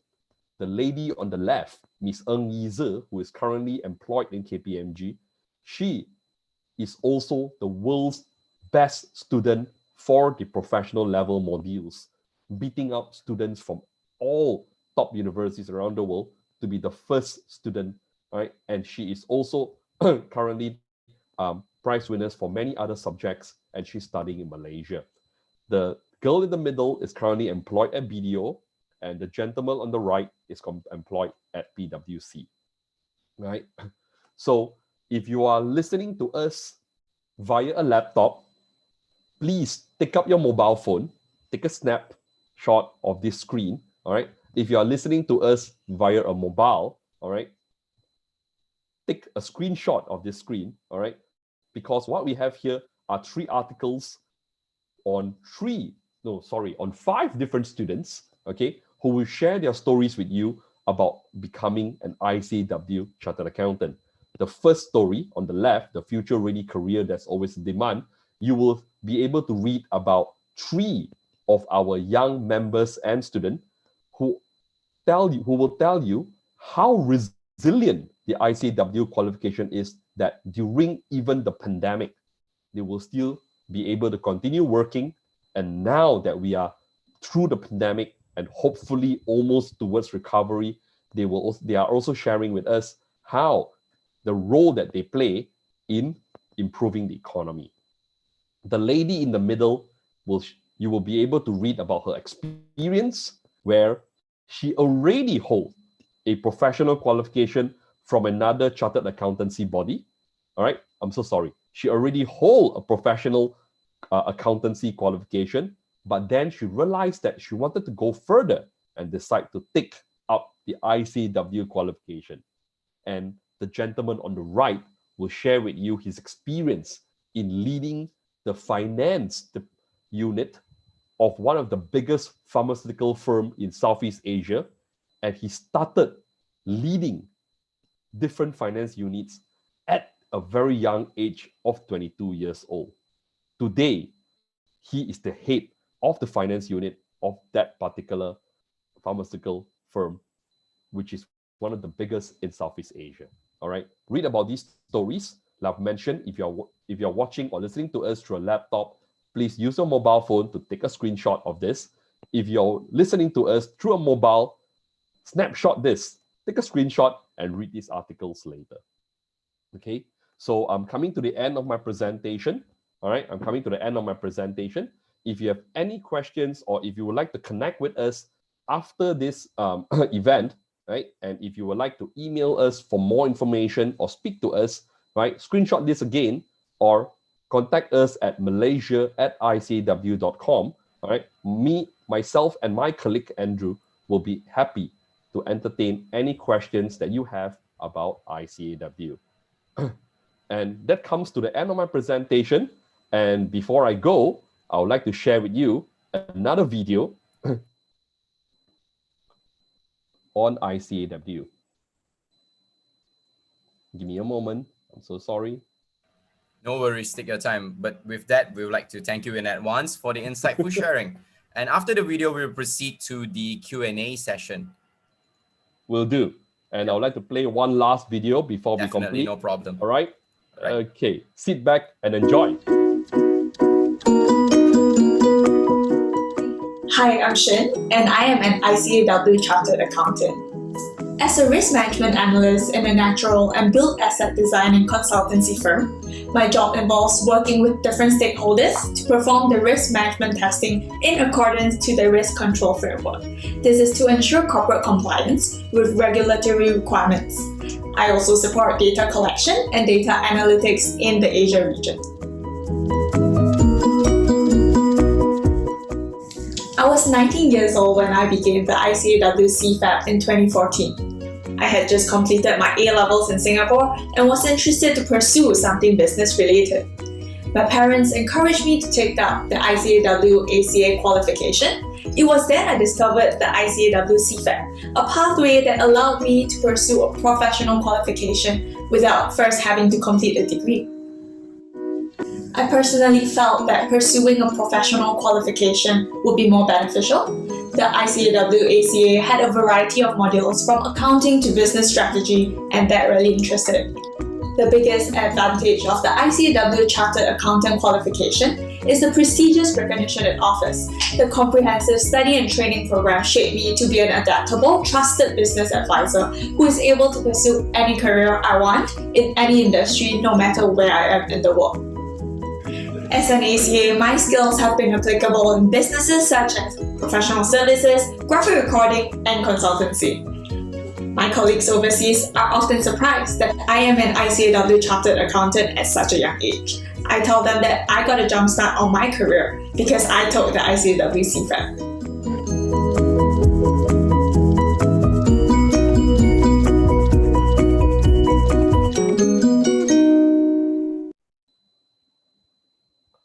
All right.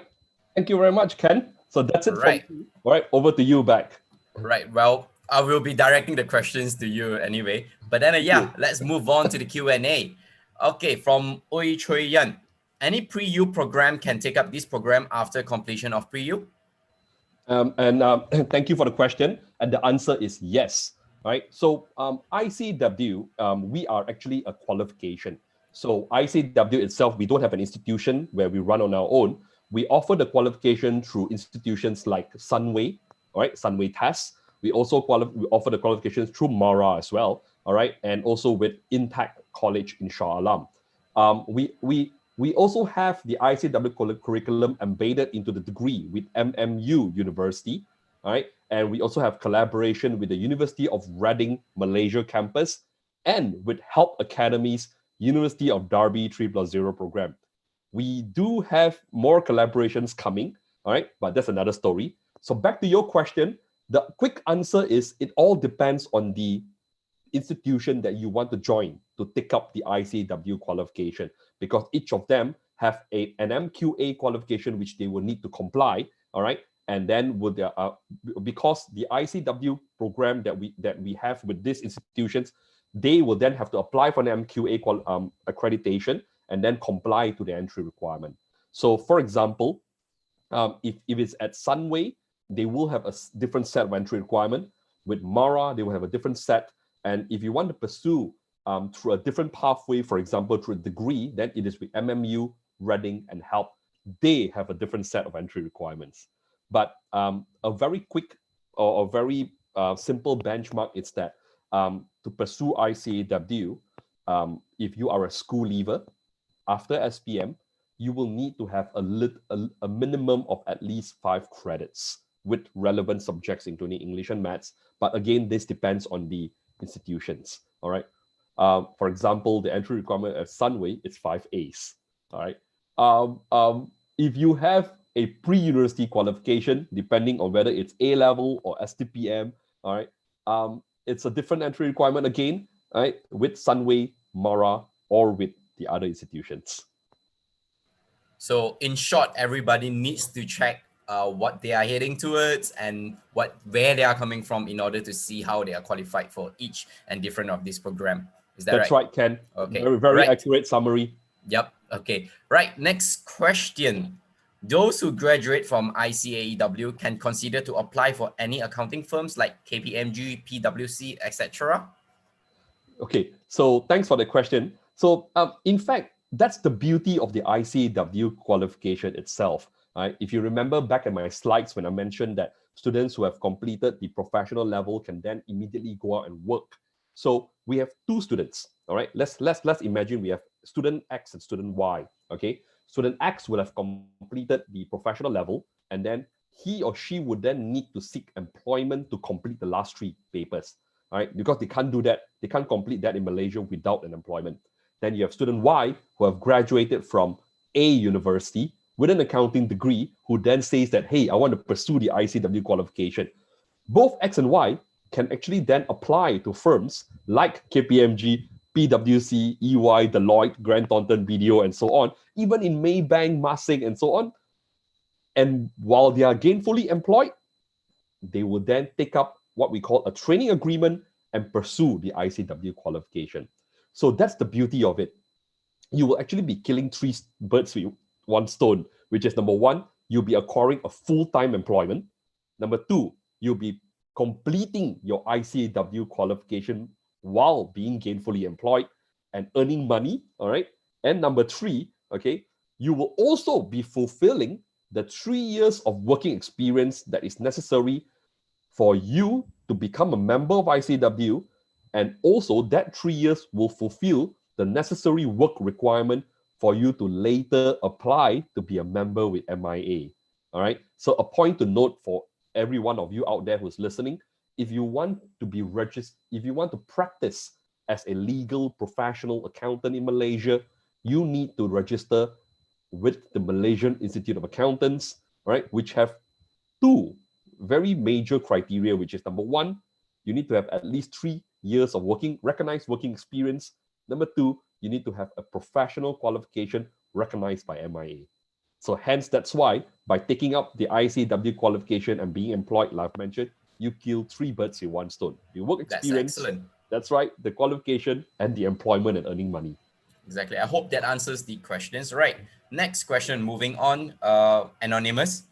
What's the difference between this and ACCA? Ken, let me tell you, that is one of the most common questions that a lot of students ask. Agreed. It's like I ask. This is what I asked one of my cousins-in-law. All right, what's the difference between Honda and Toyota? All right. So basically, to answer that question, the ACCA qualification, in fact, with any other qualification like CIMA, they're all sister qualifications or sister professional bodies from the UK.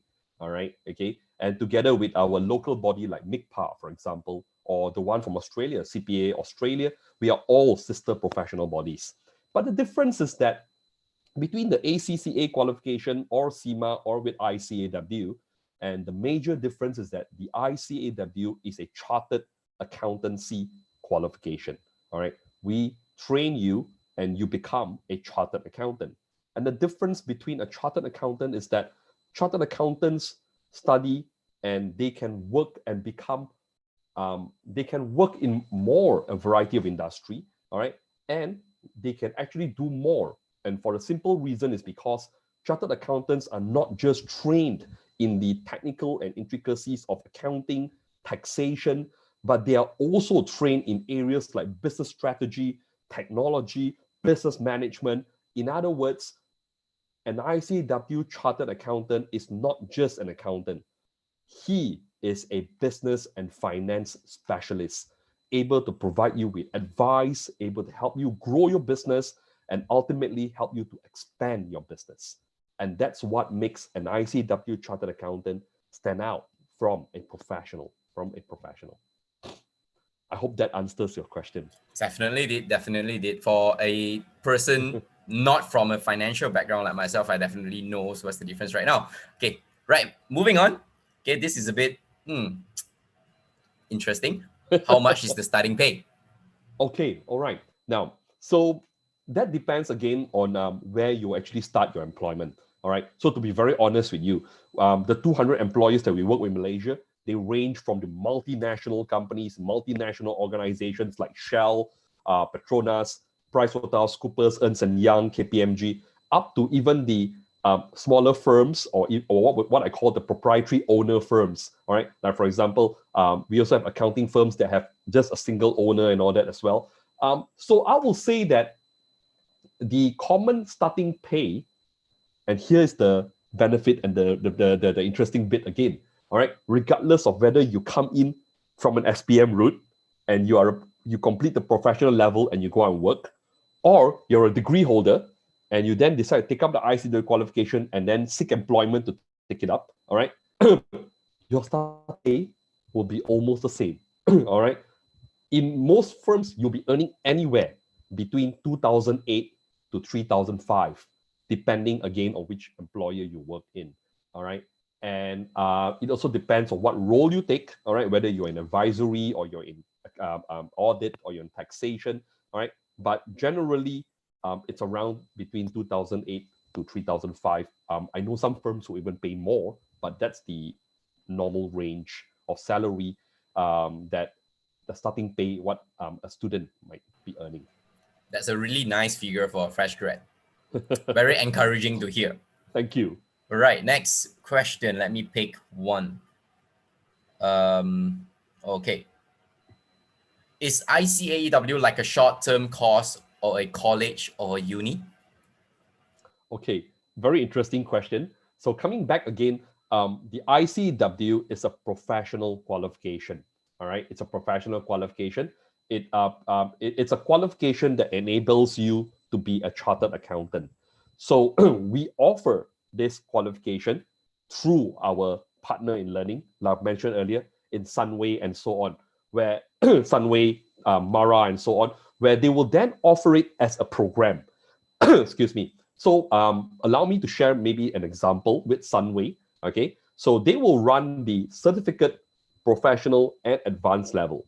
And each level they offer is like a program which you take, okay, which you can then complete at Sunway itself. All right. So you enroll in Sunway as a student and you choose that program as your choice of study. Just like how you will enroll in an institution and say, I want to pursue a foundation or I want to pursue a diploma, but you will then enroll at our partner in learning and say, I want to take up a professional qualification. All right. And that's where you then, if you're a school leaver or an SPM leaver, you start off with the CFAP. All right. Okay. And it's a course of its own. It's a program of its own. I hope that answers your question. Definitely did. Definitely did. All right. Next question. Does student preferable to take account paper in SPM? Will that be an advantage in application for intake? Thanks, Ken, for that question. And I think this is a very common question by a lot of parents and students because from what we are, I don't know whether you're aware of this, Ken, all right? But I think a lot of students are aware that the ACCA embeds the accounting into the SPM and they get an exemption from there as well. The very quick answer to the student or parent who's asking this is that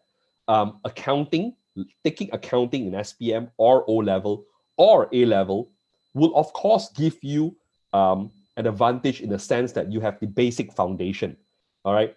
But a very interesting fact that I would like to share with all the parents and students is that a huge majority of our students are non-arts students. They are from the science background. They come from SPM science, having taken physics, chemistry, bio. They come from A levels, all right, and they have taken science.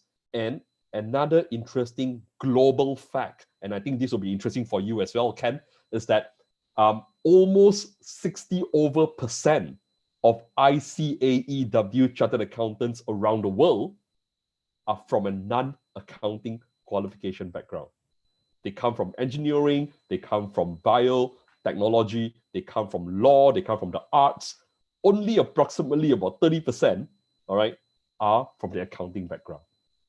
Very interesting. So people usually they are from a science background and moving on to the accountancy. So that's very interesting to know. Very good. That's right. Right. Let's move on to the next question. Okay. What is the passing rate in overall for ICAEW? Okay. Good question. Okay, because I think a lot of parents and students, and in fact, I just had an SMS to a WhatsApp that just came in on my phone. All right, that someone is saying that she's saying that the ICW qualification has a reputation of being a little bit difficult. All right, because of the vast array of curriculum and areas that it covers. Now, the ICW passing rate at our partners in learning is very positive. All right, it's very positive. At most times, the students at the lowest peak, I will say 70% of the students pass. All right, at the highest peak, 90% of the students pass. But generally, on an average, I will say about close to 89 to 90% of the students will pass the modules in ICAW.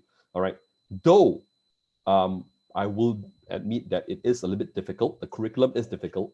But the very good news is that our partners in learning, regardless whether it is in Sunway or it is in Intact or Mara or even with Reading or with MMU, are all very well trained, all right, with the ICW curriculum, and hence that helped a lot. For example, Sunway has been offering our program for 15 years, all right, and in fact, one of their trainers, their lecturers, is also an ICW chartered accountant, all right, and with that experience, they have one of the highest passing rate, and in fact, a lot of prize winners come from Sunway ICW program. All right, so I hope that elevates your fear of the program, and definitely did. That will encourage more students to take it up. I know, right? Okay, next question from Lester. ICAEW is accepted worldwide, is it? That's right. That's right, Lester. The ICAW qualification, it's a worldwide recognized qualification. All right. So as you can see in one of my slides, in fact, two of my slides earlier, which I shared, the ICAW is part of a global network of professional bodies. For example, we are the founding member and part of the Chartered Accountants Worldwide, all right, which consists of, as you can see, many professional bodies in different countries. We are also part of the Global Accounting Alliance, which is also another collection of professional bodies around the world, which basically means that you can take the ICW qualification and work anywhere in the world. So, for example, if you say that, hey, I want to move on and work in Hong Kong, all right, the Hong Kong body will be happy to give you a recognition if you have ICAW, and you can apply for membership with the Hong Kong body and then work professionally in Hong Kong. Similarly with Singapore as well, which we all know that many Malaysian students aspire to go and work in Singapore because of the exchange rate. All right, okay. And the Singapore's, our sister body in Singapore, which is the Institute of Singapore Chartered Accountants, all right, have a reciprocal recognition of ICAW, where you can then apply straight away for membership with ISCA without the need to take up additional exams and then work in Singapore. So the quick answer, Lester, is yes, you can work almost everywhere in the world with ICAW. Understood. So it's worldwide. You can go anywhere. That's why the topic, you can work anywhere. Is that right? Exactly. That's right. Right. Okay, next question. Which is the best learning partner and which is the lowest cost learning partner? Oh my God, that's a very difficult question for me to answer actually, because it will be unfair for any other partners if I'm going to name one or two. But I will say that for a very, very quick summary, I will say that among our partners, Sunway has been offering our program the longest. All right, they've been offering our program the longest. They are very experienced, okay, and their lecturers are very well trained in offering ICAW, okay. But nevertheless, our other partners like Intact and Mara have also been offering ICAW for a number of years with very good passing rates as well. And our students are today happily working in many employers, not only in Malaysia, but around the world. We also have students who have taken the other pathway via a degree at MMU and University of Reading, who have also passed our modules and happily working abroad and in Malaysia as well. So if you are asking in a more specific way, which institution have offered ICAW the longest, I will then say that it will be Sunway, who have been offering it for more than 15 years.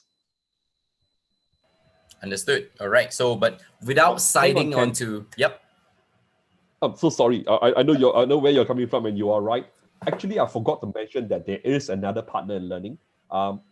Because during the pandemic, I think a lot of us have gotten used to studying online. Okay, Definitely. and one of our partners who is offering ICW is actually Kaplan, right? Kaplan.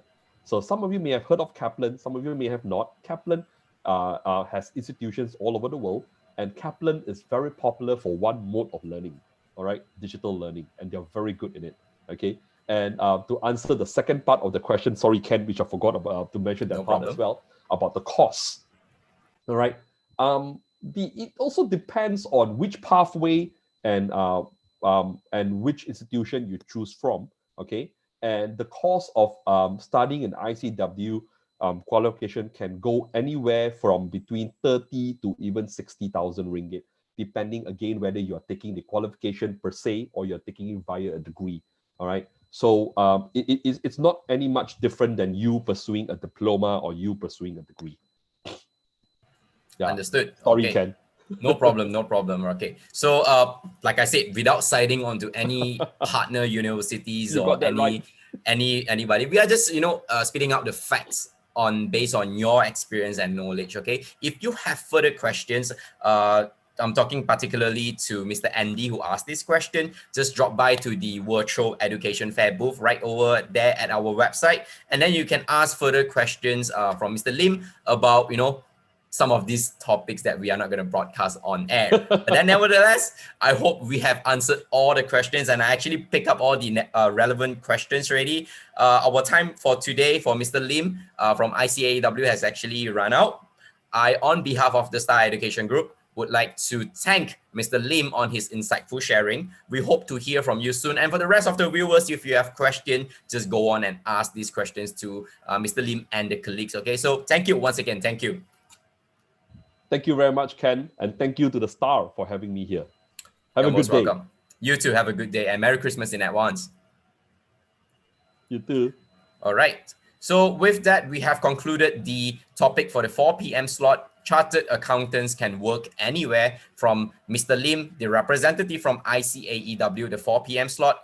5 p.m., we have FinTech Revolution and its impact on accounting and finance, okay? So this topic will be brought to you by none other than Professor Dr. Nafis Alam, okay? So if you did join us for the previous, we call this the virtual education fair back in the end of May, we actually also had Professor Dr. Nafis right here with us to share on FinTech. And I do believe that the last time we were running, a bit short on time. So I do hope that this time we can have everything in a very concise manner from Professor, so that we do not miss out on the juice that he's going to deliver to us, or the informations about FinTech, or the necessary stuff that you need to know about FinTech. That will be starting at 5 p.m. We are 5 minutes away from that slot. Meanwhile, for the rest of you, if you are joining us late, okay, don't worry. Even though if you are late, you can still join us right here for the virtual education fair. All you need to do is head on to the website staredufair.thestar.com.my, register right there, and you'll be given a Zoom link. You can join us right there. That is the first option. Or secondly, if you are already viewing from Facebook, you can just continue viewing from there. Okay, there's no big difference in terms of the streaming, in terms of the time of streaming. You get it live as well. Okay, so upon registering at the staredufair.thestar.com.my, you'll be in the running for some lucky draw. We'll be announcing the winner on probably maybe Thursday or later about the winner for this lucky draw. And the lucky draw might be walking away with a Huawei Media Pad. Okay, so if you want to be one of the lucky person in the running, who knows, it might be just you. Go on and register right there. And then who knows, you'll be the lucky winner to be walking away with that Huawei Media Pad. That's the first one. And secondly, those of you who are joining us also registering via the staredufair.thestar.com.my, upon registering, you'll be rewarded with a 5 ringgit Shopee voucher from Shopee. Okay, so Christmas is near, Chinese New Year is a bit further, but still near. New Year is here. You might want to reward yourself with some shopping. Go on there, okay, claim your 5 ringgit voucher, and then you can, who knows, you 5 ringgit goes a long way. You can get something that you would like.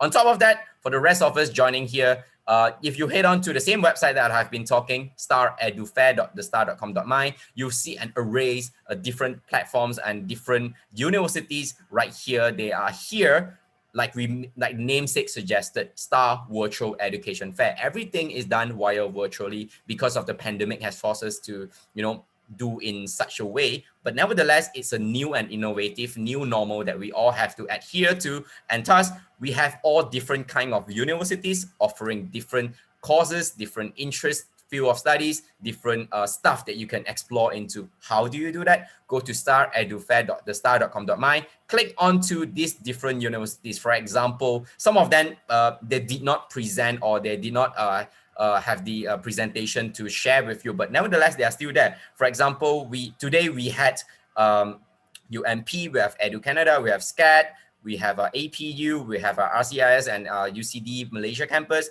And tomorrow we have different universities at the same time, okay?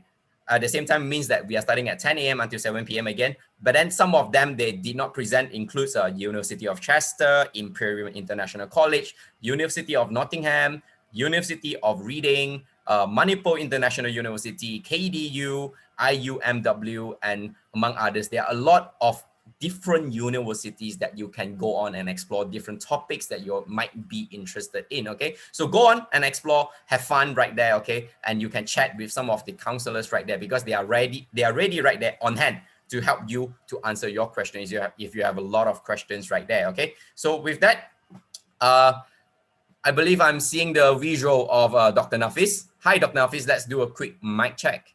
Hi, Ken. How are you? Good to see you.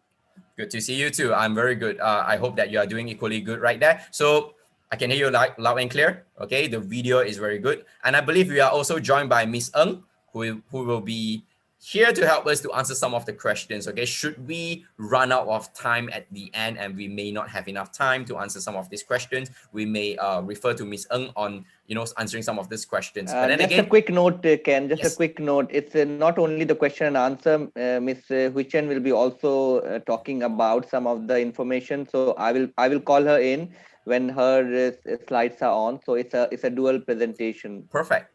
Teamwork. Okay. Teamwork makes the dream work. Right. Okay. So with that, we are just a minute short of 5 p.m. Okay, just a minute short. For those of you who are just joining us via the Facebook Live right here, welcome to the Star Virtual Education Fair. Today is day 1. Tomorrow, day 2, we have different topics from different universities. Right now, for the 5 p.m. slot, we have representative Professor Dr. Nafis Alam from APU on the topic of FinTech revolution and its impact on accounting and finance. Okay, and then that is for 5 p.m. And then at 6 p.m., the last slot for today, we have PT, PTN loan application and SSPN. Okay, so from Tabung Pendidikan, 6 p.m. onwards, we'll be talking on the PT, PTN topic. So I'm pretty sure a lot of you would like to know more about how you can apply for PT, PTN and stuff like that. So if you'd like to know more about that, do come in and join us right here. And then for the rest of you, if you have joined us today, join us again on tomorrow for the next session. Okay, and at the time right now, 5 p.m. sharp. Prof, are you ready? Thank you, Ken. All right. Thank you. Most Thank you. Can you see the slides, Ken? Is it working? Yes, it's working. Very good. So we are good to go? Yes. Okay, thank you. Good evening, people who are joining us today. This is Dr. Nafis, head of school from Asia Pacific University. And I've been joined here by Ms. Huichen, who is our program leader for Banking and Finance program. Hi. And we will be talking about one of the most interesting area, which is on the FinTech revolution and how it is going to impact the segment of accounting and finance. Most of you would have heard about FinTech, but many of you do not know much about FinTech and what the transformation it is bringing to the whole accounting and finance industry.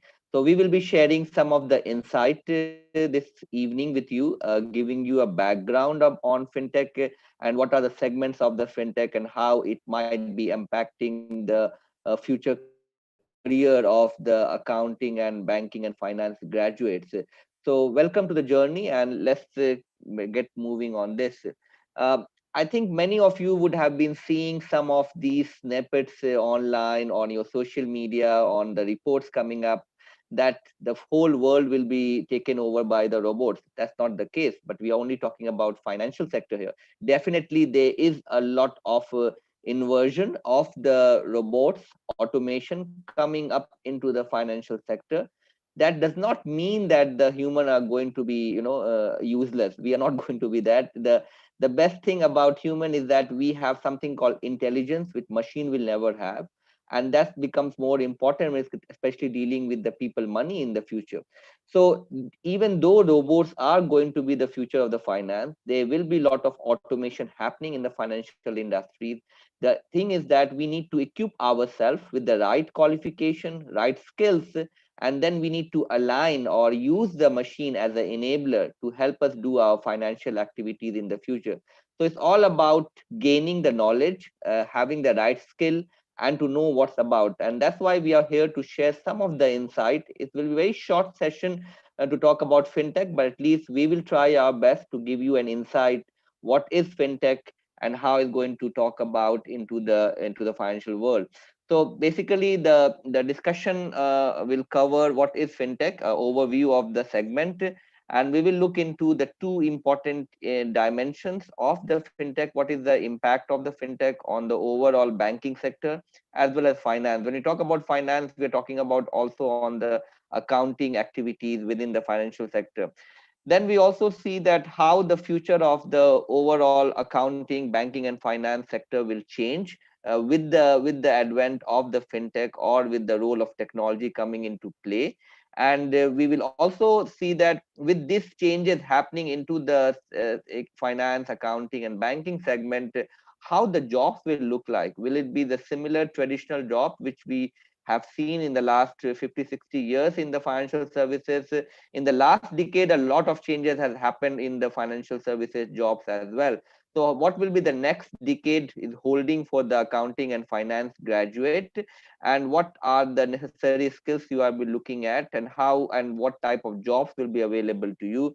And finally, we will also give you a very quick overview of what Asia Pacific University, the first university in the country to have offer both the fintech degree in the undergraduate level as well as the master's level. So again, a bit of a teaser on that, and definitely we will be happy to give you more information offline as well.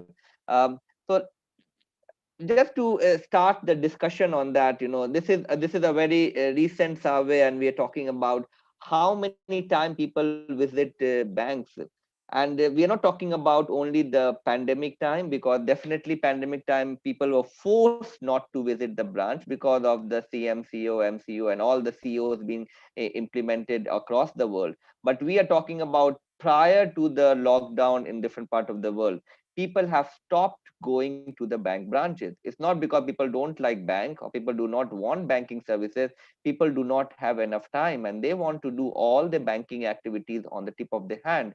So if you can see that almost all the banks in Malaysia or globally have the mobile apps, which you can download onto your smartphone. You can have your website, and you can do anything what you want to do or to your banking services. And that's why people have stopped visiting bank. In fact, if you look into the figures, and these are the global figures, almost 40% of the people have not visited a bank in 1 year. I'm talking about the yearly thing. And even if we talk about the people who are visiting, might be visiting only once in a month, maybe on a payday, or maybe to do some important documentation. So if you look into that, almost 2/3 of the people are almost not visiting the branches, or maybe just going once in a month to do the activities. It means that the branch banking is slowly dying off. It doesn't mean that the banking is dying off, but the branch banking is dying off. And what can be the reason for that? One of the reason is to see that how the banks are transforming themselves. In the early days, some of you who might have joined us will be visiting banks with your parents, or you yourself who are getting some knowledge here. Definitely people who are visiting bank at least few numbers of times in a month to go and do the banking activities.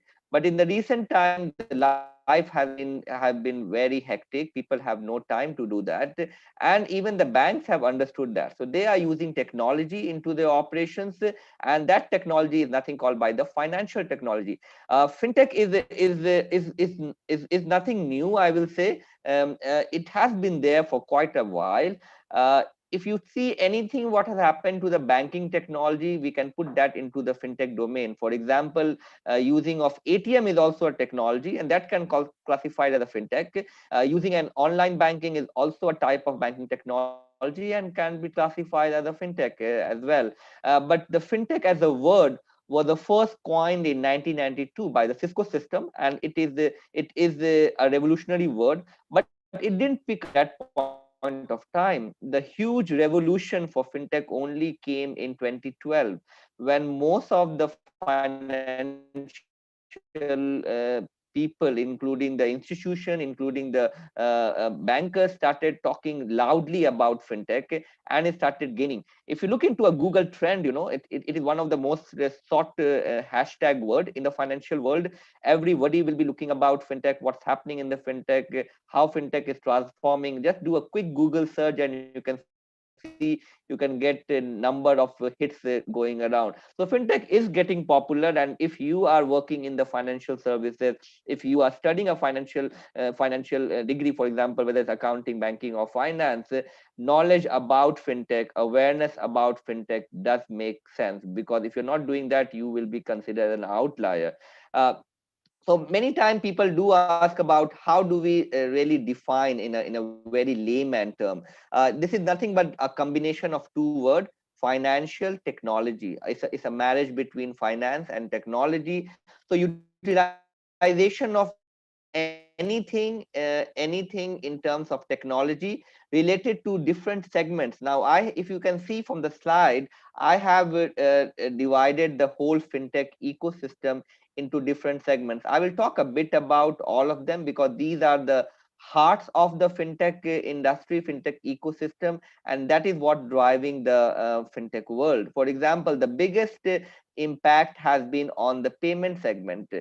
You must have seen that at the moment, due to pandemic as well, people have stopped using cash. So we are talking about a cashless economy. We're talking about a cashless transaction. We're talking about wave. We're talking about using the just using your machine, or you're using your wallet.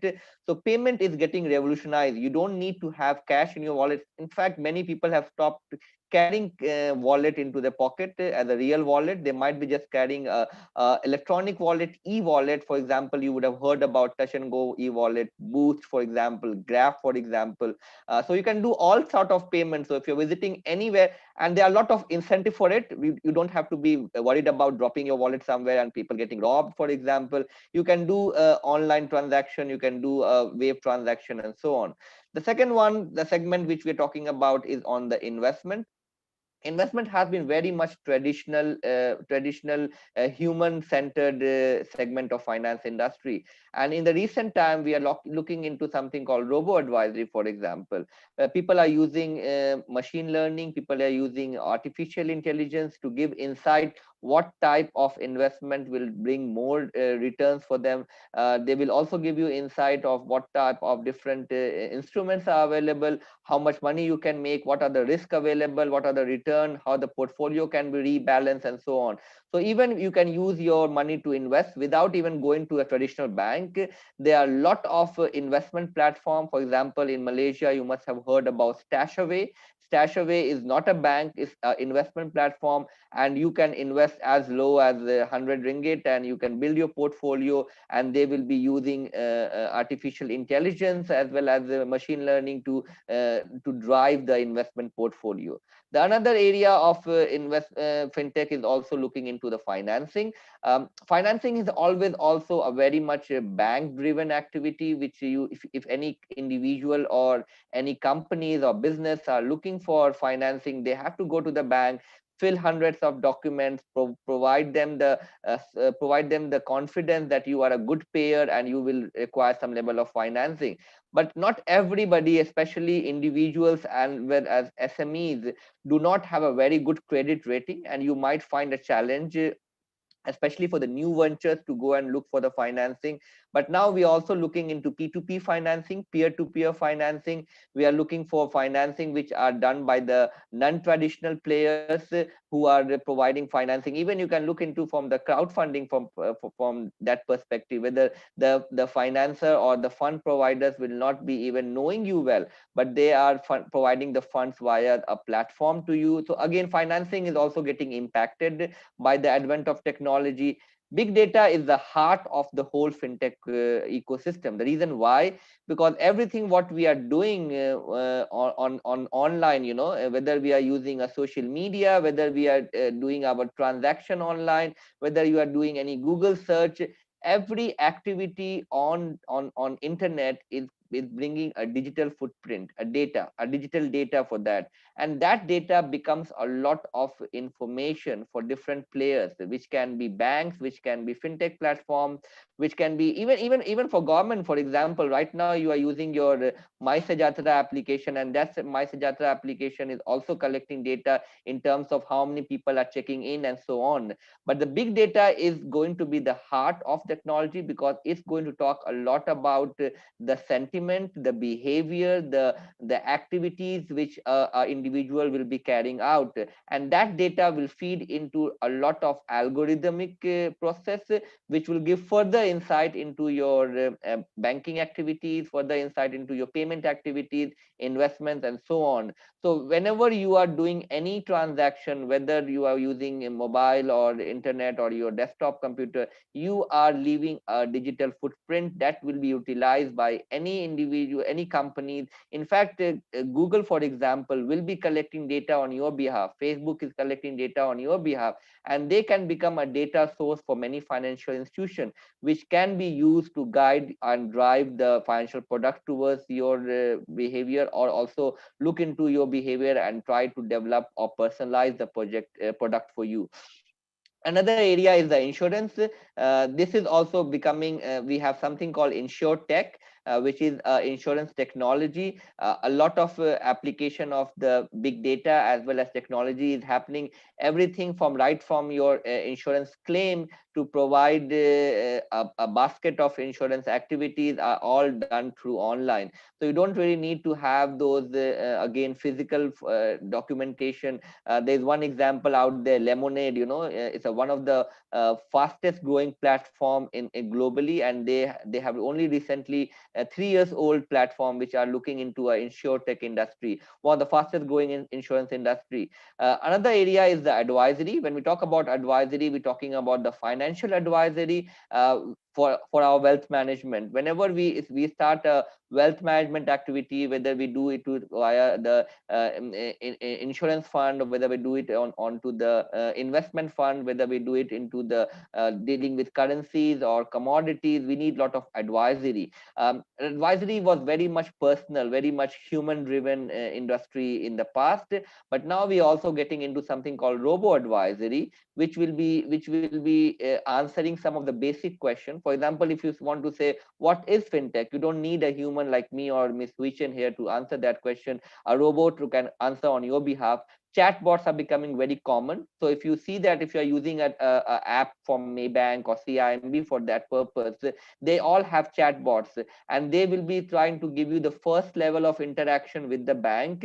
And at the same time, they also give you a robo advisory, a basic thing, what can be a best profile for you in terms of your income, in terms of your expectation for the future, how much you want to earn, how much you want to save for the future, and so on. So all these investment advisory, all these wealth management advisory can be automated and can be done through the platform. So this is the whole ecosystem of fintech. In fact, I teach a module on fintech, and I cover all of these dimensions in 1.5 hour lecture. So it will be very difficult to summarize the basic thing in maybe 1.5 minutes for each of the segments. So a lot of informations are there, but again, for the purpose of the time, we are only looking at the key dimension about it. This is the whole world of fintech which we're talking about at the moment. Let's move on with that. Again, there has been a lot of hue and cry happening into the global world. It's not about that fintech is just a buzzword. fintech is here to stay, and those who are not capturing, or those who are not, or I will say, not being involved with the fintech industry, we are going to left out. For example, if you see that fintech is one of the industry which is driving the venture capitalist investment. If we just see that, we can see a huge amount of investment has happened over the decade, from a very modest beginning of around $2 billion in 2010. The total investment has come down to 55 billion in 2019, for example. And that has not stopped. I have not updated the data for 2020, but you will be surprised, even with pandemic striking and even the whole world going through the crisis, fintech industry is still driving that investment from interest from the venture capitalist. What the reason? Because there have been lot of interest, a lot of demand coming out from the new platform. They want to develop new product, new services, new channels, and these will become handy for people like us, the users.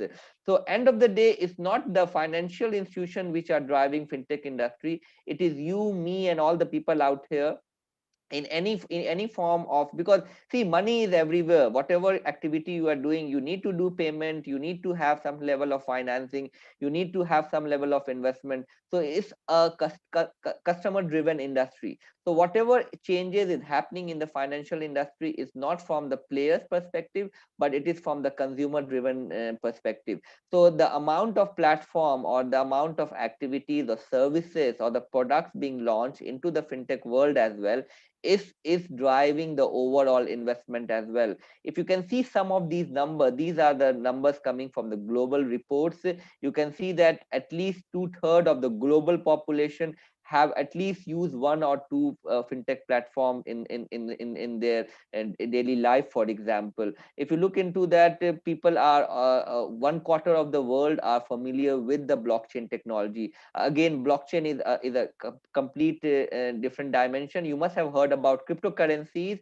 Cryptocurrencies work on the blockchain architecture. It is a distributed ledger technology which have nodes, and which collects information, and everybody part of that particular block will have the information. So it's more like a transparent ledger system where the information is being kept, and the participants of that particular blocks will have the information about it. So people are getting familiar with it. The overall fintech industry is somewhere close to $5 trillion, are giving a lot of opportunity for people to work, people to invent, people to invest, and so on. So it's a growing industry. There is no doubt, and you can see the growth in the last 10 years, and there are some expectation that whatever growth we have seen in the last decade, the new decade is going to be more revolutionary. It is going to be almost double what we have seen so far. If in 2010 to 2020, coming 2021 till 2030, it will be one of the biggest driver of the financial industry, and a lot of investment and activities are bound to take place. Moving forward, again, we are looking into what type of activities is happening here. Not only the users are making use of the fintech, even the financial companies, whether it's a bank, whether it is a wealth management company, whether it's an insurance company, whether it's a financing providing company, all of them are increasing collaboration with fintech. So it's either you work with fintech, or you will be left in the financial world. You cannot simply ignore fintech platform, and that's what's happening in the fintech industry. And that's why we will be talking about why the future graduates need to be aware of what's happening in the fintech. They need to learn about fintech, because all the jobs in the financial services, in the banking services, in the accounting sector are going to be dictated by the fintech knowledge, fintech skills, and the fintech activities happening. Even if we just look into our region in the Asia Pacific, fintech industry is expected to be 72 billion worth, and you can expect this industry to grow further multiple times in the next decade to happen. Also, we can see that many companies are going into the adoption of the blockchain and taking those activities. For example, like if you do a Swift transfer from one country to another, from US to Malaysia, it used to the Swift channel traditionally, which takes a lot of timing, but now the banks are experimenting with the blockchain remittance, the blockchain transfer, which can be very quickly. It can be few hours for the money to transfer, and everybody involved in everybody party to that particular transaction can see the real time transaction. So we are looking into the effectiveness of these financial technologies, which are going to reduce the longer waiting period in the traditional banking sector, and trying to make it more and more customer friendly, user friendly, as well as more and more efficient. Again, many of the graduates and many of the people who are going to work in the financial services, all of you are going to be millennials. Millennial is the one segment of the population which is key to the fintech development. People who are who are in their 20s, in the early 30s, are the one who is going to drive the fintech industry. So whether you are working or whether you are using financial services, you are going to be the driver of the fintech industry. And that's why we can see that most of the new platforms are targeting the millennials, and these will be the driver of the financial services anyway, because all the baby boomers, all the people who are going to retire will be phasing out of the financial services in next 5 to 10 years. So the whole dependency, the whole driving factor, the driving push will come from the millennials, and they will be looking into that. And one important area which we are already seeing about how the millennials are driving financial services, you should look into the Bitcoin. I don't know how many of you have seen the phenomenal growth of the Bitcoin. Bitcoin just passed $24,000 valuation 2 days back, and for the last 2 days they are trading in the range of $22,000 to $23,000. One of the fastest growing value of the crypto industry.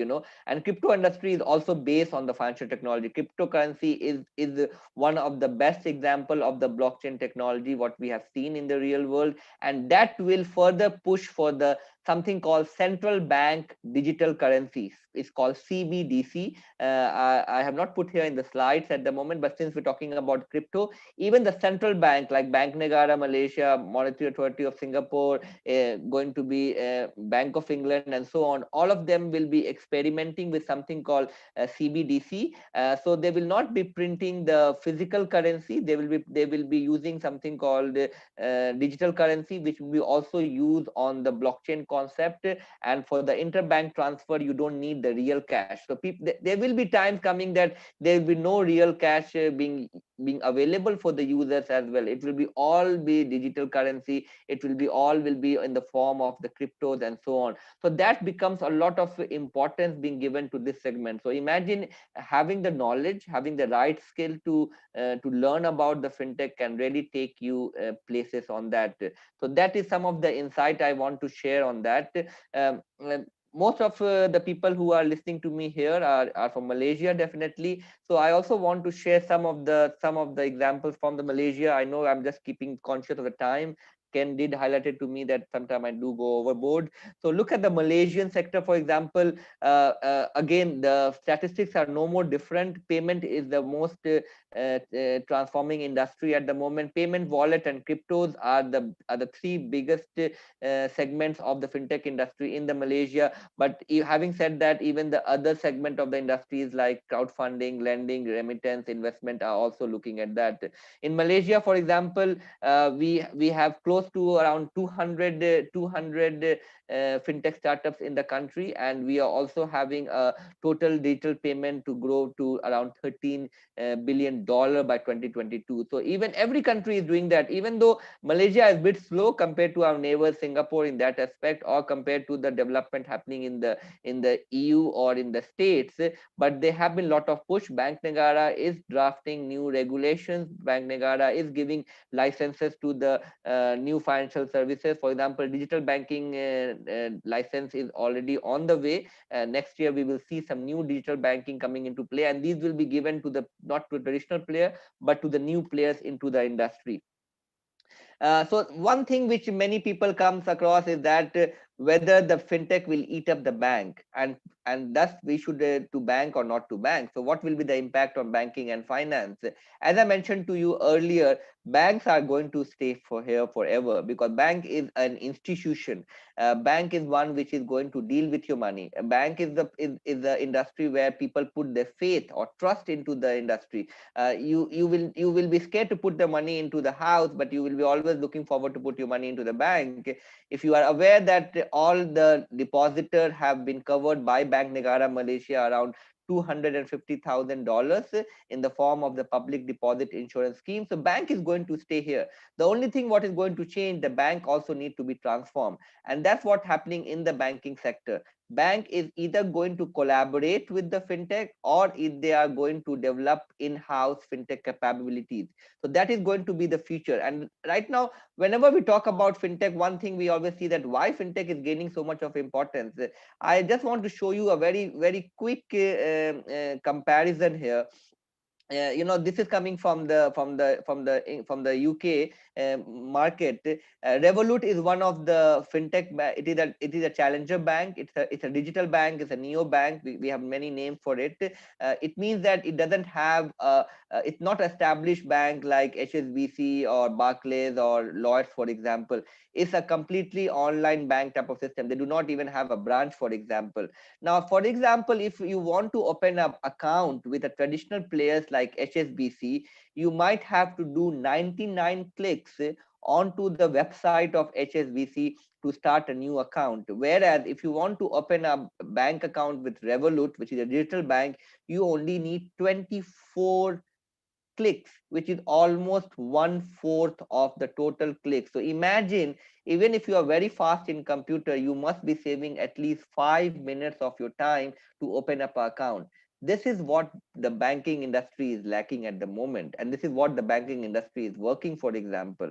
So bank has to really push up their activities in order to compare. Let me go back to that one as well. The another thing which we'll look into, that when we go and apply our documentation to have an active account, HSBC can take 30 days, 36 days. In that way, Barclays is doing good. It takes only 2 days to have an active account. But look at Revolut, which only started 2-3 years back, just take only 3 days.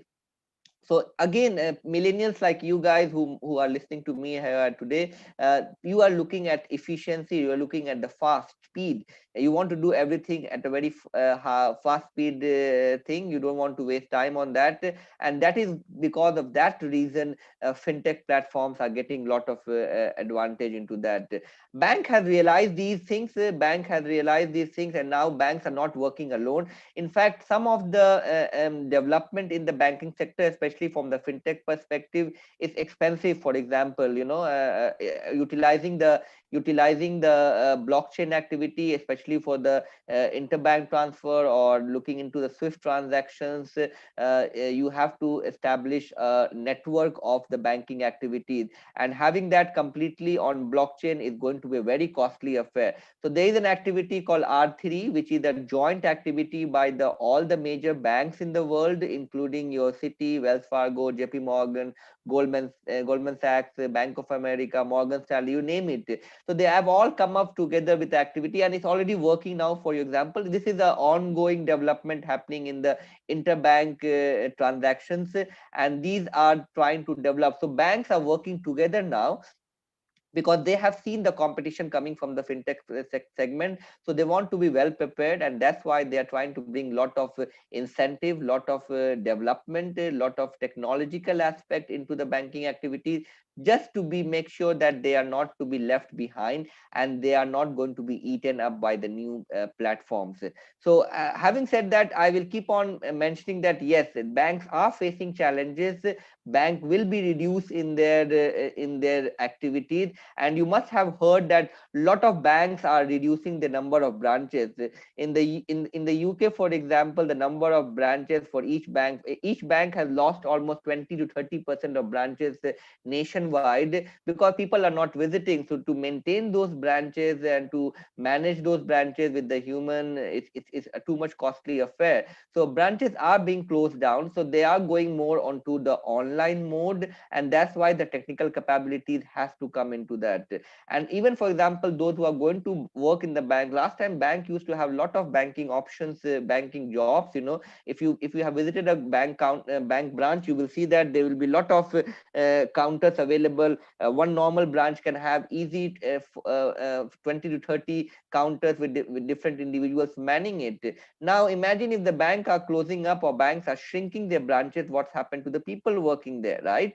So the number of jobs available in the banking sector is going to reduce, but at the same time, people with the right capabilities will be the most sought after. So having a knowledge about what's happening in the fintech world, what are the capabilities, do add value to the banking sector. Again, in order to catch up with the fintech platform, banks are heavily investing. R&D investment has become one of the most important area of the bank investment, because it's all about innovation, where the fintech platform is innovating in transforming the financial services.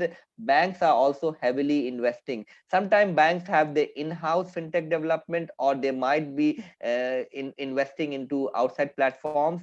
And once they have matured enough, the banks will be able to take up a lot of graduates from the Bank Negara Malaysia sandboxes. For example, Money Match has been taken over by the Hong Leong Bank, for example. So banks are buying up the fintech platform. Banks are investing into the innovation, into the fintech services.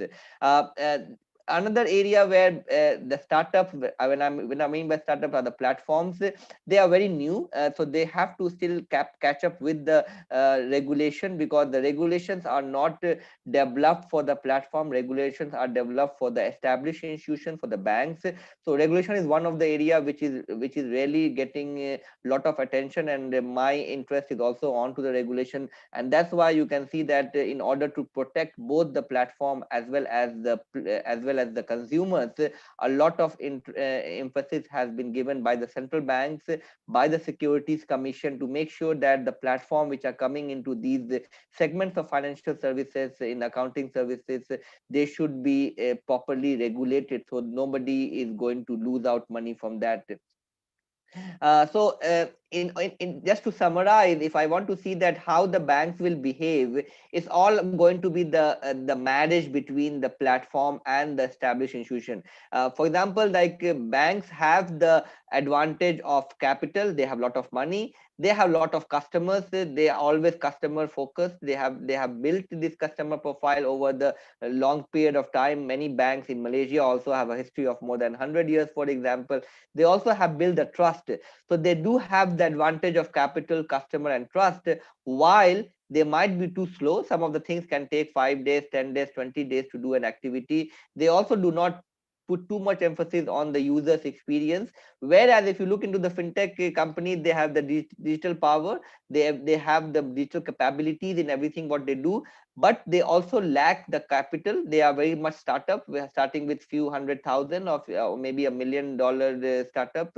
They have very few customers, but they are growing customers. Numbers are slow, but the growth is definitely there. They also have lack of trust because they are new, they are not regulated, but they also have the advantage of the agility and innovation. If we combine these two, you can see there will be a powerful combination between the two, which will the fintech financial institution, which will have the combination of the digitization, have the combination of the agility, and they bring a lot of capital, customer, and trust.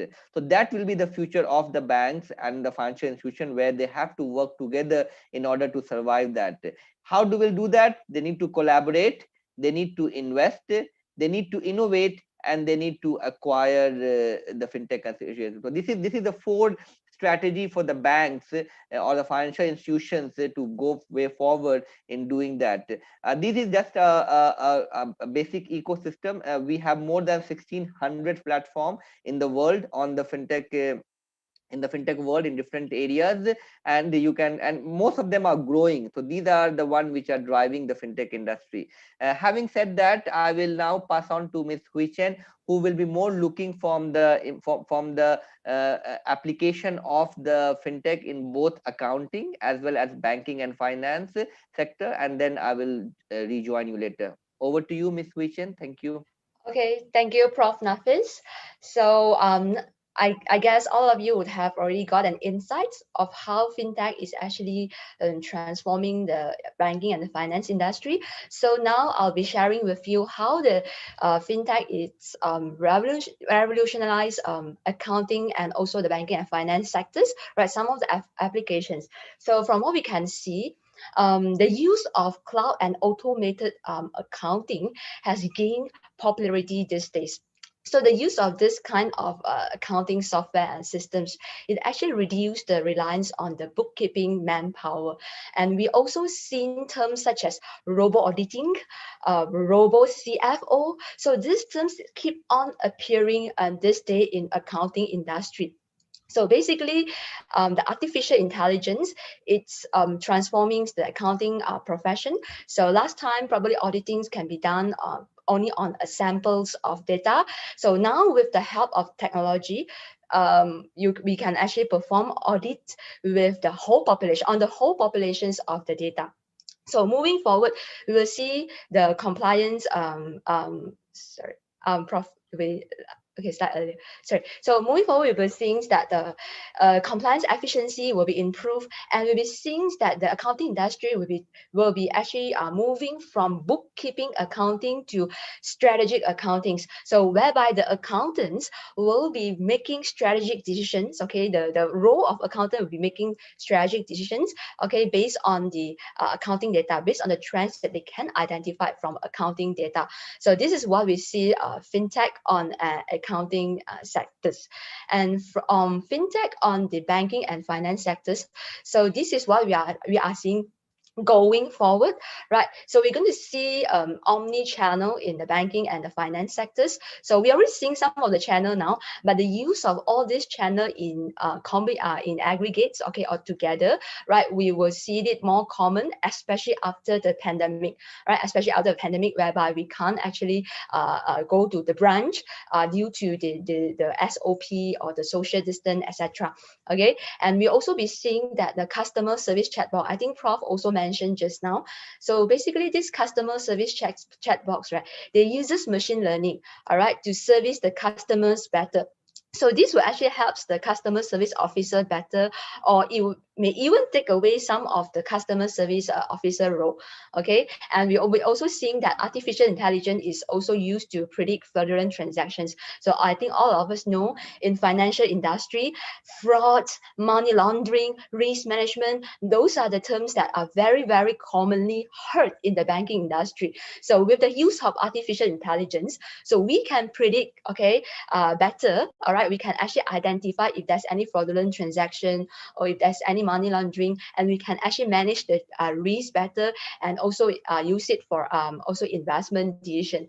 Okay, and also we'll be seeing the open banking, all right, this trends, okay, it will become something, become a reality, all right.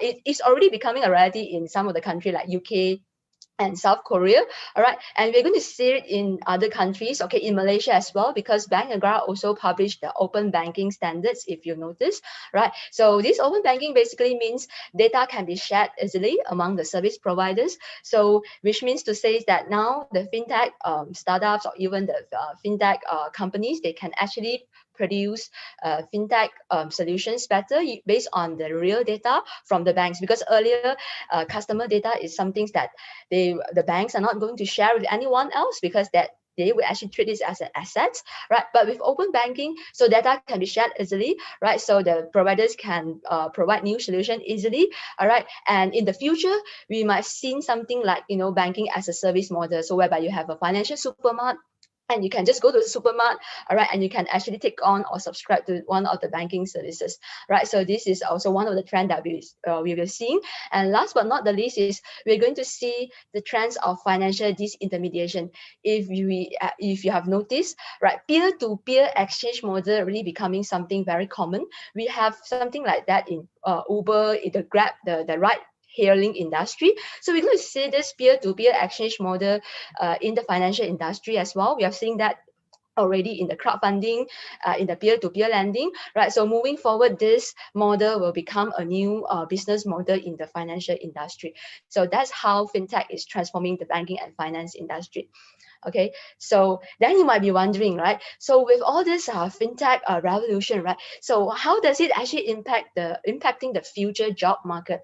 So based on the statistics, the top 10 emerging job by 2020, okay, globally, all right, will be jobs like data analyst, AI, machine learning, all right, and the list goes on, right? You can take a look to the time, right, constraints, but that doesn't mean that the bankers or even the accountant are basically they will lose their job entirely. That doesn't mean that, all right, okay. So of course we're starting to see some of the bookkeeping role in accounting. We started to see this will become replaced by the technology, right? So but we will still need, okay, we will still need accountant. So we probably will be seeing that all these are accountants or these bankers, that so they will be trained, they will train their staff, all right, they will retrain their staff, okay, for tasks that are higher up in the value chain. So which means to say that the very routine job, all right, it can be taken over by the technology or the computer, right? So we will now need to actually train the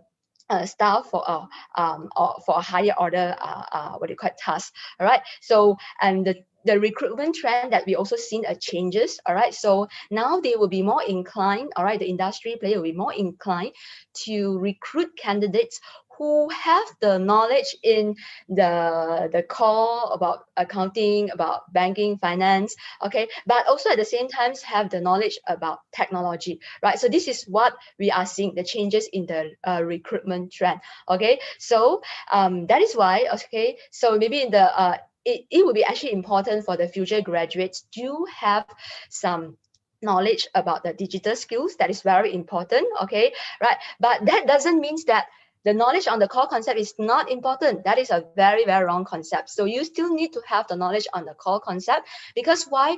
We can see that a lot of these digital products, they are basically offered, they actually basically use the traditional services, okay, and then they use technology to repackage it. So to have knowledge on the core concepts about the accounting or the finance concept is still very, very important, okay, right? So that is for the future skill sets needed for accounting and finance graduate. And at the same time, the graduate needs to be more creative, because you need to be creative to know how to use technology to improve the current processes and procedures. So that's very important. Okay, and at the same time, you might also need to have emotional and social intelligence. So you must be able to manage and use the emotions to overcome any challenges that you encounter. All right. So at the same time, also you must be able to understand the needs of people and the societies. Because if you don't know the needs of people and the societies, you are not able to develop some things that meets their people needs, meets the society needs. Right. So emotional and social intelligence is also very, very important. And last but not the least, it's you must have decisions making capability. This is very, very important, because technology will take away all this mundane or routine jobs, okay, but it can't take away the strategic decisions making capability. So we will still need someone who can make decisions, okay, based on the inputs or insights, okay, produced by the artificial intelligence systems. So this is how the future graduate should get themselves prepared, okay? And we are here to offer you, right, and to prepare you for the future. So I'd like now to pass over to Prof. Nafis to continue what APU has to offer. Thank you, Ms. Huishan. And you have rightly pointed out the future skill set, and we keep on talking about that the skill sets are going to be the main criteria for hiring in the future. And that's why, in order to be adaptable, in order to be ready to be hired, you need to have certain skills. And you should always see that, what's happening. If you want to have a awareness of what's happening in the fintech industry, you should not be just looking at your Hollywood stars or Netflix stars. You should be also looking at the superstars of the fintech world. I have highlighted some of these people here, and these are the people who are highly followed, not only by the bankers, not only by the policy makers, but also by the future graduates. So if you are keeping a track of what's happening in the financial industries, in the accounting industry, especially with related to fintech, do look into what Chris Skinner has to say. He has his own channel. Look into Jim Maris. He has his own channel, over more than 1 million following on the Twitter, and they do talk a lot about on the industry changes. Having said that, you will be happy to hear that even I am one of the top influencer in the world. I am among the top 100 in fintech in the world for the social media influencer, ranked by the Refinitiv. I'm the number one in the RegTech industry. I did mention about regulation, and RegTech is nothing but regulation of technology. I do talk a lot about what's going to happen in that. With my affiliation with Just Business School in Cambridge, I work on a part of a global think tank, and I publish reports which are worked in line with the World Bank, with the World Economic Forum, and this is where we look into the readiness of the whole world. The reports which we have published under the Cambridge Center for Alternative Finance looks across the world. If you look into the last study, which we only published a month ago, in the beginning of December, sorry, we had looked into the global rapid assessment study, how fintech has been able to survive and how fintech was able to transform that. And I was the only Malaysian. In fact, only a couple of people from the Asia Pacific, and the rest of the people came from World Bank, especially from the Cambridge, as well as from the States and the UK university. So again, the reason I'm not here to sell myself. The reason I'm talking about this, because you need to know, if you're learning about a particular concept, particular subject, you need to learn from the best.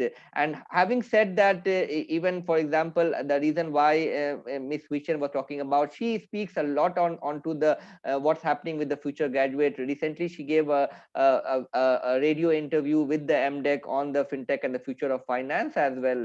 So in APU, we have you have me, you have Miss Vishen, and we have a very established team. One of the good thing about APU in terms of fintech is that as the marriage of the finance and technology happening in the financial world, even in the APU, we have a marriage between the School of Computing Technology and School of Accounting and Finance. So we try to bring the best to the student in terms of technical capabilities, like when you have to learn the language of Python, for example, Python programming, which will be used to develop some of the things or to understand the outcome of the data analytics in the financial services. You will be learning from the best of the mind. So technology is not going to be taught well by the accounting or finance lecturers or professors. Technology is going to be well taught by the technology lecturer, and that's why you have a fintech program. We even have a fintech program in the School of Technology, which is more looking into the development side. So some of the people who might be only looking in creating a platform or developing a solution or developing a software, they can go into a technology focused fintech program. But those who are looking into the work in the accounting and banking services, you have a program under the School of Accounting and Finance, and these are the programs which are offering. And the best thing is that even though we have a fintech specialism within the banking and finance program, all the programs in the accounting and banking, along with their specialization, has been embedded with the fintech element. Example, for in accounting also, we do teach about robo auditing. We do bring into the elements of fintech. We do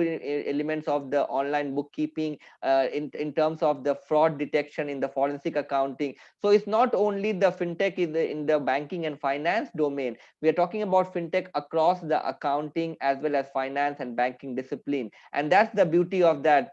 Those people who have already completed their undergraduate, but they still want to learn more about fintech, this thing, we even have launched the Master of Finance with the fintech specialism this year. And to our surprise, this has been well taken. I don't know how many of you are aware of this, but both the undergraduate and Masters of Finance in fintech, APU is the first university to launch this program.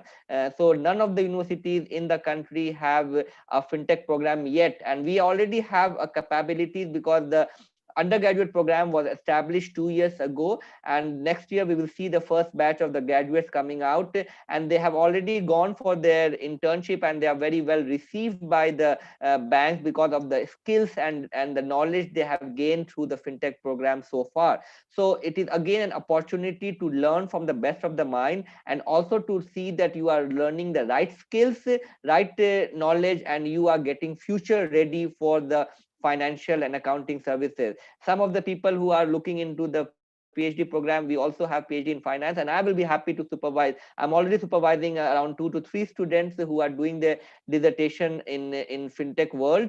So again, even in fintech world, there are a lot of research area which has yet to be explored. So that can be also an opportunity for looking to that. So fintech is embedded across all the programs in the School of Accounting and Finance, whether it's banking, whether it's accounting, whether it's diploma, whether it's master, whether it's PhD. So it's like a combination, and the best thing is that we do sharing session. For example, if we are having an industry speakers, the seminar or the speaking opportunity is for across the program. So you are not only getting within your program, but you're also learning from that. For example, recently I spoke on an international global fintech online workshop with 20 speakers from across the world, which included people from University of Sydney, Cambridge, University of Hong Kong, City University of Hong Kong, for example. And then we can see that a lot of exposure. Fintech is all about exposure at the moment, learning about the right skill, and try to utilize those skills into that thing. So look out for that. These are some of the modules which I've just mentioned to highlight that what you will be learning if you're doing a fintech program in the School of Accounting and Program. You're learning about fintech, you're learning about development side, you're looking into the predictive modeling, as Ms. Huichen talk about the decision making skill set that will come from the data mining and predictive modeling. You will learn about the digital currency, blockchain. You will learn about the alternative financing and so on. So again, if you can just see the overall modules, you can see that whatever we just spoke about, what are the important skill set, all of them are being covered within the program, which gives you a lot of incentive to learn the fintech. So if you're not learning about fintech, you will not, as I mentioned to you, jobs are getting lost, right? In order to be rightly employed, in order to be highly sought out by the financial services industry, with including banking, including accounting, you need to have a knowledge of the fintech. You like it or not, only the best will survive in the industry, and people with the right information and right skill will be able to do that. So you need to know about the Python, you need to know about the data mining and so on. One more thing before I conclude, I want to highlight that we are not only offering the program, we are working with the industry. We have, before the pandemic struck, we were the first university to sign the MOU with the Fintech Association of Malaysia. We don't believe in working with one industry partner. We want to work with the overall industry itself. Fintech Association of Malaysia is a conglomerate of over 180 fintech platform, including the established banks, and the president himself is our industry advisory member, and he looks out of our fintech curriculum and give insight onto the what are the things we need to incorporate into the curriculum, which will make the students ready for the jobs into the fintech world. This is just a snapshot of what we did just before the pandemic struck. So again, we are the first. So in fintech, you cannot discount APU. We are the only one, and we are the first one and the only one in the country at the moment which have developed the capabilities of the technology and have embedded the right curriculum, right content for the finance accounting graduates if you are going to learn. And if you are going to miss the boat, you will be regretting in your life, because you will not be getting the same information, the same knowledge and same type of skill set needed for the future finance job. We are also working with one of the very upcoming upcoming robo advisory firm in Malaysia, very much Penang grown robo advisory firm Pentype.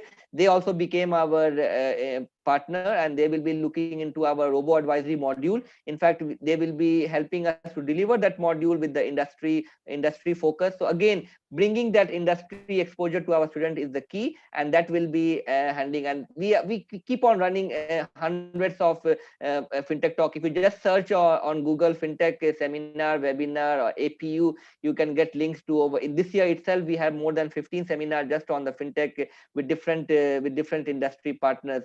And this will continue to happen. We will continue to work with the best of the industry player, and we will try to incorporate the best of the fintech skill, the best of the accounting skill, along with the fintech financial technology knowledge to our students.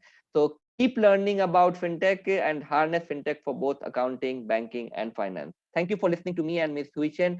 I will be happy if I take any question from Ken, and I hope Ken, I was on bit on time this time. Well, we are definitely more on time this time. We have maybe a few minutes for one or two questions. Okay, let me just pick one of it. Okay, from Victor. Okay, let me just find the question again. Okay, with the digitalization of banking, will it make scammers easier in opening a bank account? There are two sides of the technology. Whenever we develop technology, we are developing to safeguard the consumer, but at the same time, none of the technology is vulnerable. You know, even if the NASA can be hacked or Pentagon can be hacked, even central banks can be hacked, so platform can be also hacked, definitely. So one aspect of the fintech is also to look into cyber security with the amount of data, with the customer data we have, and a lot of things happening online. Cybersecurity is one of the area as well within the fintech world, which is getting a lot of attention. So there are the tools in place. The predictive modeling, especially with the false negative and the true positive, the machine learning will try to give an insight to reduce. It's not 100% soundproof, I will say, that the scam will not happen or fraud will not happen. But as we growing up, the industry growing up, waiting more digitization, definitely we are also looking to safeguard both the consumer. Consumer also has to play an important role to safeguard their own data, not to disclose. Even with all these information, we still see a lot of scam happening online, and we can get the information online. So yes, people are working on it. Industry is working on it. Ken, you are muted. Yep, sorry. Understood, right? Let's go on to the one last question, okay? For your accounting and finance related courses in APU, how much IT related or programming especially subjects exist in the syllabus, or is it purely on accounting and finance subject? Okay, I just want to go back to one slide which was clearly mentioned about the modules which we have to offer. So it's easy to look into that. It is a mix of technology and the basic of finance, banking and finance and accounting, definitely. So for example, if you're looking into enabling fintech, we are teaching students on Python programming. Python programming is important not only for development, but also to understand the output of the big data, of the machine learning. So data mining and predictive modeling also goes beyond that. Blockchain technology is also looking into that. So if we see that it's a good mix of that, we are not too much focused on technology, because for every finance or banking or accounting program, there is a body of knowledge which we have to encounter. We are only embedding the concept with the added value of the technology aspect of it. So every traditional knowledge about banking and finance accounting subject domain will be there,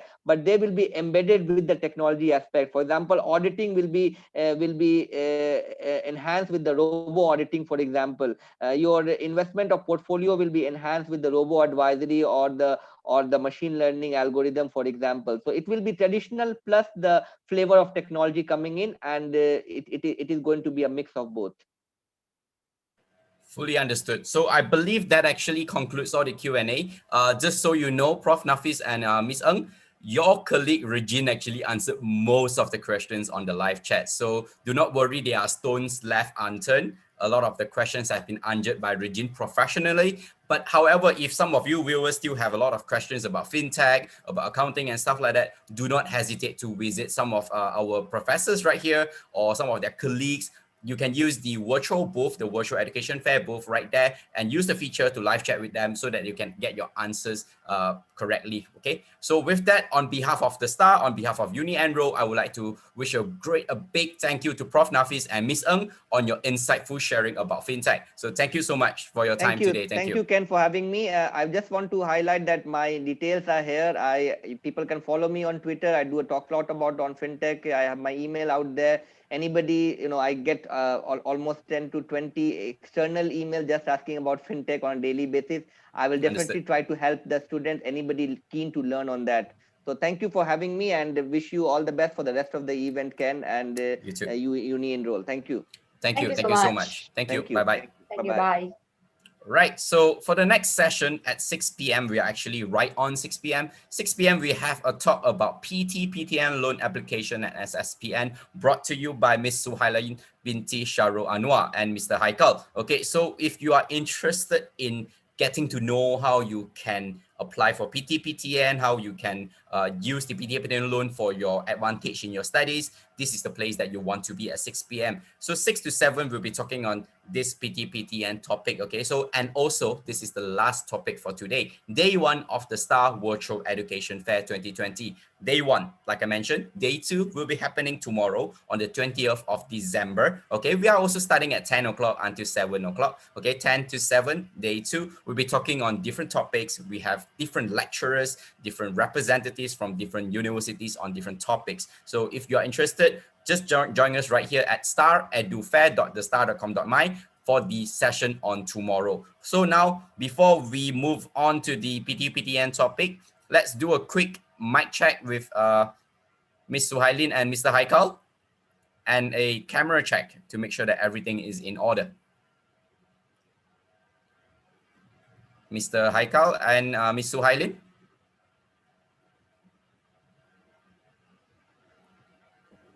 Okay, while waiting for them, let me just give you a quick brief through on what's going to happen tomorrow on the 20th. 10 a.m., we have undergraduate admissions in CUHK Shenzhen. CUHK is Chinese University of Hong Kong in Shenzhen. Okay, that's the first talk at 10 a.m. 11 a.m., develop your career in the Netherlands, TIS Business School. 12 p.m., IUMC applying to medical schools in Ireland. If you are interested in medical school, this is where you want to be at, 12 p.m. And then we have a short lunch break at 1. 2 p.m., we resume with Begin Your Journey Exploring Chinese Medicine at 2 p.m. Okay, 3 p.m., we have Engineer Your Future. Have you got what it takes? 3 p.m. from APU. 4 p.m., Career Pathways and Global Recognition as an Actuary, also from APU. And 5 p.m., the last talk from APU, Careers in Design, VFX, and Animation. Okay, and then lastly at 6 p.m., Your Education Matters. We make it better in Germany from Study Germany. Okay, so all this will go down on the 20th, which is tomorrow from 10 a.m. to 6 p.m. If you have not registered, just head on to star@edufair.thestar.com.my. Register yourself. You will be in the running for the lucky draw, in which 3 lucky winners will be walking away with a Huawei Media Pad. Okay, 3 of you guys will be walking away with that. On top of that, Shopee voucher worth ringgit for all of you guys who have just registered yourself. Okay, so reward yourself for this festive season, and a big pat on the shoulder for yourself for going through the tough 2020 that we have all gone through. Okay. So with that, I believe Mr. Haikal and Ms. Suhailin, you are ready? Your mic doesn't seem to be working too well. Perhaps on your Zoom bottom left, there's an arrow you have to select. Yeah, I think I can hear you right now. Just try to speak. Okay, still. Okay, you are still a bit. Your mic is not working. Perhaps you can click onto the arrow, click the select a microphone, and you select a different source and see if you can get your voice on the air right now. But you can hear me, right? So yeah, how about trying audio settings? Okay, click onto audio settings and click onto the audio microphone. You have to select the volume to higher. Just turn it up a little bit higher.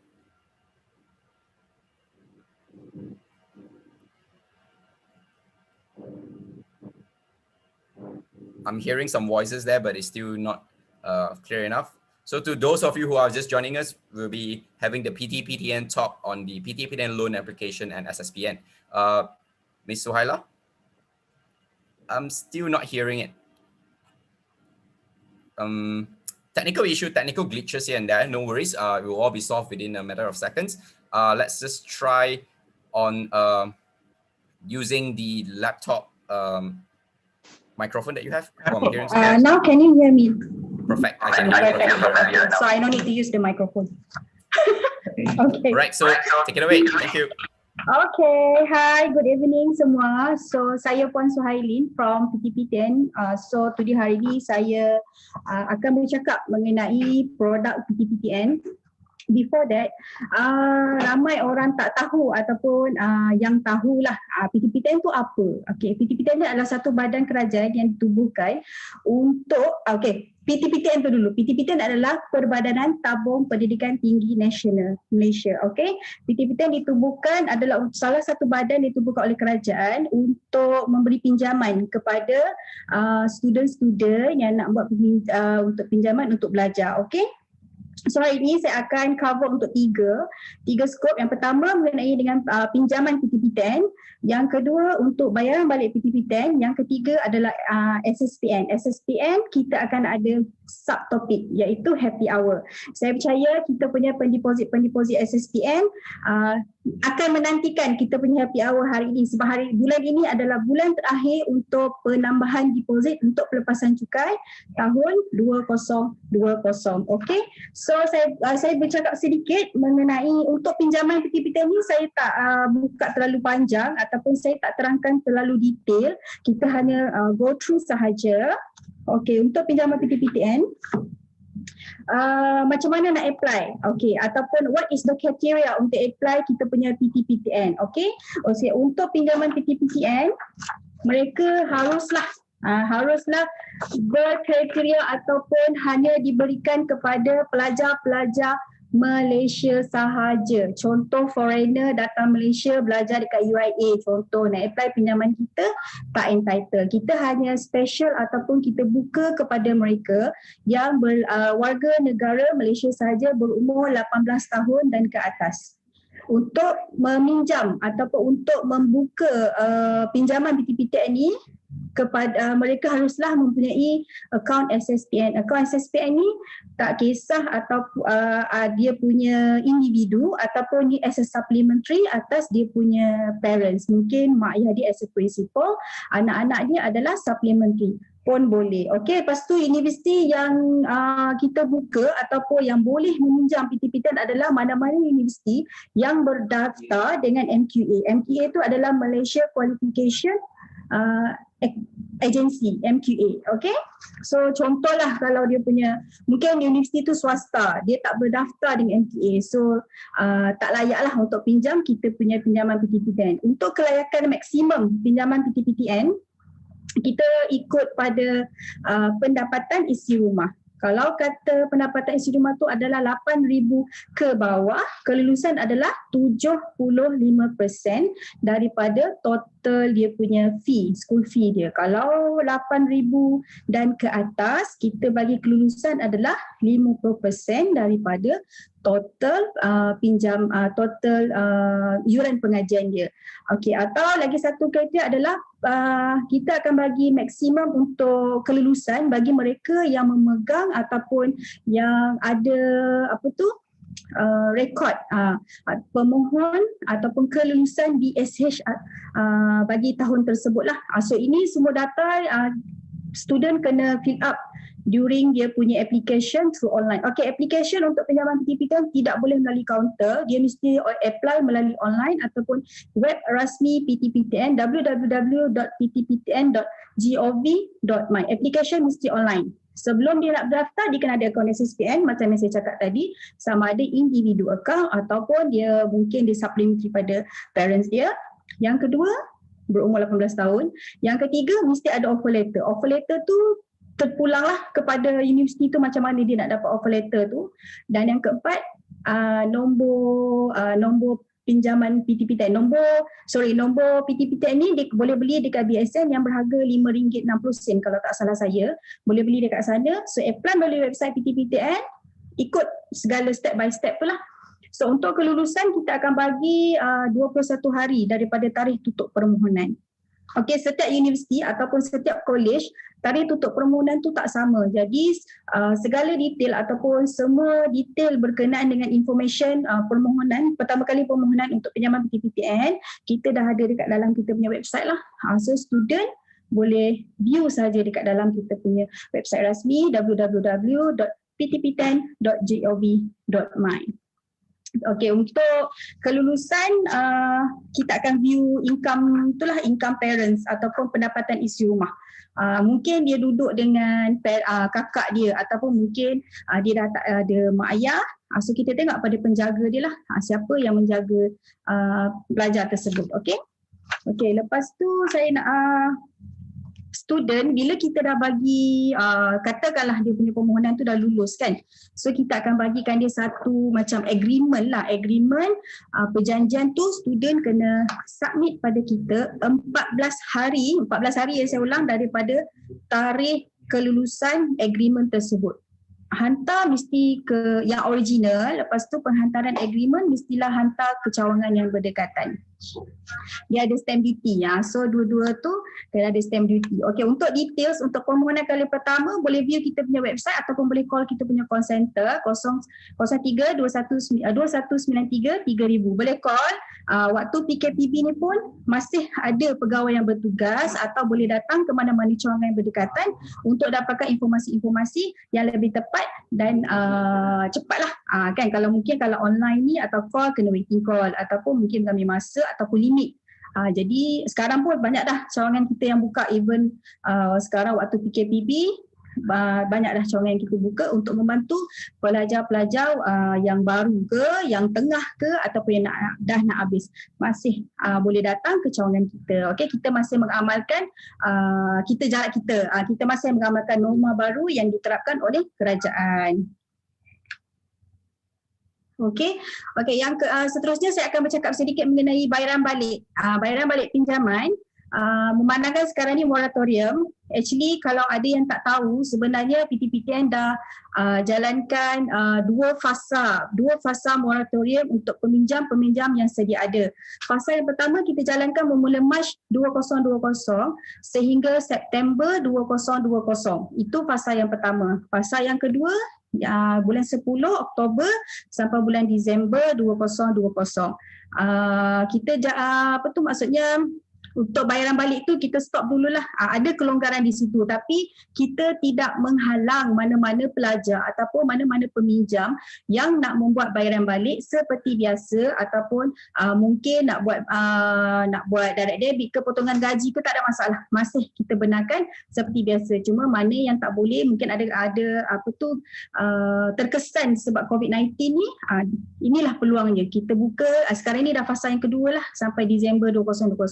So Januari 2021 pembayaran akan bermula seperti biasa, jadual bayaran pun akan bermula seperti biasa. Okey, untuk maklumat lanjut untuk moratorium 2020 pun sama, ada dekat dalam website rasmi kita www.ptptn.gov.my atau boleh hubungi call center kita 0321933000 atau mana-mana cawangan yang berdekatan dengan peminjam-peminjam semua. Okey, so sekejap ya.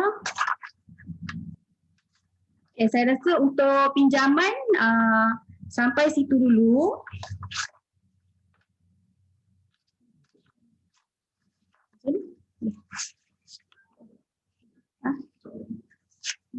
Untuk pinjaman saya rasa sampai situ dulu sebab kita akan cover sedikit 15 minit. Okey, saya rasa okey untuk skop pinjaman. Mungkin ada soalan yang nak ditanya bahagian pinjaman, bahagian bayaran balik. Mungkin saya buka dulu soalan. Okey, Miss Suhail. Okey, Miss Suhailin, kita kena tengok dulu macam mana soalan yang mana kita kena ambil untuk boleh. Yang bayaran balik dan yang seterusnya. Okey, biar saya tengok dulu ya. Okey.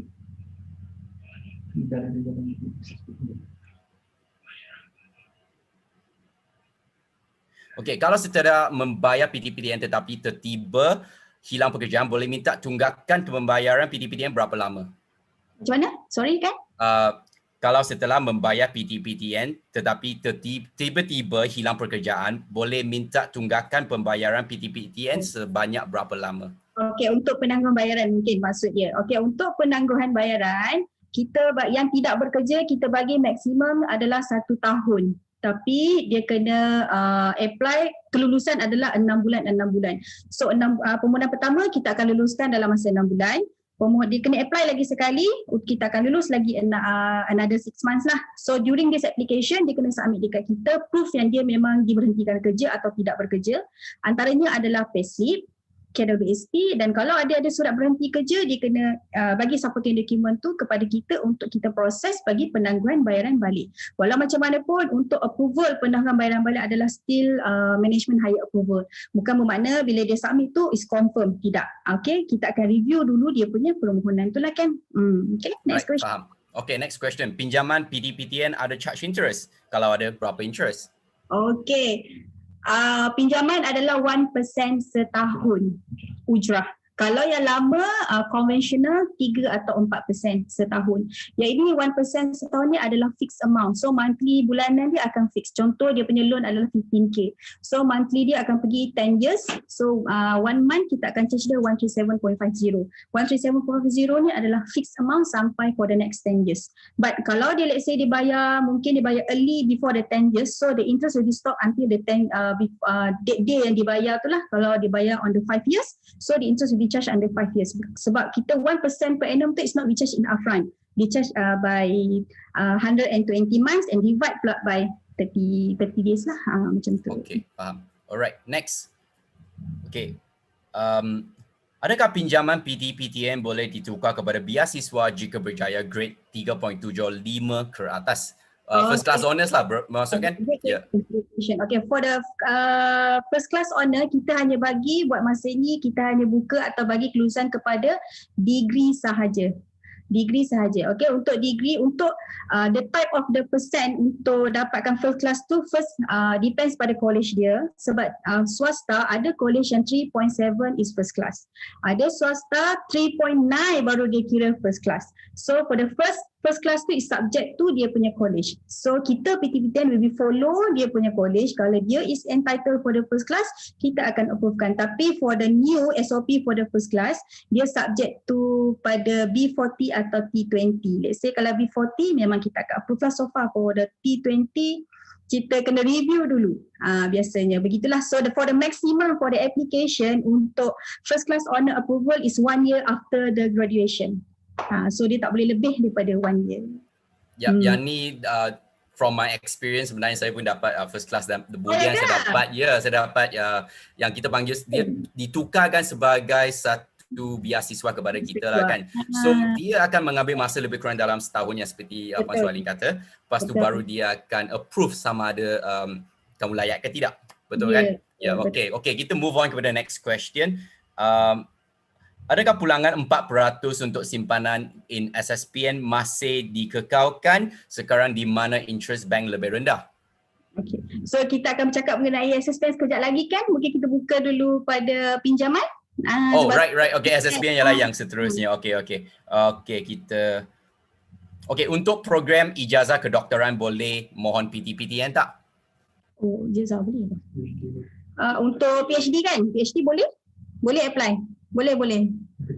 Tapi kalau untuk PhD dulu dia tak boleh double loan. Contoh dia ambil PTPTN, by the same time mungkin dia ada second loan, tak boleh. Kita hanya luluskan pada satu saja. Kalau you dah ambil dengan PTPTN, you tak boleh ambil dengan lain. Tapi sekarang sebab PhD dia punya kos agak tinggi tau. So kita dah benarkan lah, maksudnya kita support dia. Contoh sebab kita maksimum adalah 250,000 sahaja. So mungkin dia punya PhD tu will be 300, 350. So the balance tu dia boleh ambil dengan tempat lain. Boleh?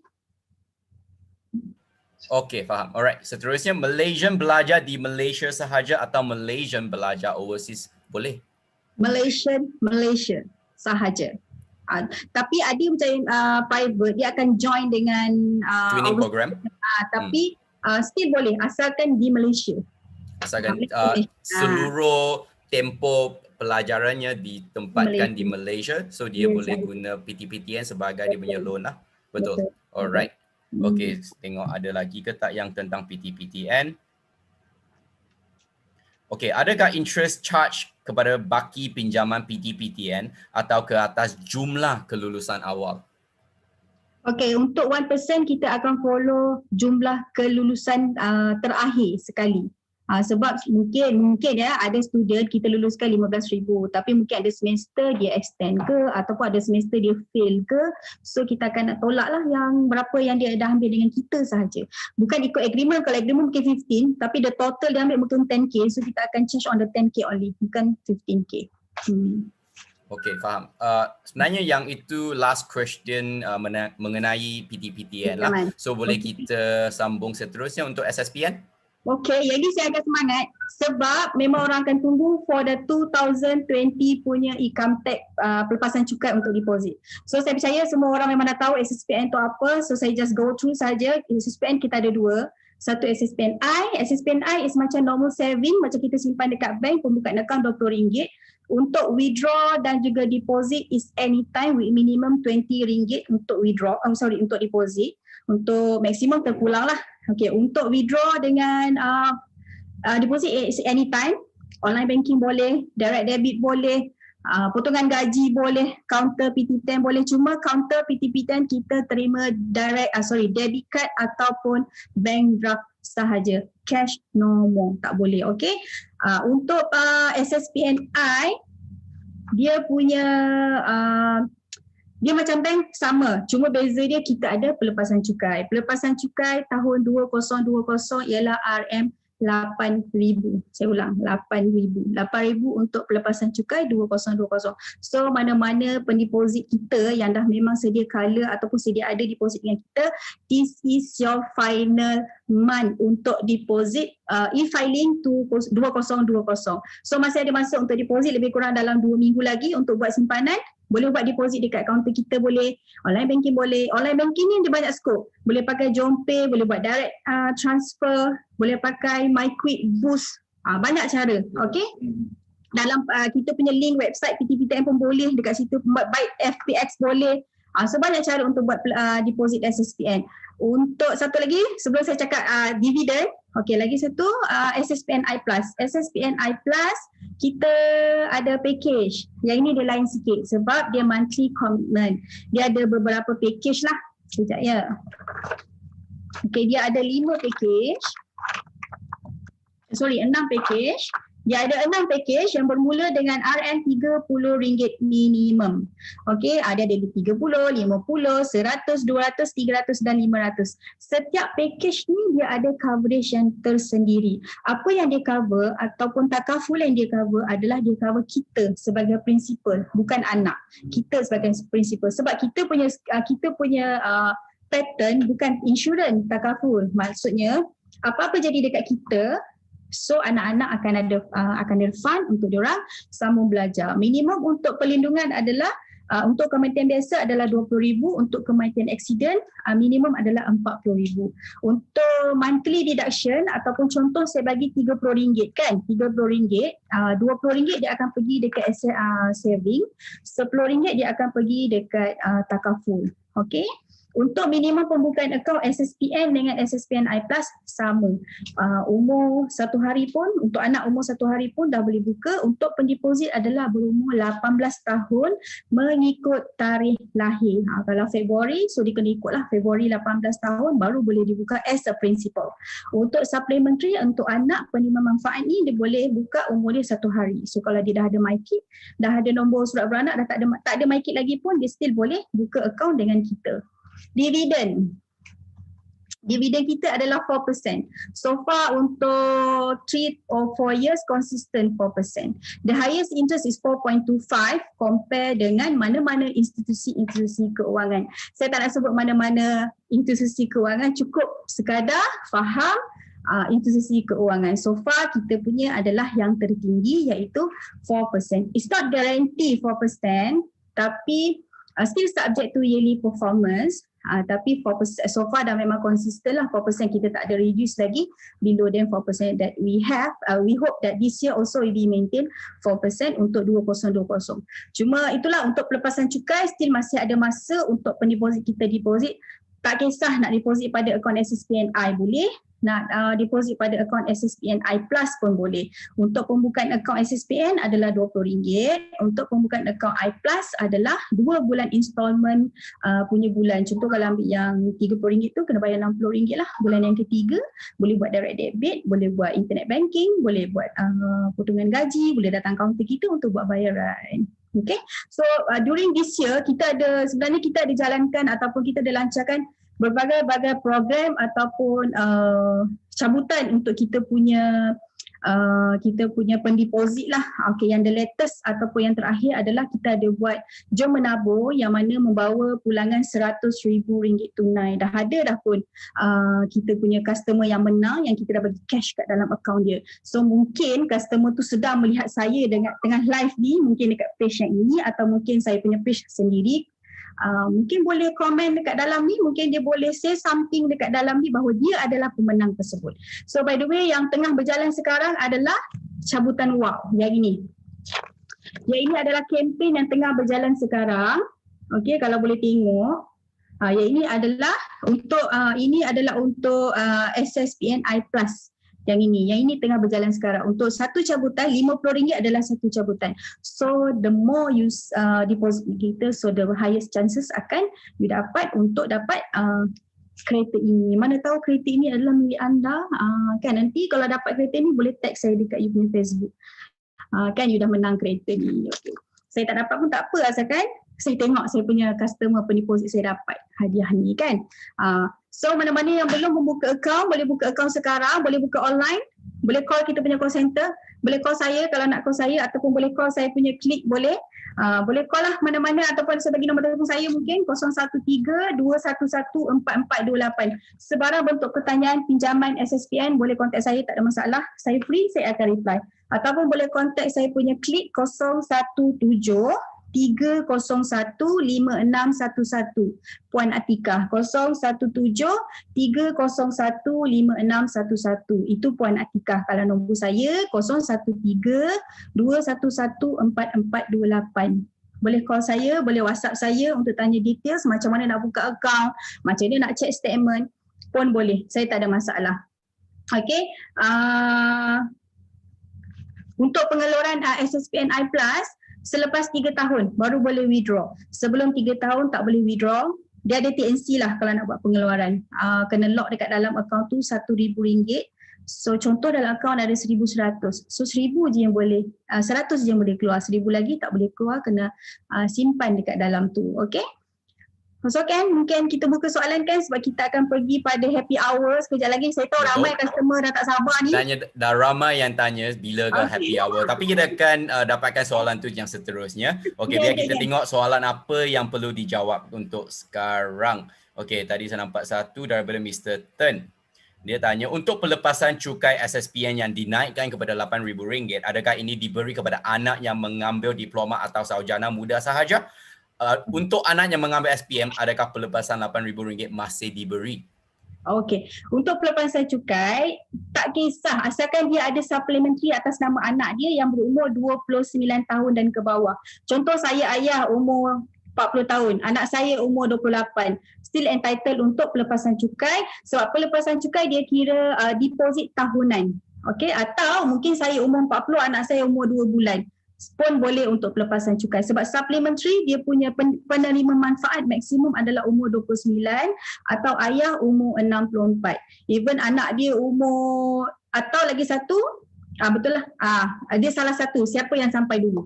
Let's say kalau umur anak dia 29, so account tu kita akan request untuk cancel, untuk tutup. So entitled lah. Tak kira lah ada diploma ke degree ke SPM, still entitled. So deposit saja dengan kita. Alright. Okay, next question. Bagi simpanan di SSPN, adakah ia mesti dikeluarkan semasa belajar di IPT atau IPTS? Apa terjadi kalau tidak dikeluarkan? Okay, untuk simpanan tu, dia macam kita simpan dekat bank. Walaupun dia ada loan dengan kita, mungkin dia ada outstanding dengan kita, kita tak usik duit dia. Sebab itu adalah own money. Terpulanglah pada pendeposit, nak rolling duit tu macam mana. Kalau dia nak bayar pinjaman, it depends to mereka lah. Kalau dia orang nak macam simpan saja dekat dalam tu sebab nak join dividend for yearly, terpulang, tak ada masalah. Dia boleh je kan. Okay.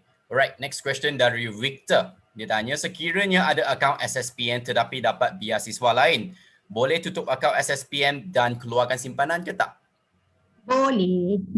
Tapi biasa kita tak advise customer keluarkan duit simpanan tu sebab simpan je dengan kita. Even account tu tak aktif for the 10 years pun, account tu kita tak tutup ataupun kita tak domainkan account tu. Yearly they are still entitled untuk dividen tahunan.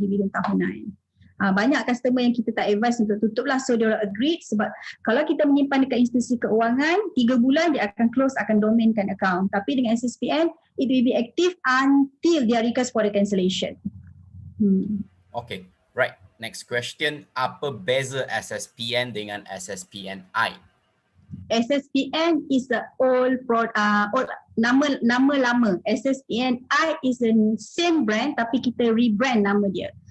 Dulu SS Scheme Simpanan Nasional. Sama je, cuma beza pada nama saja. Yang membezakan adalah SSPNI dengan SSPNI Plus. Yang ini lain. Yang ini yang saya cakap dia ada monthly commitment. SSPNI kita simpan dekat bank, normal saving suka-suka masuk, suka-suka keluar. SSPNI Plus dia ada monthly commitment sebab dia ada takaful contribute untuk cover principal, bukan cover penerima manfaat. Next question. Okay, next question. Pengeluaran SSPNI boleh setakat berapa amount atau seluruh deposit bila-bila masa pun boleh ke tidak? Atau ada conditions untuk pengeluaran apabila perlu? Okay, untuk SSPNI bila-bila boleh keluar, maksimum tinggalkan RM20 dekat dalam. So kalau ada RM1,980 dia boleh keluarkan. Lagi RM20 hanya syarat untuk maintainkan akaun tersebut. Anytime, anywhere. Boleh buat online, kita punya website rasmi www.ptpten.gb.my atau mana-mana kaunter. Proses pengeluaran adalah 7 sehingga 14 hari. Itu normal SOP lah untuk pengeluaran. Kita transfer ke akaun, personal account saving bank dia. Okey, seterusnya soalan yang seterusnya. Adakah cabutan berdasarkan bilangan kali simpanan dilakukan atau jumlah simpanan? Jumlah simpanan. Dia mengikut pada jumlah keseluruhan simpanan dalam tempoh kempen tersebut. Contoh kalau kita bagi ni sehingga 31 Disember, kita akan ikutlah. Dia ada tarikh untuk cabutan ni. Dia kena ikutlah tarikh ni. Dia bukan berapa kali dia masuk tapi total keseluruhan semasa dia menyimpan dengan. Tapi yang ni RM50 satu cabutan. So kalau 100 dapatlah 2 cabutan. Macam tu. Okey, so setiap RM50 dia akan consider sebagai satu cabutan, betul. Okey. Okey, soalan dari Andy, simpanan SSPN ada jaminan PIDM? Kalau tiada, ada kerajaan jamin simpanan ke tak? Ada. Jawapan dia ada. Ada jaminan dengan PIDM lah, betul tak? Alright. Okey. Jaminan kerajaan, dia bukan jaminan PIDM. Oh, kerajaan. Alright, okey. Faham. Okey. Soalan seterusnya, SSPNI Plus kalau terlepas 1 bulan tak bayar, ada apa kesan-kesan tak? Okey. Sebab tu kita advise SSPNI Plus ni sebab human memang akan pelupa. Saya sendiri pun akan lupa. So sebab tu kita advise direct debit atau potong gaji. Ataupun customer boleh buat advance payment. Contoh dibayar untuk 2 bulan terus, 3 bulan terus. Tapi by the same time kita faham because of the commitment mungkin akan limitkan dia punya untuk advance payment tu. Jadi kita akan kira 90 hari accumulate. Kalau let's say dia tak ada buat pembayaran dalam 90 hari accumulate, so account tu kita akan remind for the cancellation. For the reminder kita akan hantar SMS dan juga kita akan hantar by email. Hantar salah satulah kita akan hantar. Okey, soalan seterusnya sebenarnya mereka tanya apakah nombor Puan Suhailin sebab mereka terlepas tadi. Mereka tak dengar. Okey, 01. Okey, saya bagi lagi sekali nombor saya. Yep.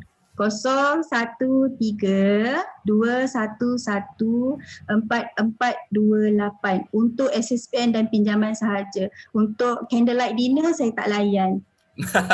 Itu adalah kepada orang yang tanya soalan tu ya. Alright. 4428 Puan Suhailin.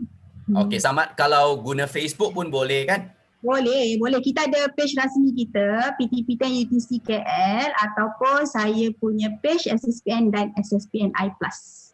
Okey. So sebenarnya tadi soalan-soalan tentang PTPTN dengan SSPN kita sudah habis lah. So seterusnya kita akan move on to the next part. Okay, next part. pun saya rasa ramai yang tak sabar sebab tahun ni punya pendeposit agak buas. Maksud saya buas. Banyak ada orang nak deposit untuk kita walaupun sebabkan COVID-19 ni mungkin mereka nak kejar kita punya dividen, lepas tu untuk pelepasan cukai. Okey, untuk pelepasan cukai saya cakap tadi maksimum adalah RM8,000.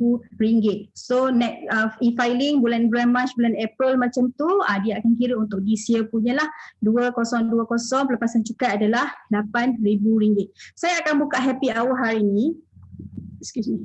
So kalau biasanya untuk hari biasa kita akan deposit 8,000, contohlah 8,000 per IC, kita akan bagi satu saja hadiah. Sama ada macam tahun ni kita bagi payung, kita bagi bag. Okey, disebab hari ni adalah happy hour, agak special sikit, so kita akan reducekan amount tersebut. Mana-mana pendeposit nak deposit dengan kita during happy hour ini sahaja, 6.35 sampai pukul 7 petang, kita akan bagi RM4,000 satu payung. Unlimited untuk pendeposit. RM4,000 satu payung. Boleh tak kita tunjuk payung? Yang ini, payung ni tak ada dekat branch. Yang ini adalah reverse payung. Kalau sekarang, kalau pergi branch, kita akan bagi payung biasa. Ini adalah reverse payung. Reverse payung ni last year punya payung, kalau tak salah saya.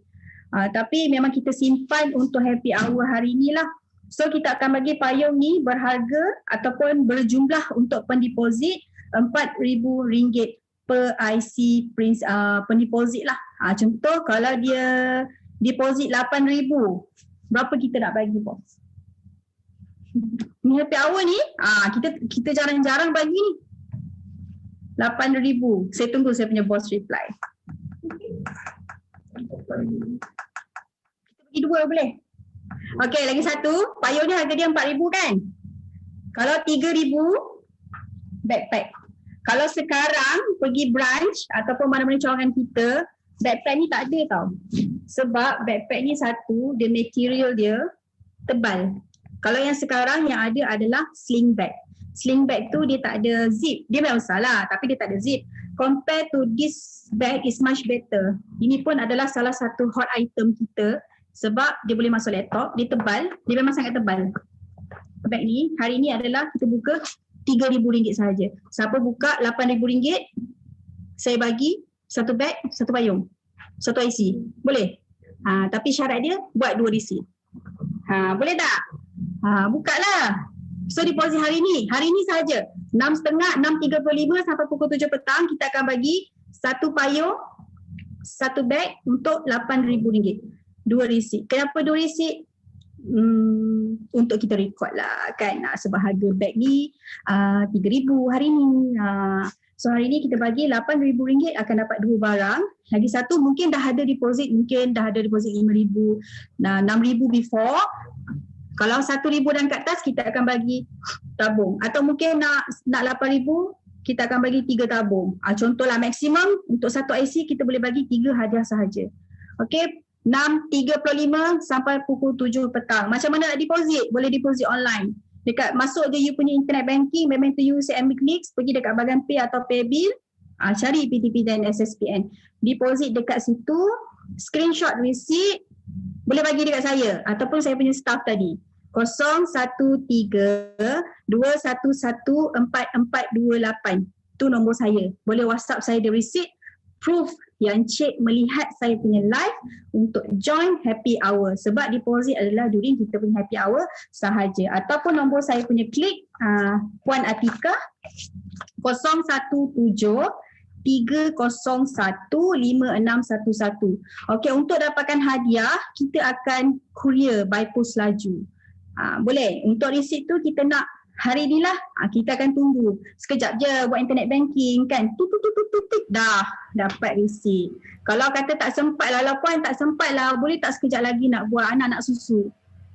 Okey lah. Asalkan ambil gambar saya yang cantik ni, screenshot, proof yang cik tengok live saya sekejap lagi.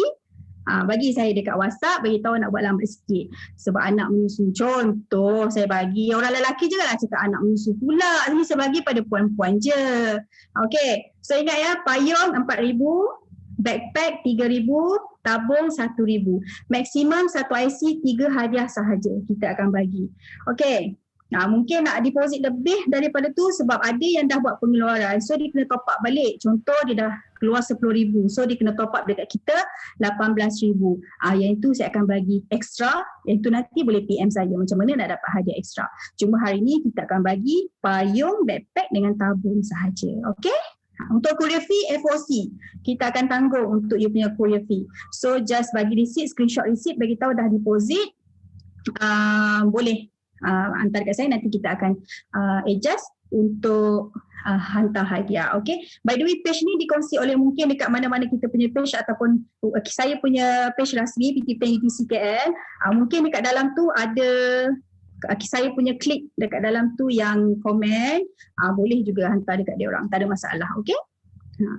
Okay, ada soalan untuk happy hour? Well, ada orang tanya je, dia tanya dua receipt macam mana ni? Okay. So maybe dia tak clear lagi, kita kena clarify sikit. Okay, dua receipt dia buatlah 4,000 ke macam tu. So some of the pen deposit dia ada 2 anak. So dia boleh buat seorang 4,000, seorang 4,000. Atau some of the pen deposit dia ada seorang sahaja anak. So buatlah 2 receipt kalau dia nak 2 hadiah. Kalau dia nak 1 hadiah, buatlah 1 receipt 8,000. Macam tu. Clear tak? Clear. Ada juga yang tanya, adakah pengeluaran SSPN boleh dilakukan di CIMB Bank? Counter tak boleh. Counter tak boleh. Hanya counter PTPTN sahaja atau online dekat portal rasmi kita. 2 cara saja. Tapi proses sama 7 ke 14 hari kita transfer ke Combank dia.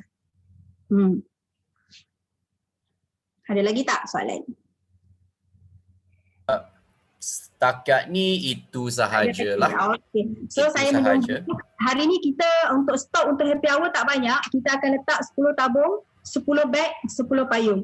Habis jual, habis. Siapa cepat dia dapat. Siapa cepat dia dapat sebab yang reverse payung tu dia memang hot item. Kita last year pun stok tak banyak. Lagi satu dia reverse payung. Sekarang payah nak jumpa reverse payung. Kebanyakannya payung biasalah. Kalau you pergi branch sekarang pun yang ada adalah payung yang biasa saja. Tak ada reverse payung. Di stok memang kita simpan dan memang kita request untuk program happy hour hari ni sahaja. Khas untuk program hari ni lah, termasuklah beg yang saya cakap tadi tu. Okay. So ambil advantage ataupun ambil peluang ni. Tengah handphone saya dah jam. Orang dah terlalu banyak WhatsApp orang nak masuk kan. Ya.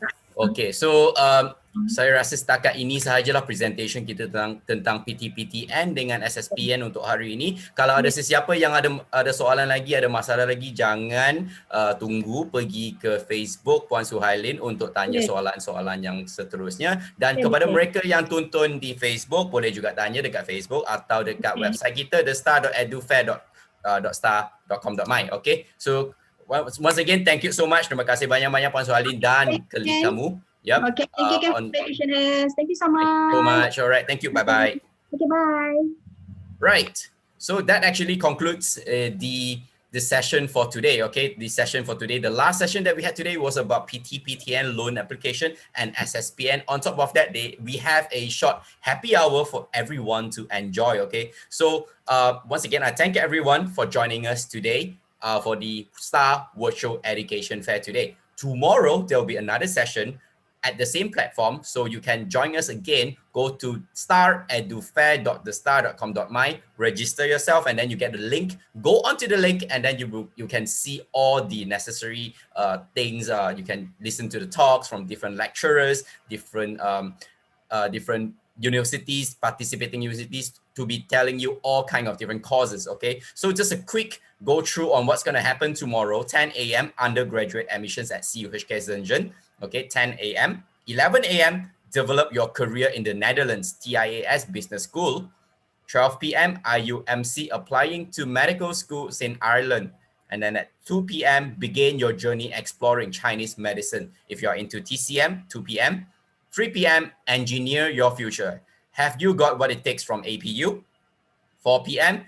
career pathways and global recognition as an actuary from APU as well. And 5 p.m. Careers in Design, VFX and Animation from APU. And lastly, 6 p.m. to conclude the STAR Virtual Education Fair. At 6 p.m. we have Your Education Matters, We Make It Better in Germany from Study Germany. So this will be the 2 days program, or rather the second day programs. And today, first day, we have concluded without a lot of glitches here and there. I thank every one of you who have joined us via Zoom, via Facebook, or via any kind of platform. Thank you for your kind attention on behalf of the STAR Education Fair, as well as the Uni Enrol team. I would like to wish a big thank you to all of you guys, and I do hope to see every one of you joining us tomorrow at 10 a.m. Okay, so with that, I would like to thank also everyone who have took part in speaking on behalf of the universities.